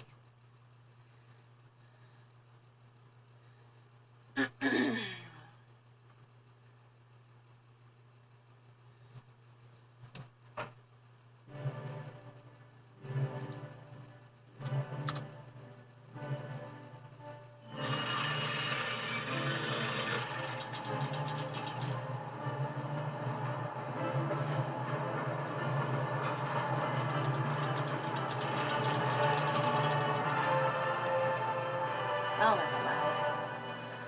I think we're just about.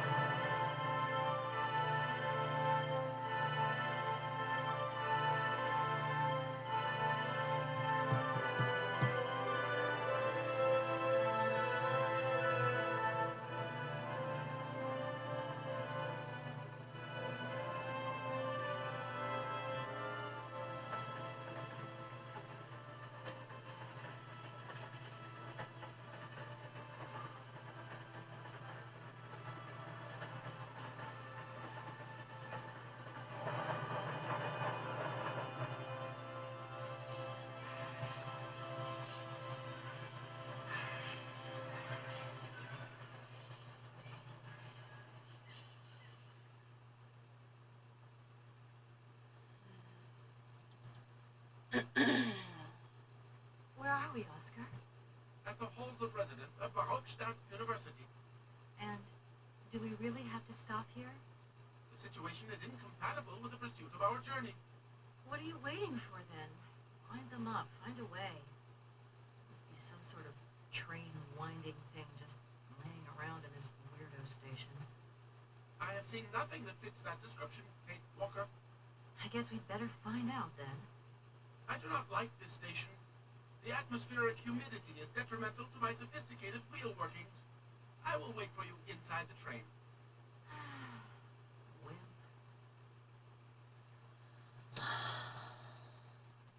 Oscar, see you later, alligator. In a while, Kate Walker.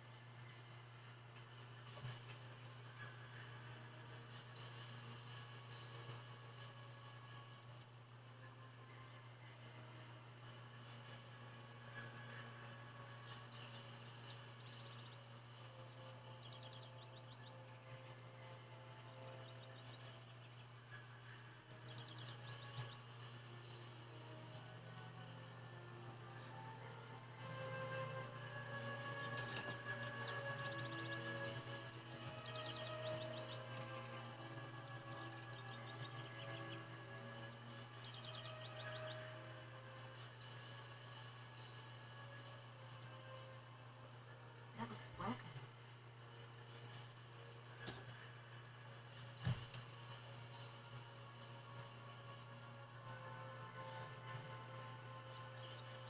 I need a key.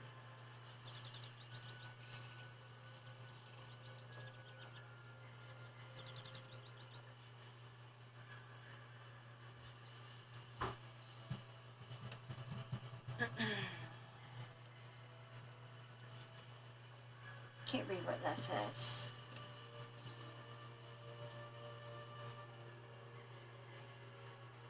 Nope, won't. It's locked. Surprise, it's locked.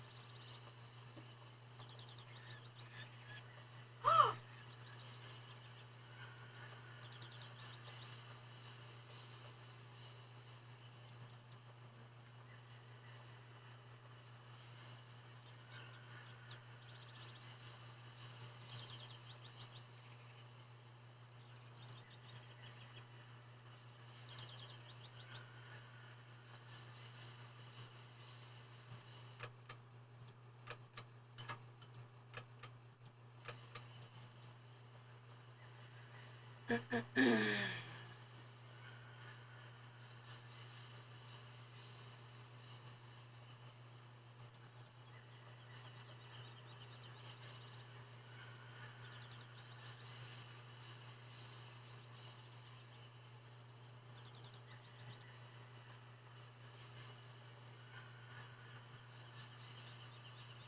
go that way.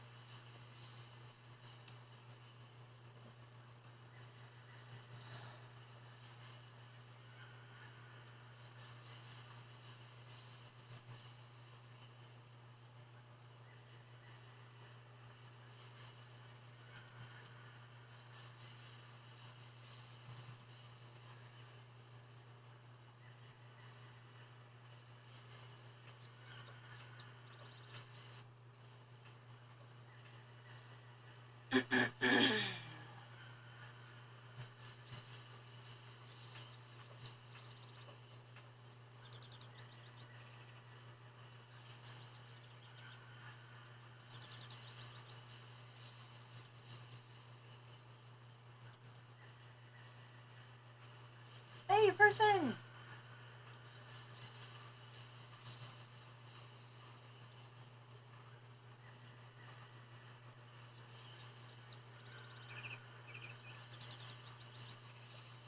A hook.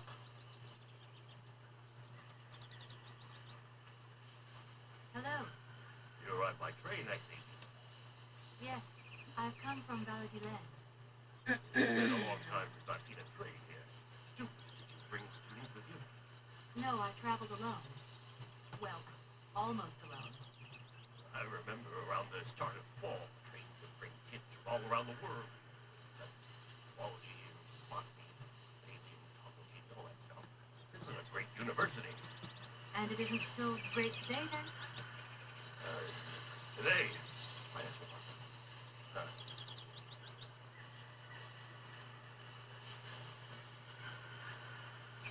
The name Hans Vorarlberg doesn't mean anything to you by chance, does it?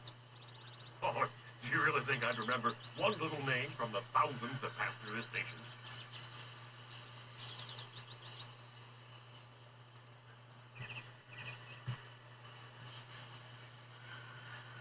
I feel like I've lost my way a little here.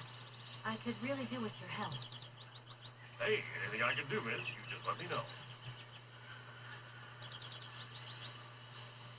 You don't know where I might find equipment to wind up my train springs, do you?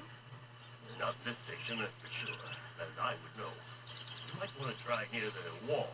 So, thinking of staying for long, miss? No. I mean, I don't know, actually. 1 or 2 days tops. You see, I've got to wind my train back up so that I can continue my journey. It's just, if you stay here too long, I might get in trouble. The train should stop, then leave again. That's the rule. Besides, your machine's disturbing the birds. Maybe you could take me up to this wall? If there were 2 of us, we could find what I need to wind up my train even quicker. Miss, forgive me, I gotta stick to the rules. You know, I have to man the station. I don't want to get in trouble with my superiors at the university. You understand? All these birds in a station.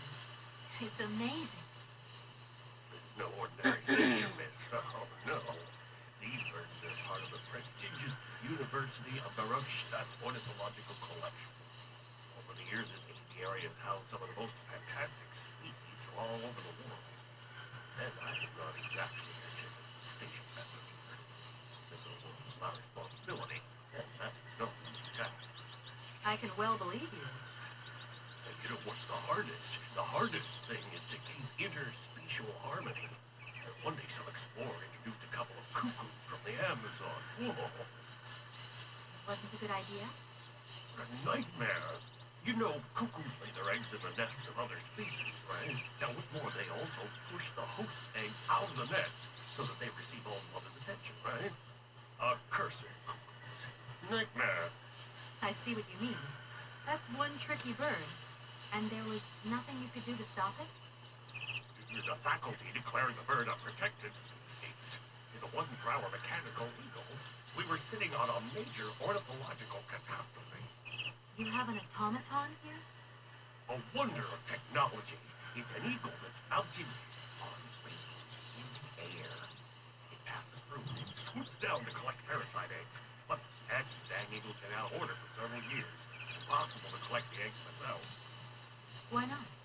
I can't climb up the dang ladder. Fell off it several months back, and I still have a pain in my spine. Not to mention the vertigo I've been getting. I only have to look up in the air. Whoa. You poor soul. That must be very hard. Worst thing is, cuckoo eggs piling up in the nests. Soon the rectors are gonna notice. There's trouble in store. I'm worried. Yep, worried.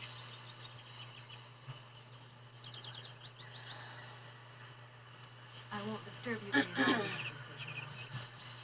Welcome to Barrowstadt, miss.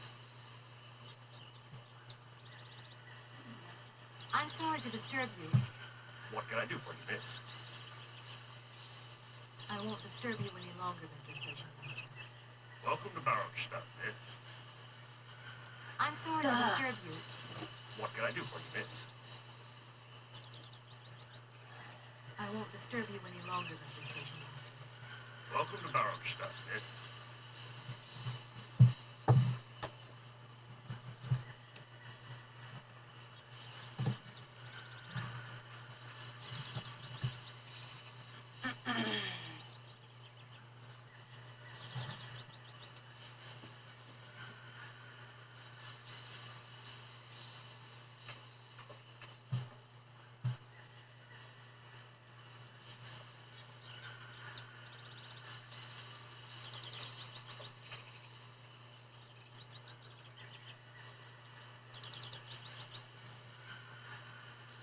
I am complete lost.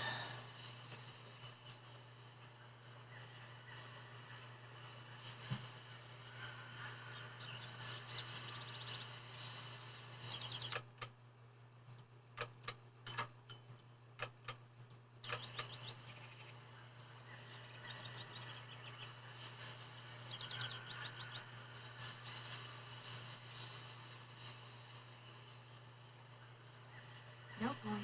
It's locked.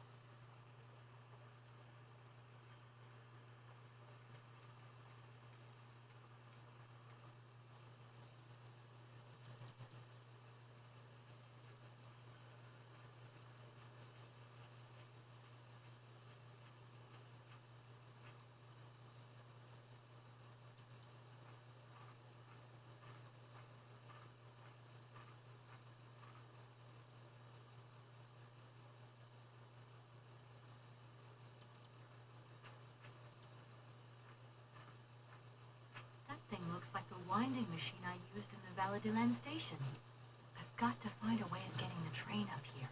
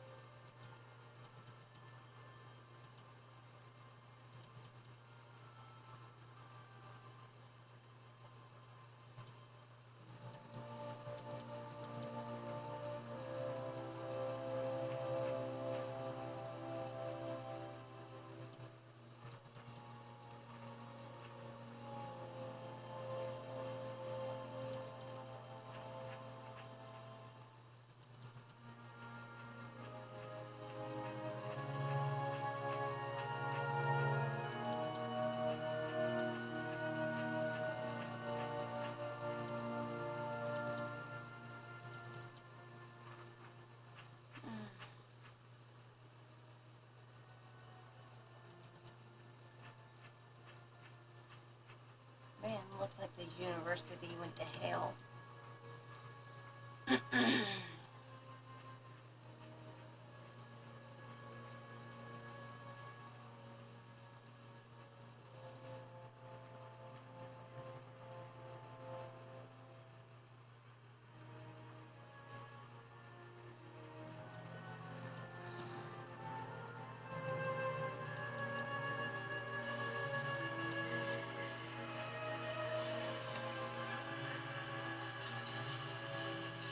Kate Walker!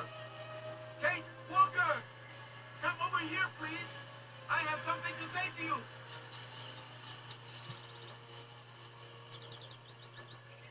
Of course, you're not going to stay out.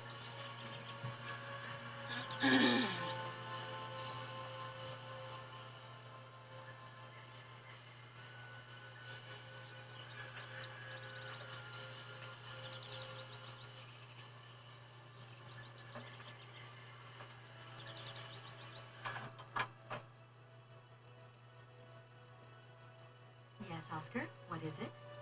A message has arrived for you. Message? You have been summoned to see the rectors. They are the highest authority at the university. They want to talk to you. Talk to me? Yes, to the person responsible for the train. So, I'm in charge now. Sure, okay. But why would these gentlemen want to see me at all? They do not say why, just that it's very important.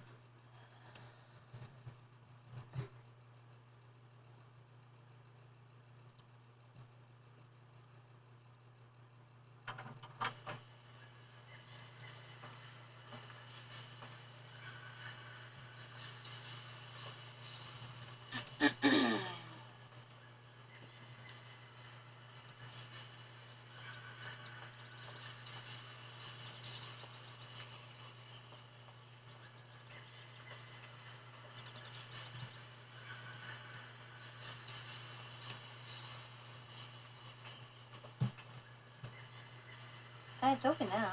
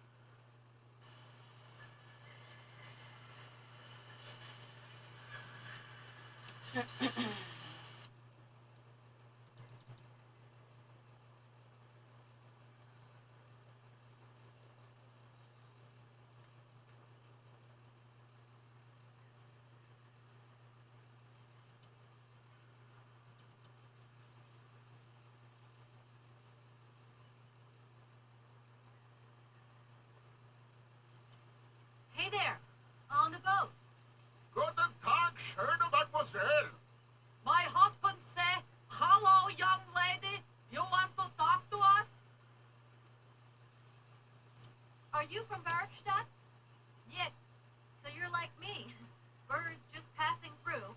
I'm stuck here because of my train. Kleine Pustereisen mit uns, no? What did he say? Train kaput. No luck for you. I have a little problem with my train. It's kind of broken. I've absolutely got to get it out of the station. Do you think you could tow it over to the wall with your barge? Lock closed. Barge blocked. But if the locks were open, would it be okay to tow my train then? Por que no? More money for that work. It's possible. My husband say we help you if you give money. Right. And how much do you want? Cinquante. He wants $150. $150? I don't have that much. No money, no bar. Let me offer you 75. Nay, $125. Out of the question. $100 and not a dime more. Correct. You have barged for $100. Great. Now, don't move. I'll be back as quick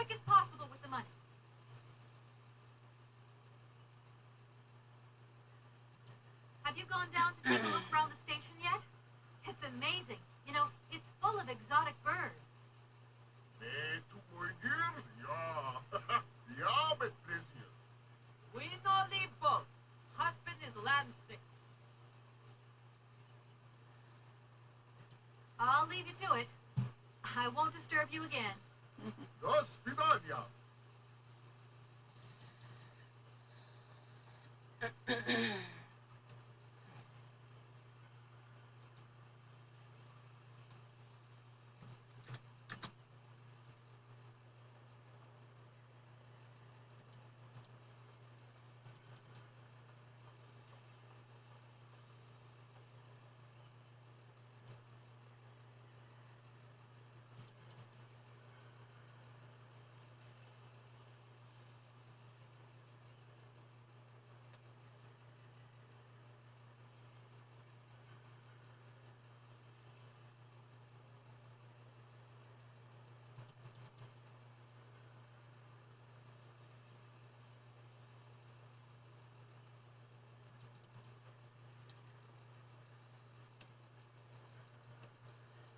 Where am I supposed to go?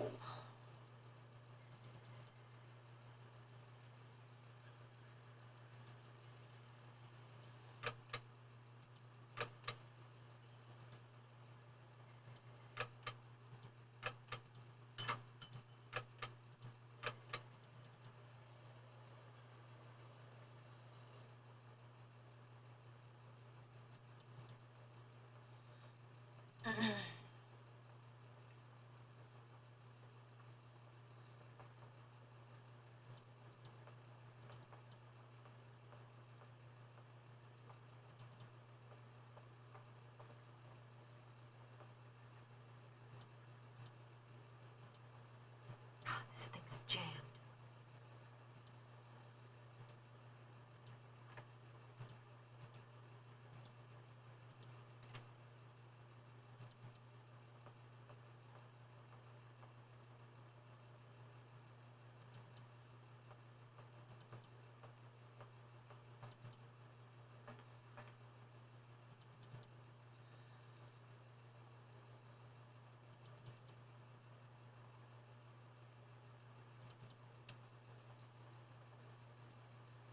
Hello.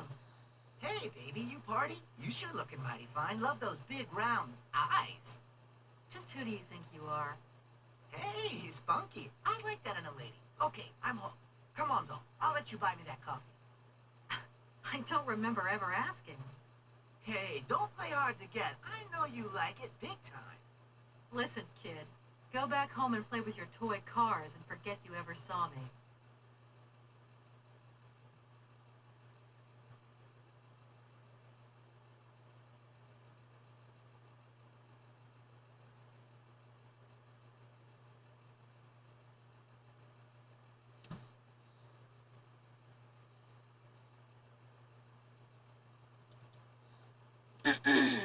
Well, he's a little thing.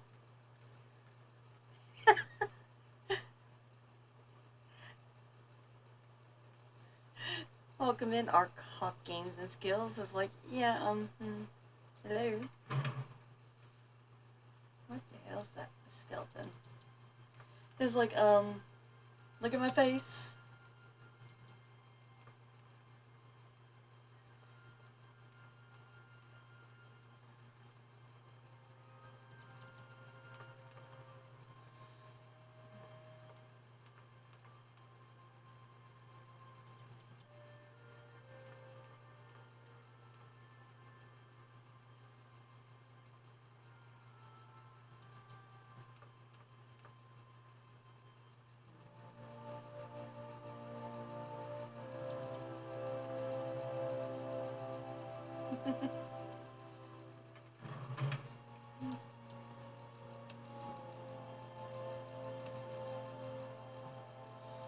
Creepy old men in the room in the corner of a building.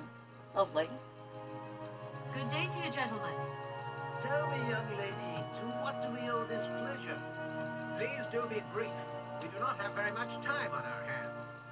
As rectors of this university, we have serious matters to attend to, and our time is precious. I have heard you wish to meet the owner of the train that is currently in your station. May I know the reason for your summons? We are surprised that your train has not yet left, miss. The situation is most regrettable. The rules do clearly state that trains are meant to come and go and not remain stationary at a platform. Train should first stop, then subsequently leave. That is the rule. We agree then, dear colleagues, that what we're dealing with is deviant behavior. This matter really is cause for concern. It's a clockwork train, you see? So it needs winding up again. Unfortunately, there is no equipment in the station to do this. A clockwork train? That's strange. Oh, very quaint. You mean it's some sort of mechanical toy? You are causing a hindrance to us, miss. I am very hopeful that I will find what I need along the wall. The wall? Miss, that really is not a suitable place for you to go. Especially for a young lady. You see, miss, we freely admit that every day we praise the existence of that particular edifice. We owe the integrity of our dear university and the fine education it provides to the wall. It protects us from harm and invasion from the unknown. May God protect us from what is beyond those ramparts, miss. Please believe me. I don't have any choice. I must continue my journey. Such a decision is a correct one since it's in line Yep, with it's a regulations. gigantic wind-up Thus, train. your train will indeed be able to leave. And consequently cease to obstruct our station. Let's see. Some sailors have agreed to tow the train, but I don't have enough money to pay them. I was wondering if you could help me out. For a while.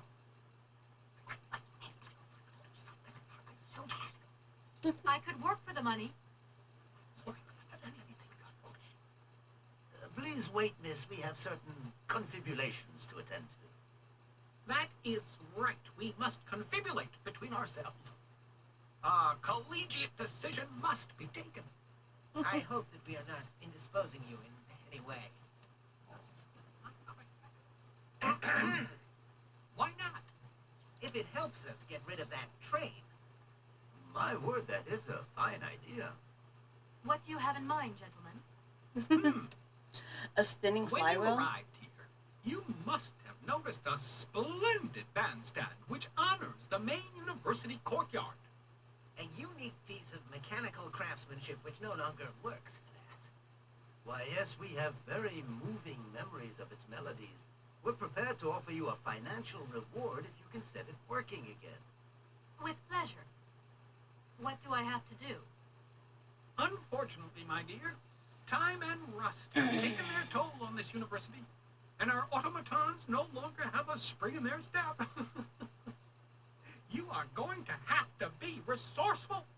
To tell you the truth, there are a number of complex mechanisms here in Barakstadt, and it would appear that we have unfortunately lost their operating instructions.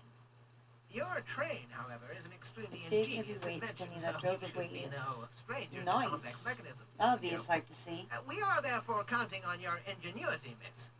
I hope that I can show myself worthy of your faith in me, gentlemen. Well, my dear colleagues, one more university matter nicely tied up. Could I possibly leave the train in the station for one more day? Out of the question. Train should first stop, then subsequently leave. That is the rule. Perform the task we agreed on quickly, and we will pay you on completion. A deal is a deal.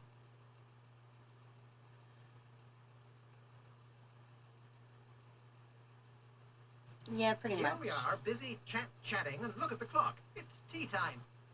Already? My word, doesn't time fly by? Thank you for a charming visit, miss. And thank you, gentlemen. Feeling more like I'm in a interrogation.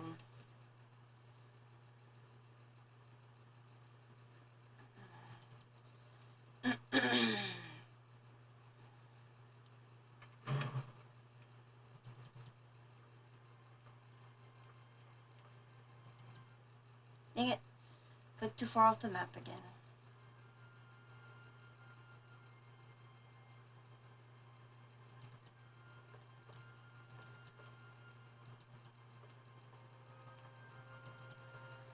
Such an old game.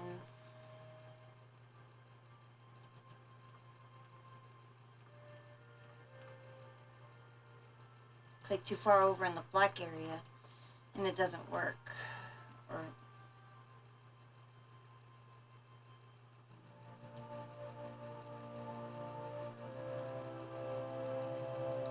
there's something there.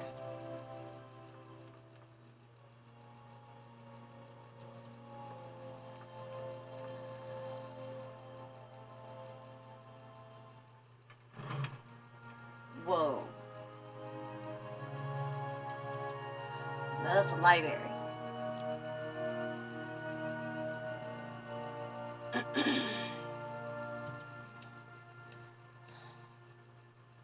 Excuse me.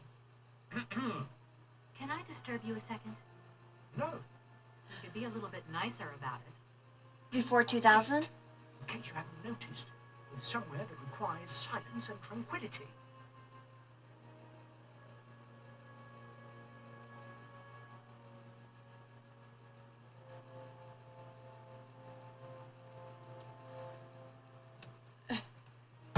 Yeah, it's an old game.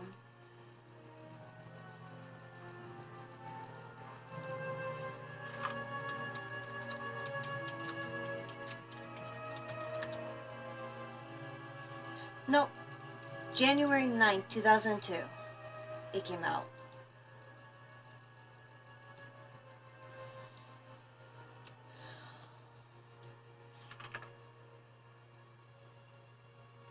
Well, Marbles.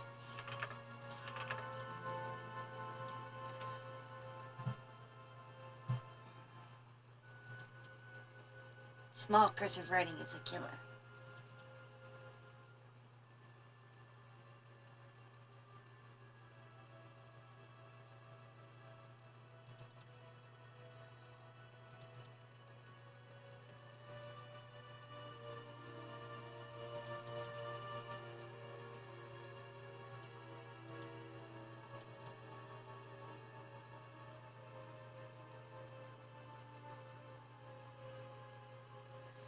And if you click over in the black area on here, it does that when I go to a new area.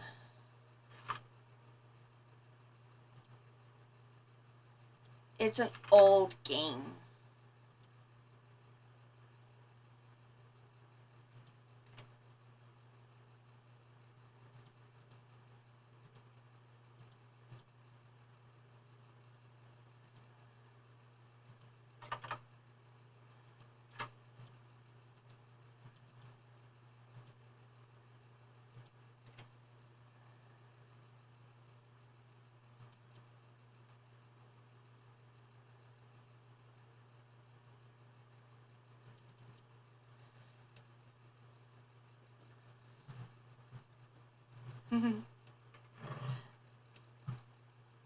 Twins.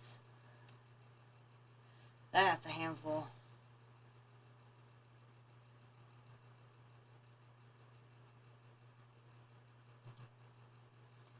Eh.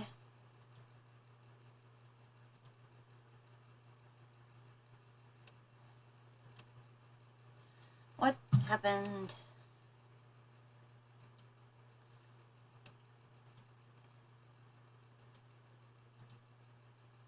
It decided to be funny.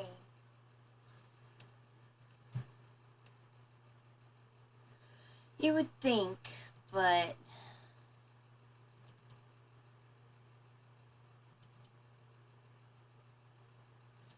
I think I just screwed it up somehow.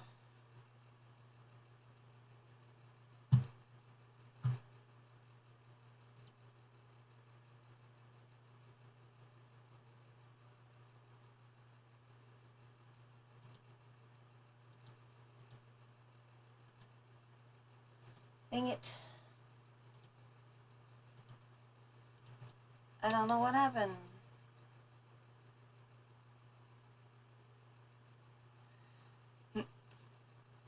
My oldest is only about 10 soon. And that looks like a good place to end the stream because Yeah, because I don't know what to do to fix it.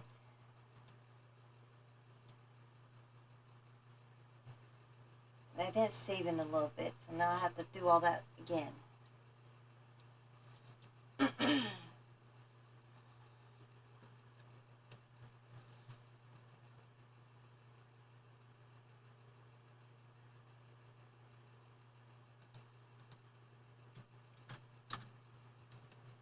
Technology is annoying. Surprised I've gotten anywhere with it.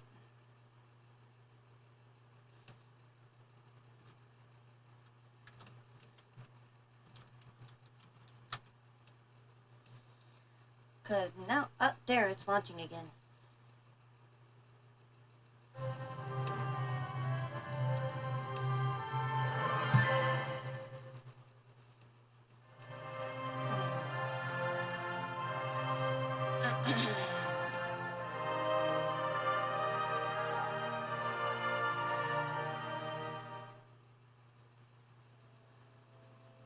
New game. Or load game. I saved it right before I went in. Haha.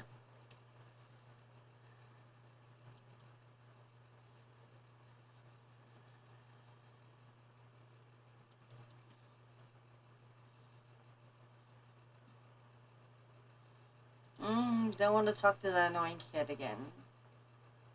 Hello. Hey, baby, you party? You sure look... Just Hooties. Hey. Here, listen.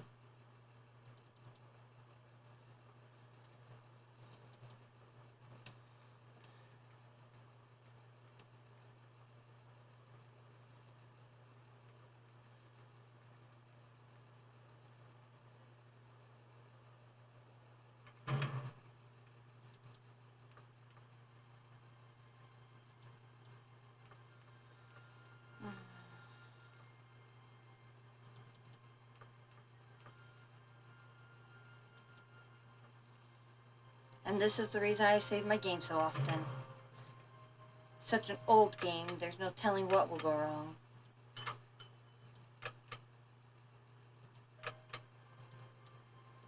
Yeah, he's a little weird.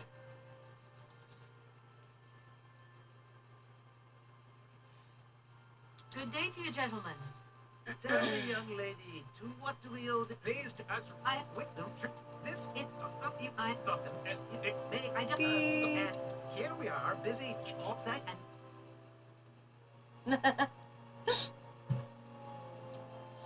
A speed run.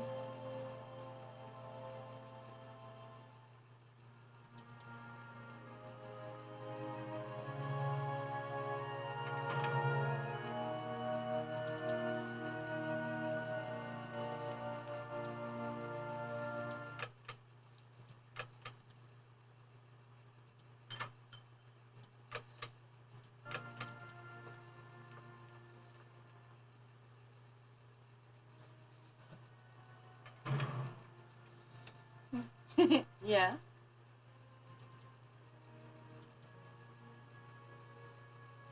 Good thing is, we've already done all this, so I could just jump through.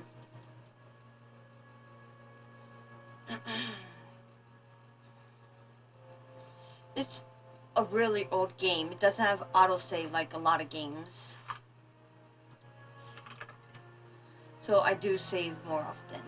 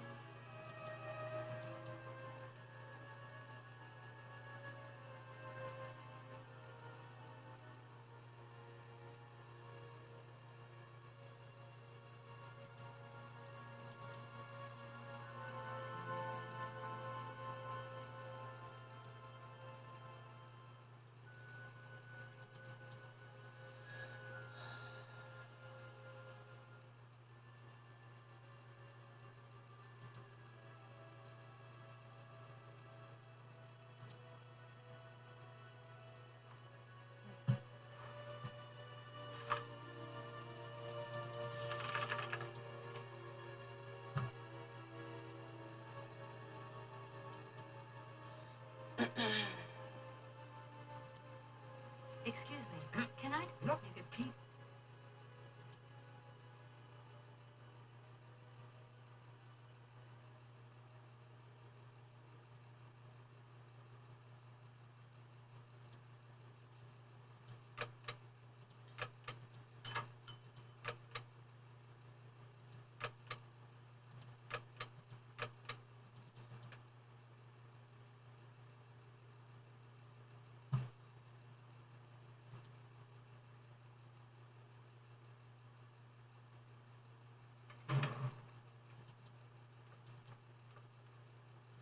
Let's see what's down on the other side. New person.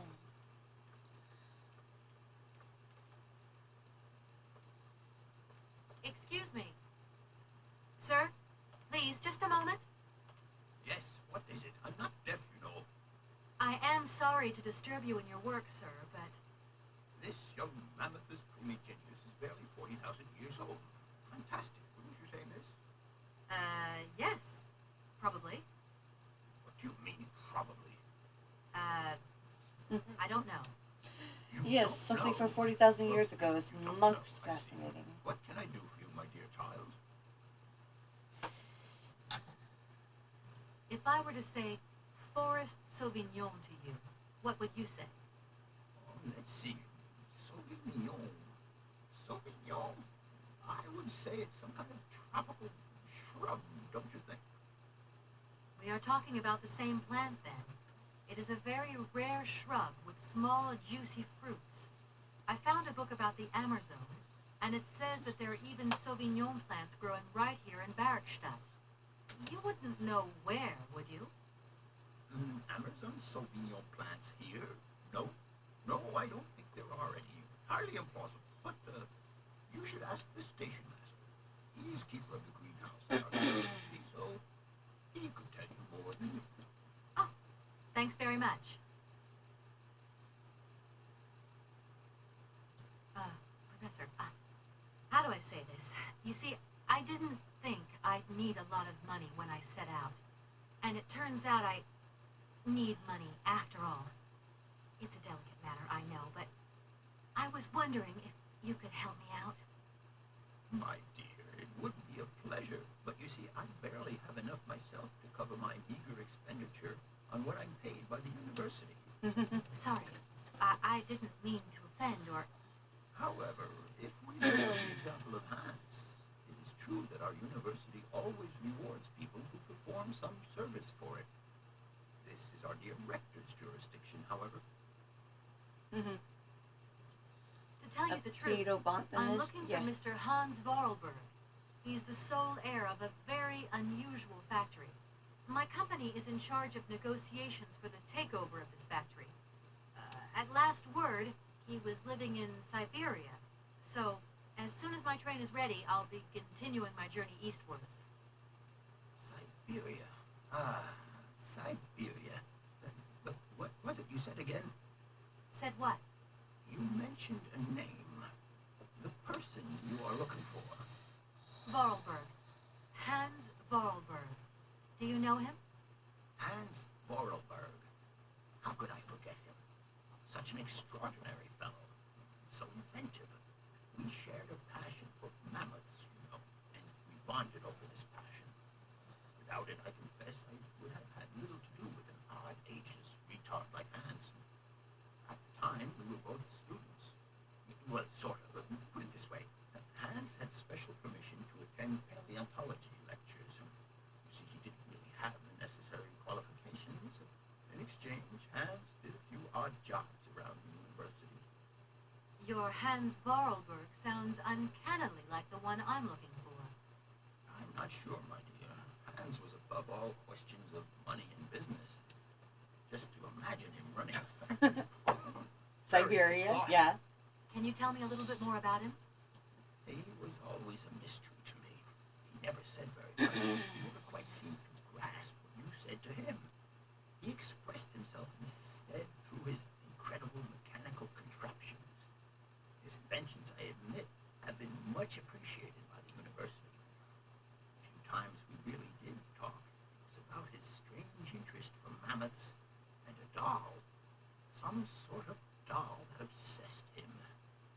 A doll, you say? Yes, he kept talking about it. Yeah, no, One day he that's described it to me. Sort of slightly children's one of my doll. annoying things of this game, Miniature that mammoth word. Mounted by a mount. It appears he found it in a cave not far from his home. The event all sounds very dramatic. His account was slightly confused, but it awoke a great interest in me. What do you mean? To my knowledge, there was only one tribe who made figurines featuring a mount, and that tribe is the Yukols. They live in the farthest reaches of Syberia, and for them, the dolls constituted a sacred object, illustrating one of their central legends. How such a doll made the journey from the frozen Siberian north to a cave in the French Alps is a mystery to me. Even today, it is beyond my comprehension. Have you considered that Hans Vorarlberg was maybe making it up? You said yourself he didn't seem to have all his mental facilities intact. Yep. No, that's impossible. Hans couldn't invent a story like that. The doll is a sacred part of the Syberia legend. It really does show its age with using that word. Syberia itself is a chimera that paleontologists of the world are very fond of pursuing. Arriving in Barrackstadt is an amazing experience. I've never seen such a station. You came by train? Yes, in a kind of clockwork train with a spring mechanism that winds down regularly. You mean you drive a train? Young ladies of today never cease to amaze me. Oh, And that no, shows its age. I'm not the engineer. The train's engineer is actually an automaton. I am sorry, all this probably sounds very strange. A clockwork train driven by an automaton. I once knew a man long ago who could have invented such a train. It was he who designed the bandstand in the main square. To think that he was even capable of creating such a gadget. He was astounding, a true genius. But oddly, at the same time, he was also almost a child. It was as if his mental and physical evolution had definitively halted at the age of 10. Can you believe that? Yes. I think I can believe that. At least I'm beginning to.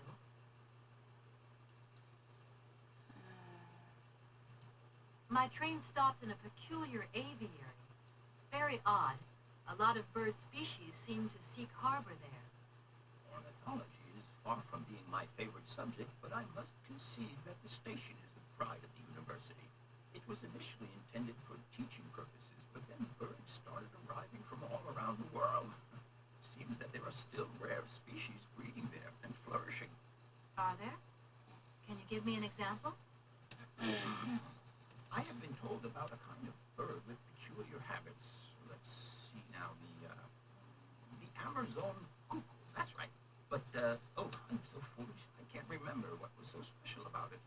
Just that its behavior is very peculiar. The Amazon? Where's the Amazon? What is the Amazon? I'm sorry, my dear, but one cannot learn everything in a lifetime. Specialization is the key to real knowledge. Why don't you pay a visit to our library? Thank you very much.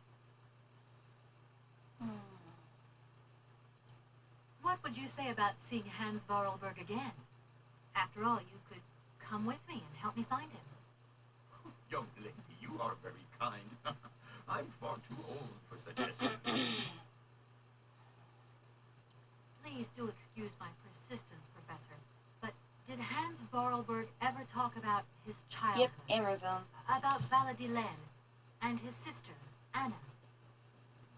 No, not that I recall. Pity. When I think of Hans, I'm always reminded of a mysterious mammoth doll he would talk about so often. A small effigy of a mammoth made of hide and mounted with its own miniature mouth. How come he was so lucky? Why have I not seen this? So would I. I'll leave you in peace. I hope I haven't disturbed you too much. I love Sorry? libraries. No, I've got No, not at all. one of my own, pretty much. I have hundreds and hundreds of books.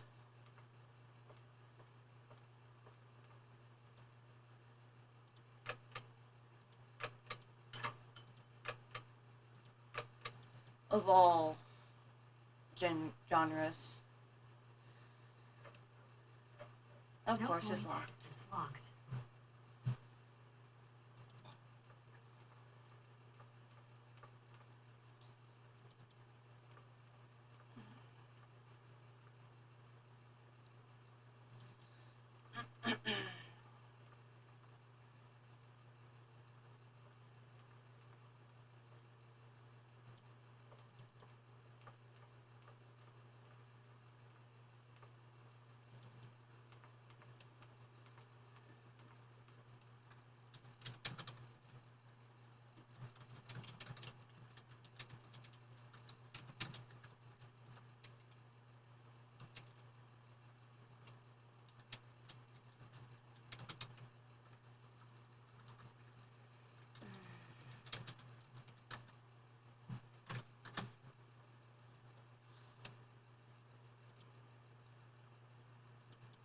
Ooh, it's up here.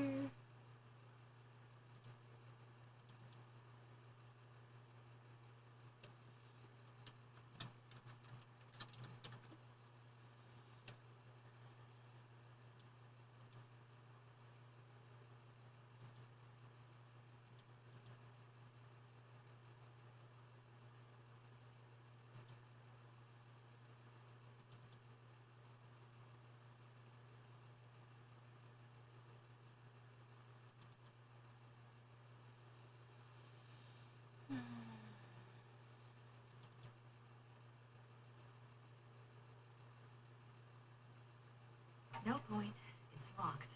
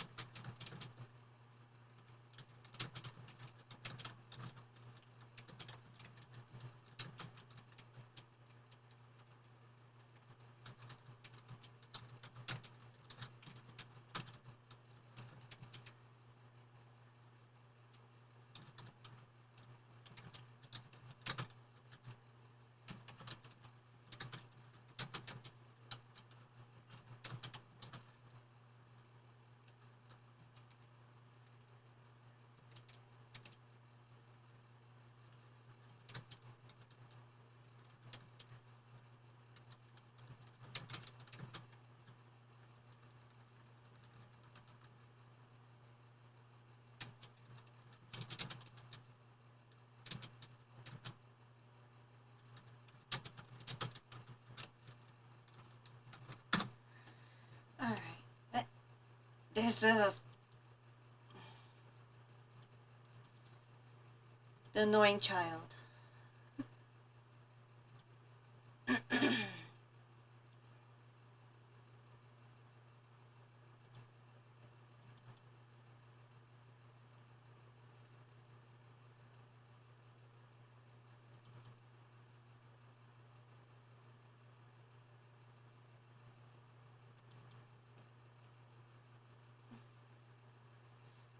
Okay, so we can't talk to him. Can't do anything down here yet, this seems. Ah. 1 minute and I'll get those. Looks like we can't do anything in here yet.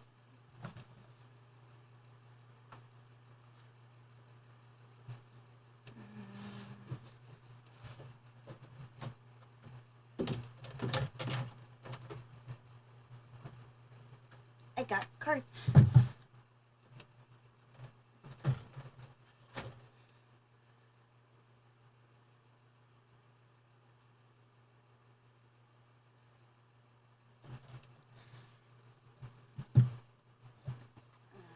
Let's see, we'll just pick the first one off the top.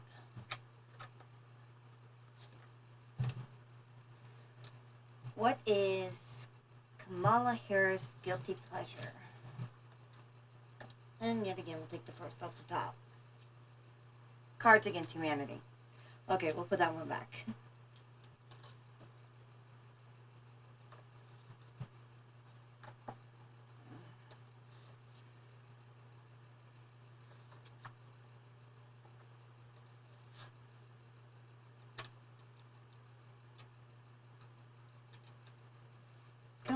why won't the cards come out?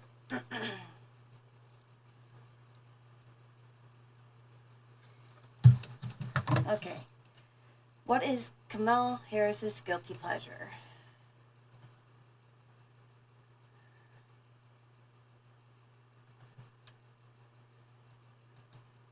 Apparently giggling like an enemy girl. Here we go.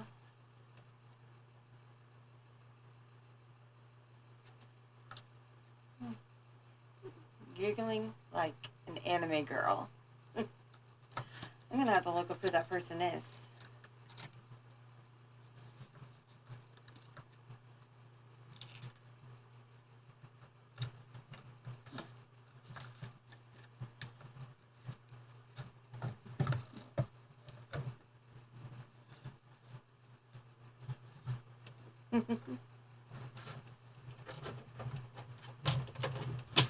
Do you have more children than your twins?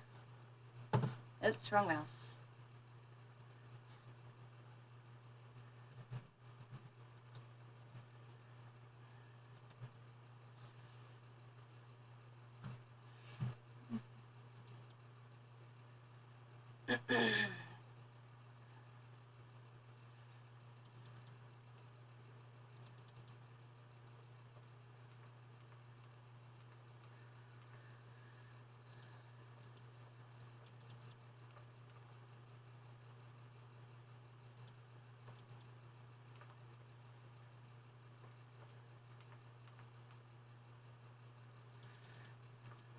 Alright.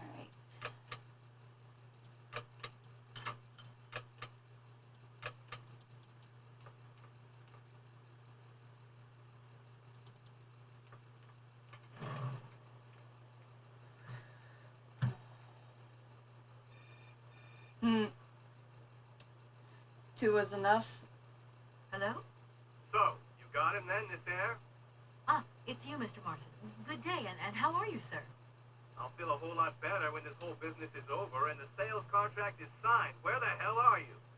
I'm in Bergstadt. What? What in God's name are you doing there?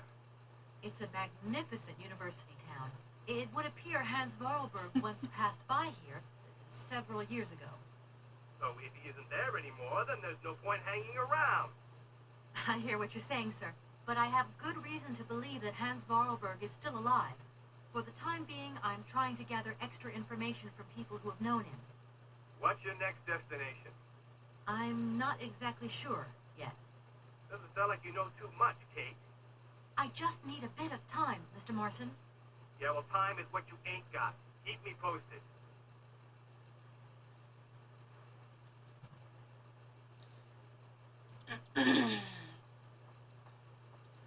I am the lovely mother of 5.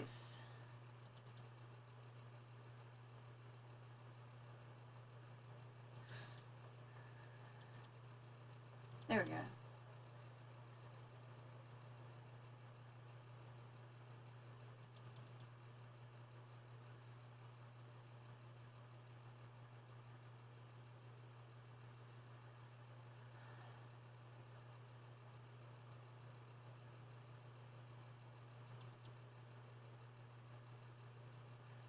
I guess I gotta go talk to that man once more.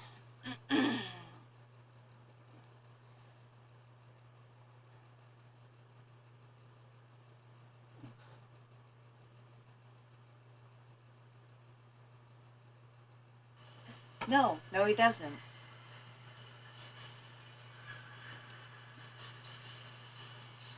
Yeah. My oldest will be 10 soon, and my youngest is almost a year and a half.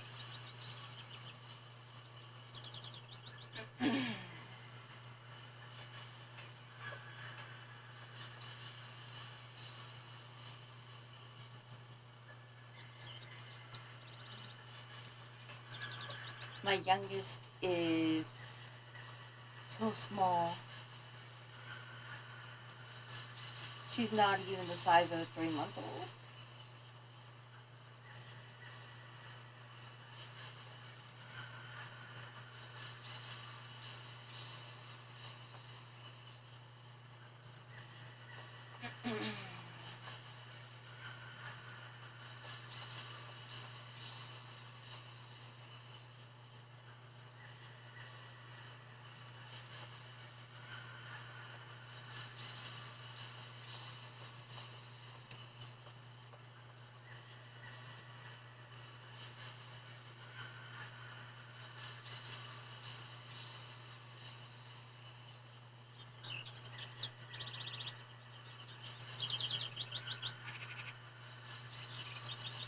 Yes, she is.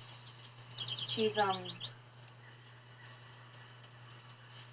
maybe 16 pounds and not even 17 inches long. She's just so tiny. And her big brothers and sisters try to carry her around everywhere.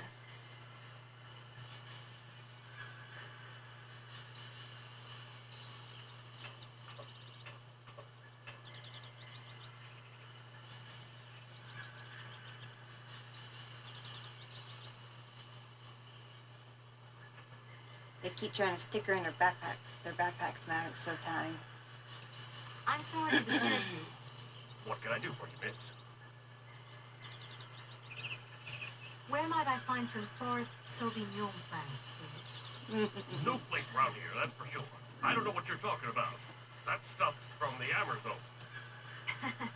You know, for someone who knows nothing about the plant, you seem pretty well informed about which mysterious, faraway country it comes from. Oh, well, Amazon, Peru, Papua New Guinea, it's all the same to me. Gotta go. Gotta work. Wait, don't go. You know what? I don't think he was being totally straight with me. Really? Follow him.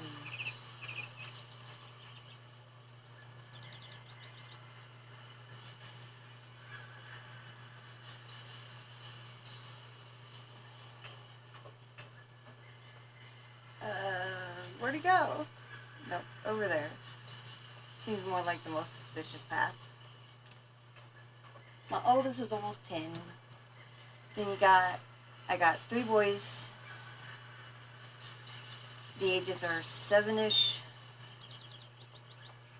6-ish, and 4-ish.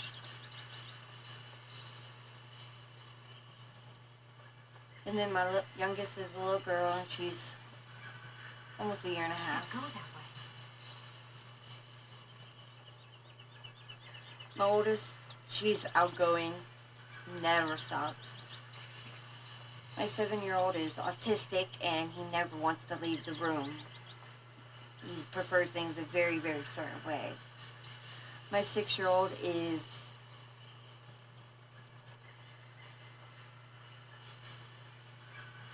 a whole bunch of bundle of energy.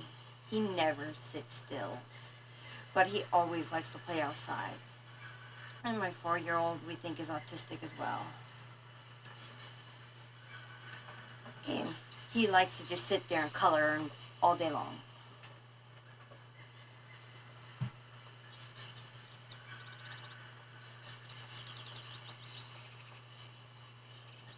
But they're just a bundle of energy from dusk to dawn. Or dawn to dusk. Where did he go?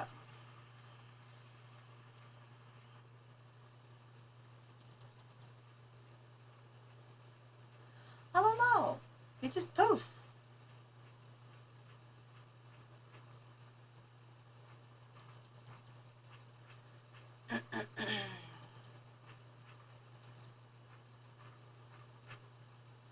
Oh, this is the boat area.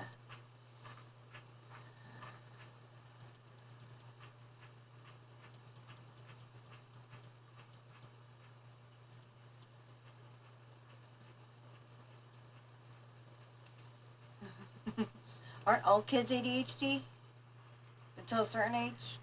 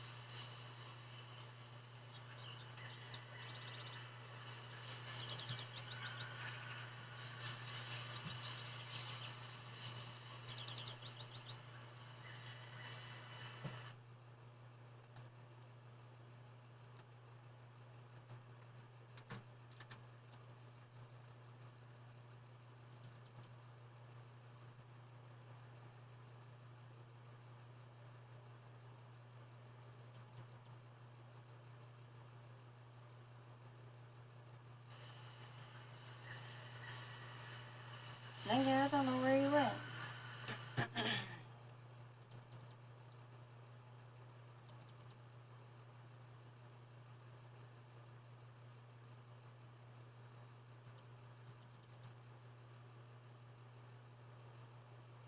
Maybe you went into a...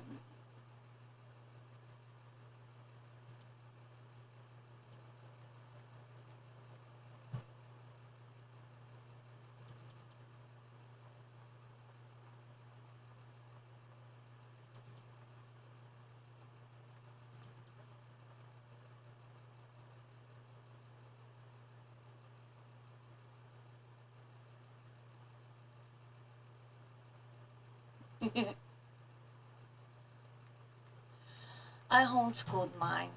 Mine are all homeschooled. My oldest started when COVID hit, and the restrictions for school were ridiculous.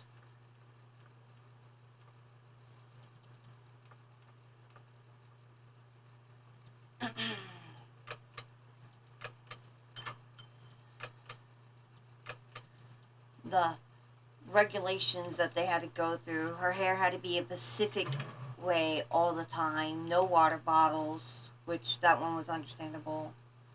No this, or this. And I was like, sheesh. Gentlemen, forgive me for disturbing... A little problem, a little problem. Everyone has little problems now, you know. They are kept to oneself, and they don't stop the world from turning. Nor trains from leaving stations.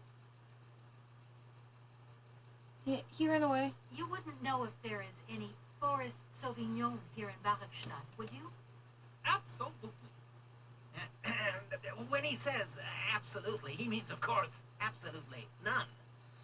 What we mean, of course, is that we are absolutely positive. I was there is lucky. No Forest Sauvignon Our family here in was lucky. We Barakstadt. didn't lose anyone. Really?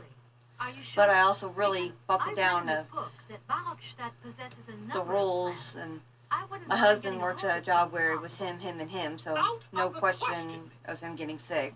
The And when he went to the assistant store, director needs to say he that looked like our priority is Bubble for Man. you to remove your train from our station. Your research will have to wait until your next stop. Yes, that's right. Your train must leave the station immediately, so please refrain from wasting our time in needless visitations. Don't forget the regulations, miss. Don't. That idea of the station aviary is really very original.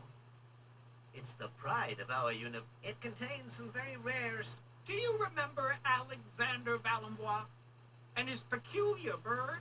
Absolutely. His gift produced some very embarrassing long-term consequences.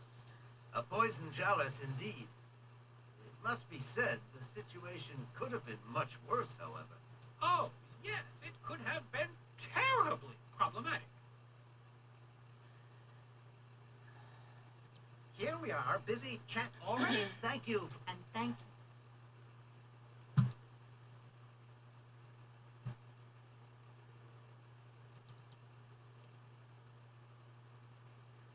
Yeah. He worked in a job where it was only him, so we didn't have any problems.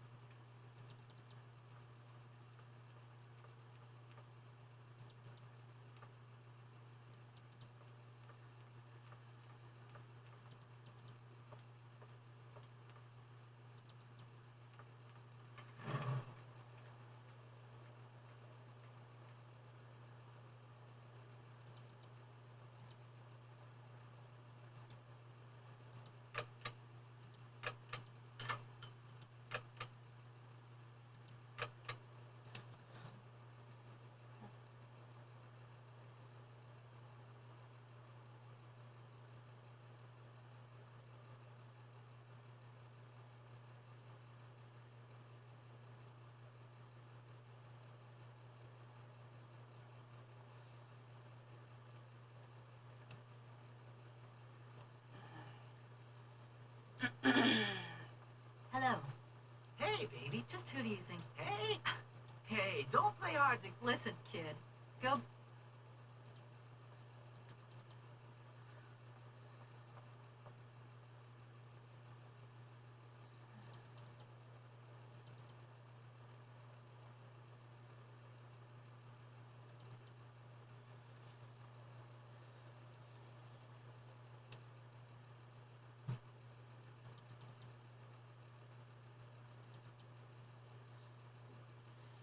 I was saying that my husband works in a job where it was only him, and we had littles, so washing your hands regardless, but it became more religious. The amount of Lysol he would take an outfit out, wash his hands in the... Yeah, they have a set amount of ads, I guess. But he would rinse down in the hose before he would ever even come inside. Hey there! And his clothes that he wore for work never come in. mademoiselle. My husband say, huh? Have you ever seen Amazon Forest Sauvignon? Yet, never go Amazon. Do you know if I can find some here? Yet, you must to Amazon go.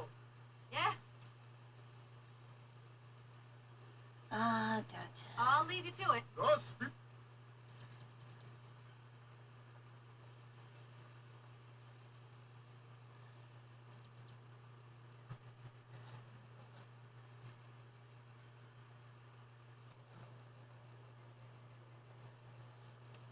He's gotta be somewhere in here.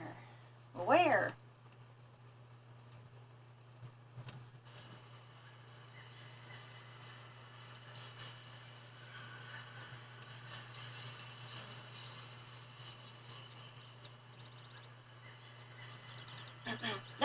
He was not there when I passed here earlier. He hanging out on the bridge like he's been there this whole time.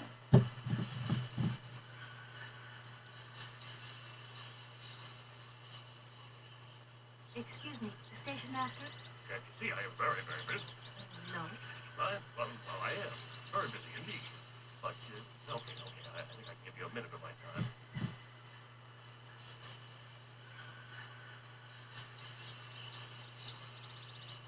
I'm looking for a kind of little juicy berry. You don't know where I could find some? Look, lady, the station doesn't have any Sauvignon berries. Not even... Funny you should mention it. That's exactly what I was looking for. Forest Sauvignon. Sauvignon, raspberry, red currants, they're all the same to me. And we don't grow none. But you see, I have just read a very interesting book, which says that the rare Sauvignon berry is actually cultivated here, in the famous Baruchstadt University aviary itself. Well, if it's in a book, then... Don't believe everything you read, folks. I don't know why, but I don't think you're telling me the truth. What do you mean? I don't know. How should I know where to find your stupid grade?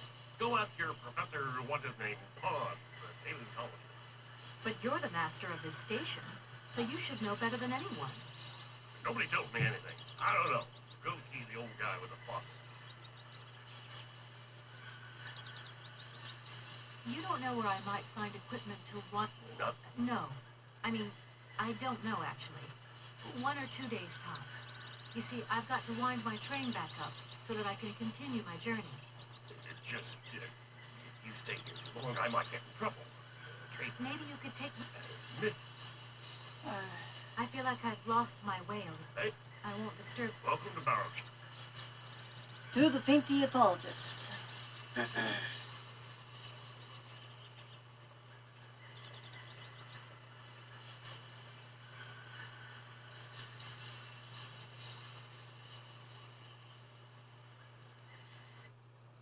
Possibly. That way I could get up on the walk that was down there, but I couldn't get up because of the birds.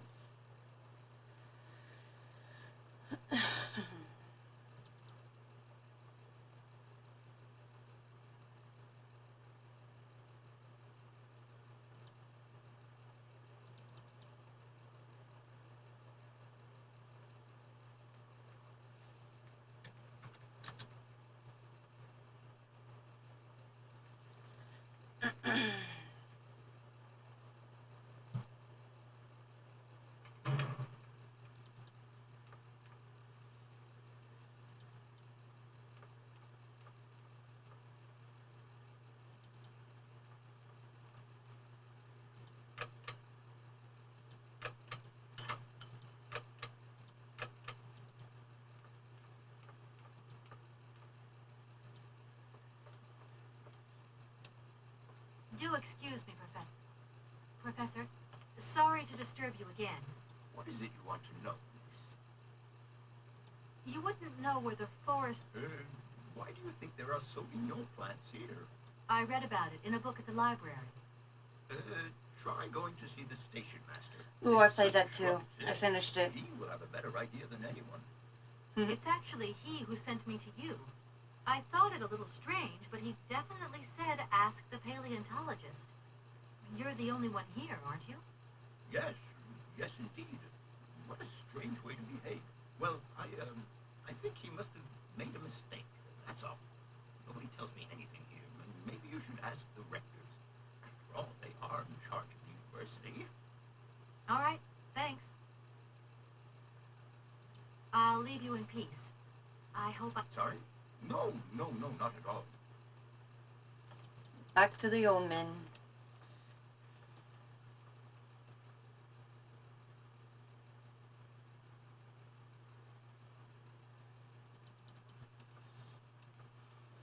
Yeah, not a lot of people like these sorts of games. I got all the way through. Finished it. Only took about 3 hours.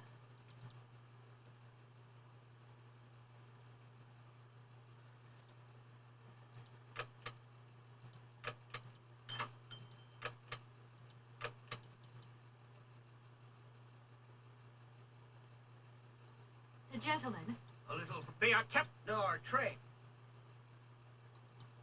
are you sure there are no Amazon Sauvignon plants in Barockstadt? Because I have just interviewed the station master and the paleontologist, and what they said really didn't convince me that there wasn't any here. We are quite definite on this point. There are no Sauvignon plants growing in Barockstadt. You see, miss, the Amazon Forest Sauvignon is a rare shrub that requires very special conditions for growth. That's right, conditions that are very hard to reproduce, believe you me. Difficult, but not impossible. Fortunately, our garden has proved very successful. Your garden? So, there is a garden in Barockstadt? Oh, the garden. Well, if there was one, it would be only a little garden hidden behind the station. But our station master would be very proud of it. He would take very good care of it, too. Everything would grow marvelously if we were able to cultivate it at all, and it would be all down to his gardening prowess. And we would be proud as punch. And we wouldn't forget the role the paleontologist might Yeah, play I'm in about to get off. It's almost What's the paleontologist 3:30 a.m. and I gotta Without be up him at and 5. Without his laboratory. How would we make the wine, do you think? And it would be good wine indeed, my dear colleagues, would it not? Hidden garden. Oh, yes. A Making delightful wine. balm to soothe away our long hours of toil and our heavy responsibilities. We would wait impatiently every year for the arrival of the year's produce. So, if I have understood you correctly, there are indeed Sauvignon plants in Barockstadt. They are cultivated in a garden behind the station, then turned into wine by the paleontologist's loving care. And finally, the pleasure of tasting is yours. If I'm not very much mistaken, gentlemen, you have a minor racket operating here. Miss, you do go jumping to some hasty conclusions. Like, I don't know what you We just said. never said that. That's not what we said at all. We were talking in the conditional. You know, with ifs and woulds. So, what would happen if I had such a hunch?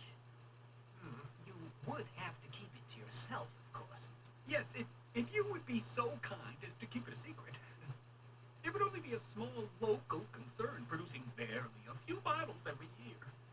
That's right. Nothing so grandiose as a business. Otherwise, we'd be liable to be fined. So, we can't count on your discretion, Captain. Don't worry, I have no intention at all of getting messed up in anything. Here we are, busy. All right. Thank you. And thank...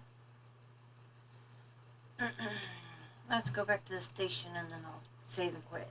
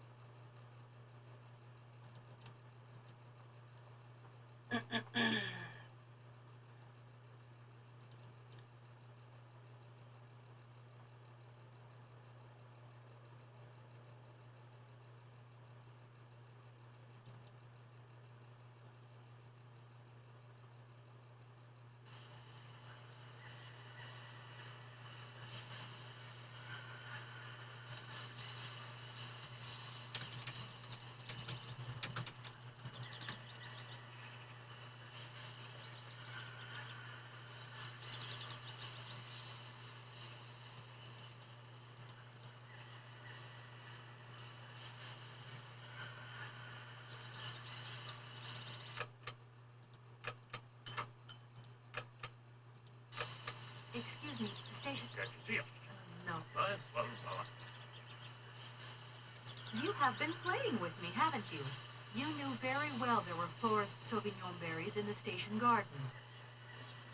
not at all. I've never seen your... You don't have to lie to me. I know all about it. You and the rectors are in cahoots, and the professor's lab has been turned into a distillery. You've all got a nice little smuggling racket on the side. Smuggling racket. Hey, lady, you're going a bit far there. It's just a little on-the-side thing we got going, that's all. It's just for ourselves. Honest. You should be ashamed of yourselves. Aren't you worried about the reputation of this fine university? The authorities should be informed of this. But we haven't done anything wrong. It's not a crime. Can you open the gate to the garden, please? Sure. No problemo. Right with it.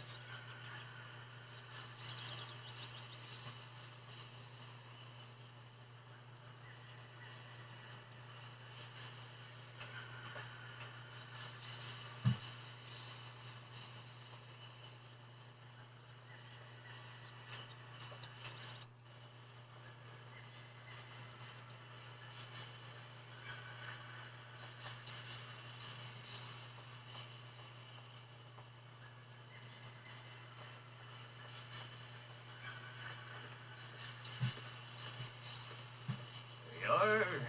Please feel free to visit the garden at your leisure. And there was... I'm not a liar. Not really. Just mum's the word. There's the reputation of the university to think about. I have superiors. Do what I can. I understand. Don't you worry. Thank you, miss.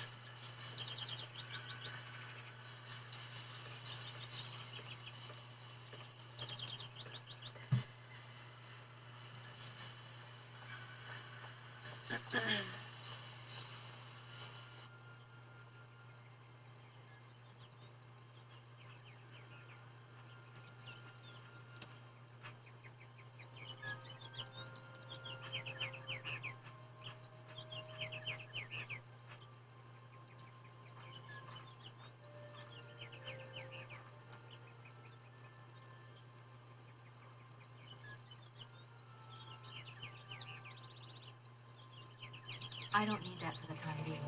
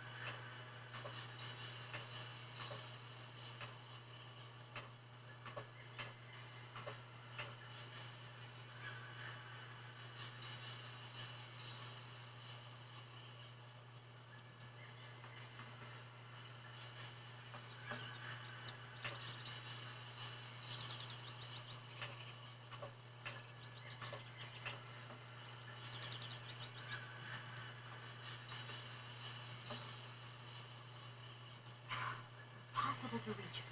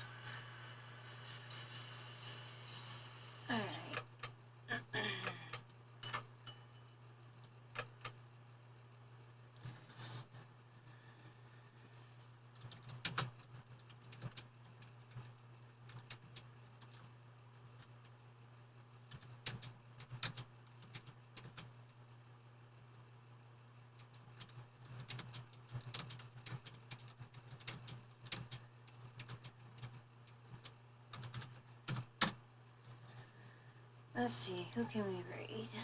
Cause it's the time.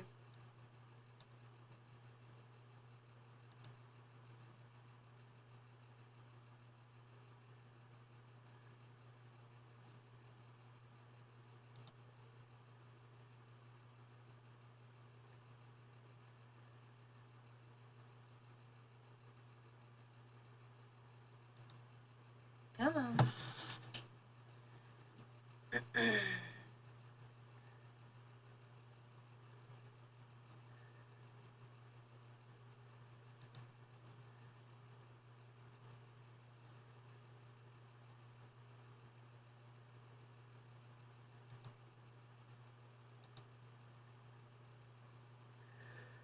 I'm tired. It's time for bed. Get a little sleep before I gotta be out and about for the day.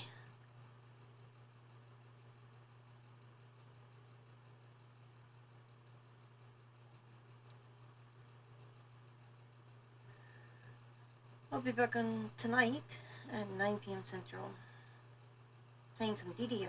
Till then, everyone, have a good time. I'll see you later.